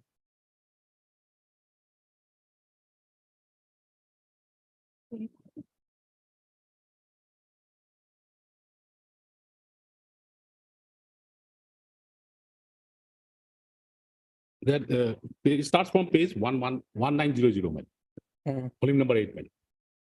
Individual role played by each of the accused. Para number. Babul Kemprai, my lord, that is there. Para, my lord.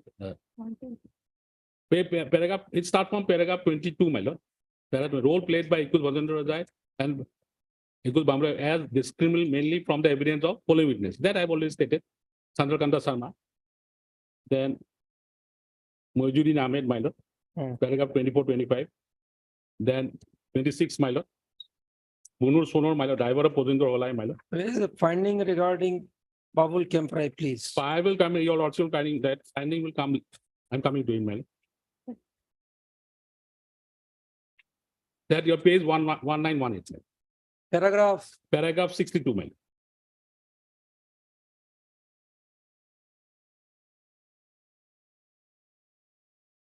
Yes. Paragraph 6. Role played by accused Babul Kemprai is very limited. And for the evidence of witnesses discussed here in above, facts and circumstances appearing against him as can be recapitulated as under. He was carrying a sum of rupees 1 crore, wrapped by blanket on 1/4/2009 from Guwahati to Shillong in a hired Tata Sumo vehicle from along with Pojendra Hoja, or trained at 14 mile GS road. No plausible explanation was offered by him for carrying a huge case. He was seen in the flat of accused Mohit Hoja on 31/3 as by Suna Lamba, that hostile witness. He has gone out of Guwahati at Tata Sumo on the vehicle of Chandra Sharma on 1/4/2009, arrested on the day. PW 115 seen him and Pojendra Hoja in the TV news in the evening. All right. And that is the only evidence against them. Yes. Now,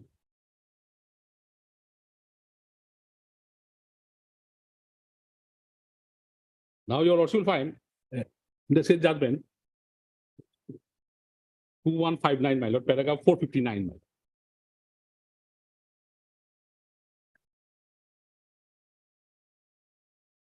Yes. I was evidence of falling short of the charge raised of the I was accused of charge 60 and 20 of the unlawful activities act, my lord.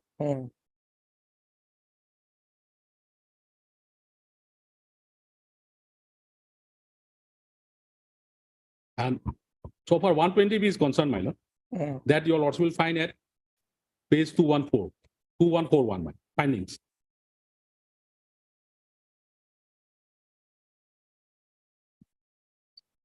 Findings, my lord, they have relied upon the circumstantial evidence got Sarda, British and Sarda, state of Maharashtra, my lord. And paragraph 423, my lord. There is the finding, my lord. Prosecution side is able to prove beyond reasonable doubt, so and so, so and so.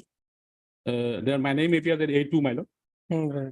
Right. To raise funds for the terrorist gang by secreting government funds, converted Indian currency. No specific act has been made so far as 120B is concerned. All right. Okay. Now coming to section 17 and 18, my lord. There also your lordship will find 424 is the finding, my lord.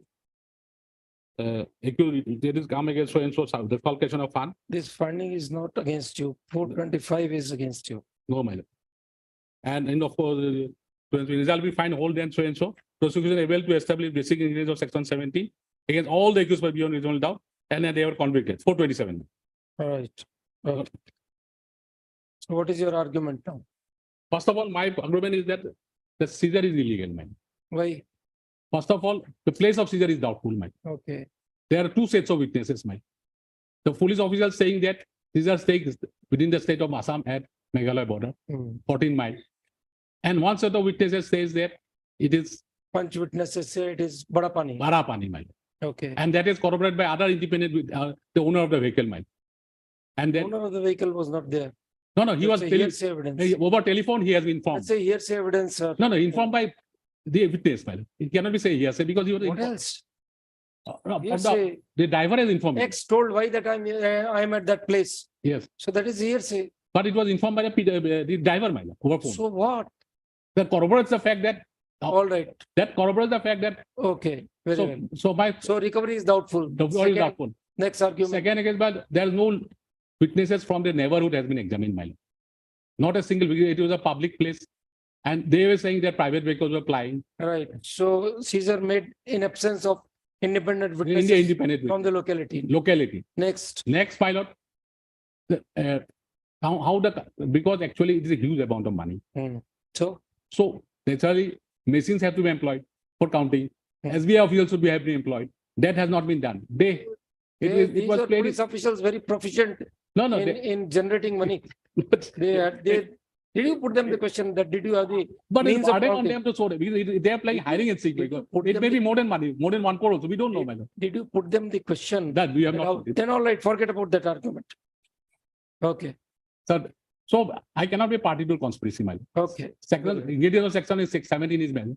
And fact that already the case of the prosecution is that money was brought by Procedural. I have no role to play so far as their money is concerned. That is admitted by the prosecution witnesses.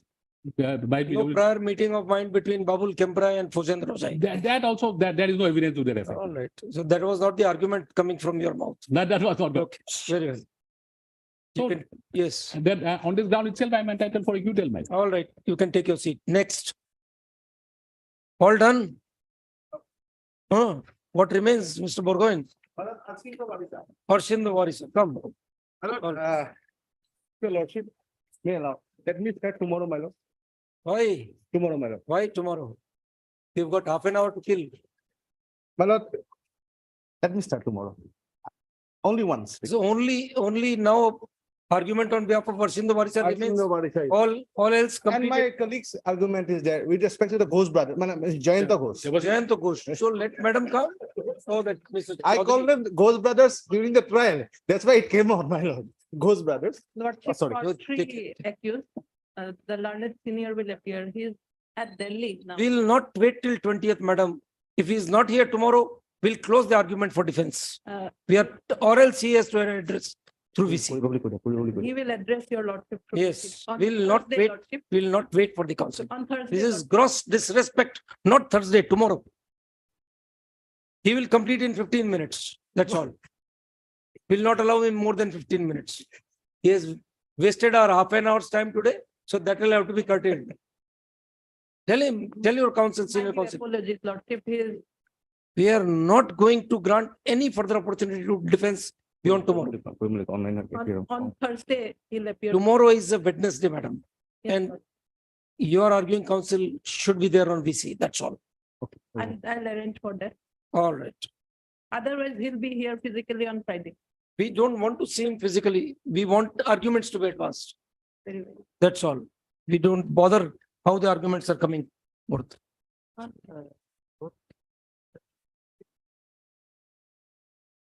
No pay. No pay. Right, Karuna cycle. Devashish Bhattacharya arguments have been advanced. Devashish Bhattacharya.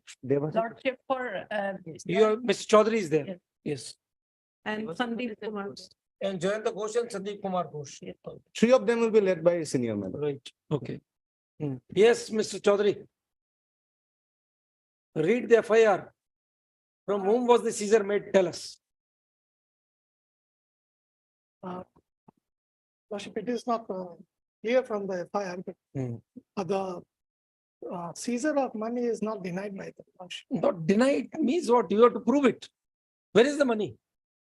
Lordship, it has been deposited with the treasury. I've got the papers, I'll show it, but. They should be a part of the record. You having them up your sleeve is of no use. No, Lordship, I'll place it before the court.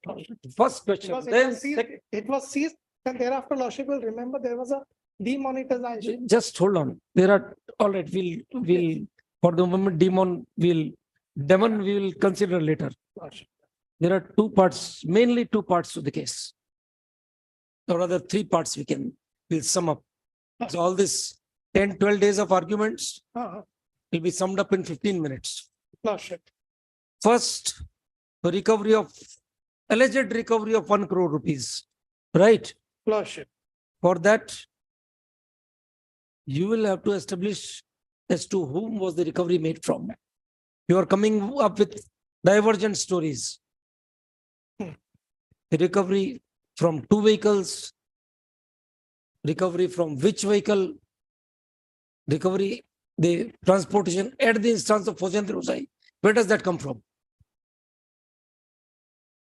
That is one part, 1 crore rupees. Second part, your NIA takes over and recovers a cache of weapons at Aizawl. That hoard of weapons was seized in connection with case. Which case? You'll have to tell us. There is no seizure memo which says that it was made in connection with the FIR of 18 July. And if there was a seizure in connection with that FIR, why the FIR was not exhibited?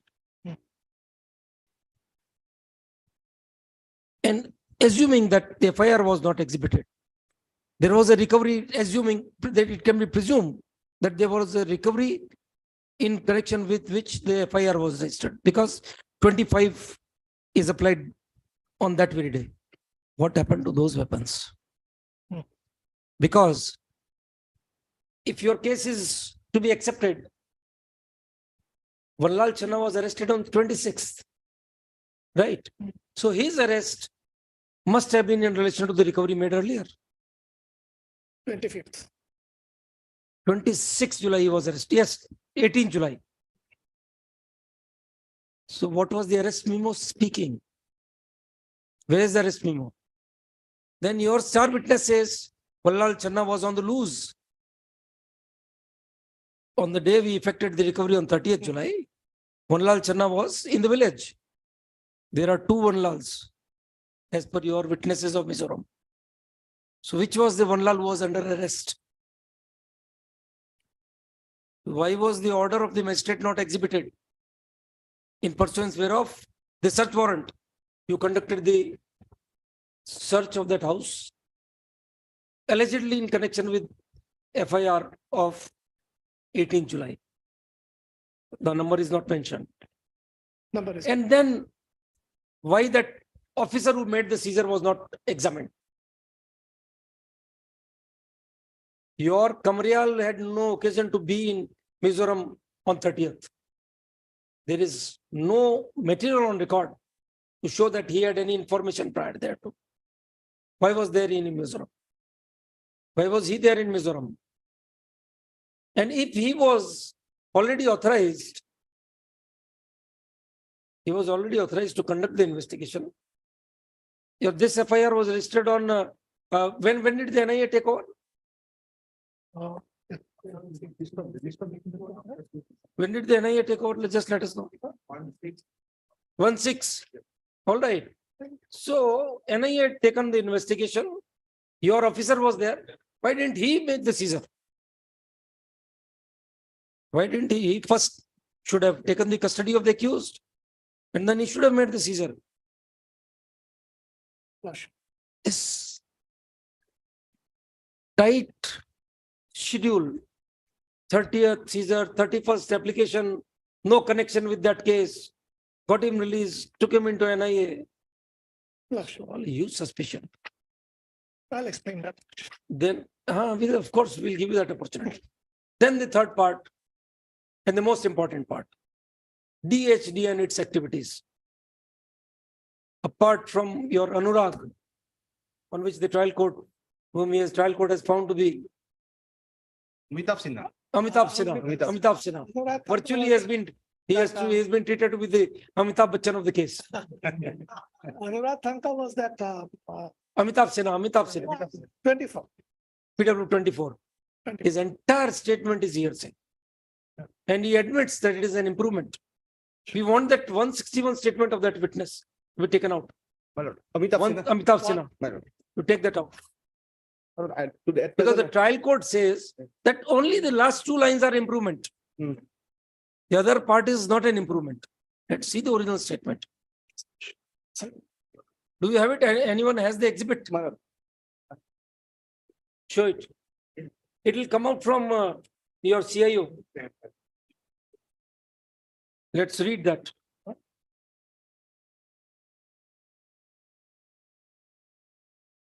Unfortunately, that exhibiting is not done in the statements of the witnesses. That's the most unexplainable kind of. Amitabh Sinha's deposition is at page 81, my lord. Oh, that is on oath. 161. 161. Because he has been confronted. My lord. So where is that 161? 161. What is the exhibit? My lord. Or whether you have exhibited it or My not. lord, as far as the exhibit part is concerned, not done. Not even in the CIO. No. Because the prosecution got it done in Mukesh. Prosecution is done in Mukesh, my lord. But you have not done it. Defense cross-examination, it was not been done. Whether you tried it in Mukesh. Mukesh, PW 150. Yes, whether you have got it exhibited there. Must have been done. Copy from Anitra দিব লাগে না?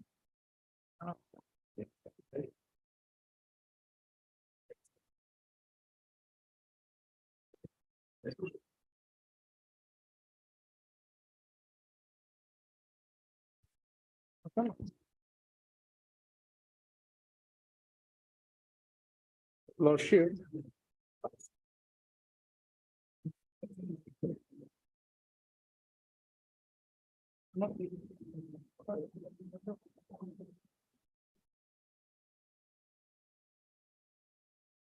All right, that is your homework, Mr. Burgoyne. My lord, I will do it, my lord. Find out whether it has been exhibited.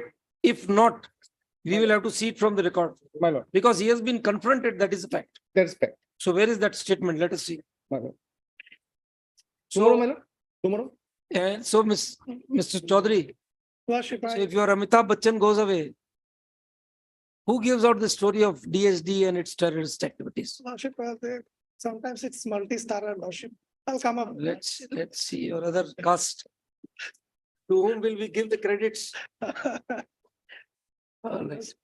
Hearing continues. Have been left out, which I will cover up. Yes, for the hearing tomorrow.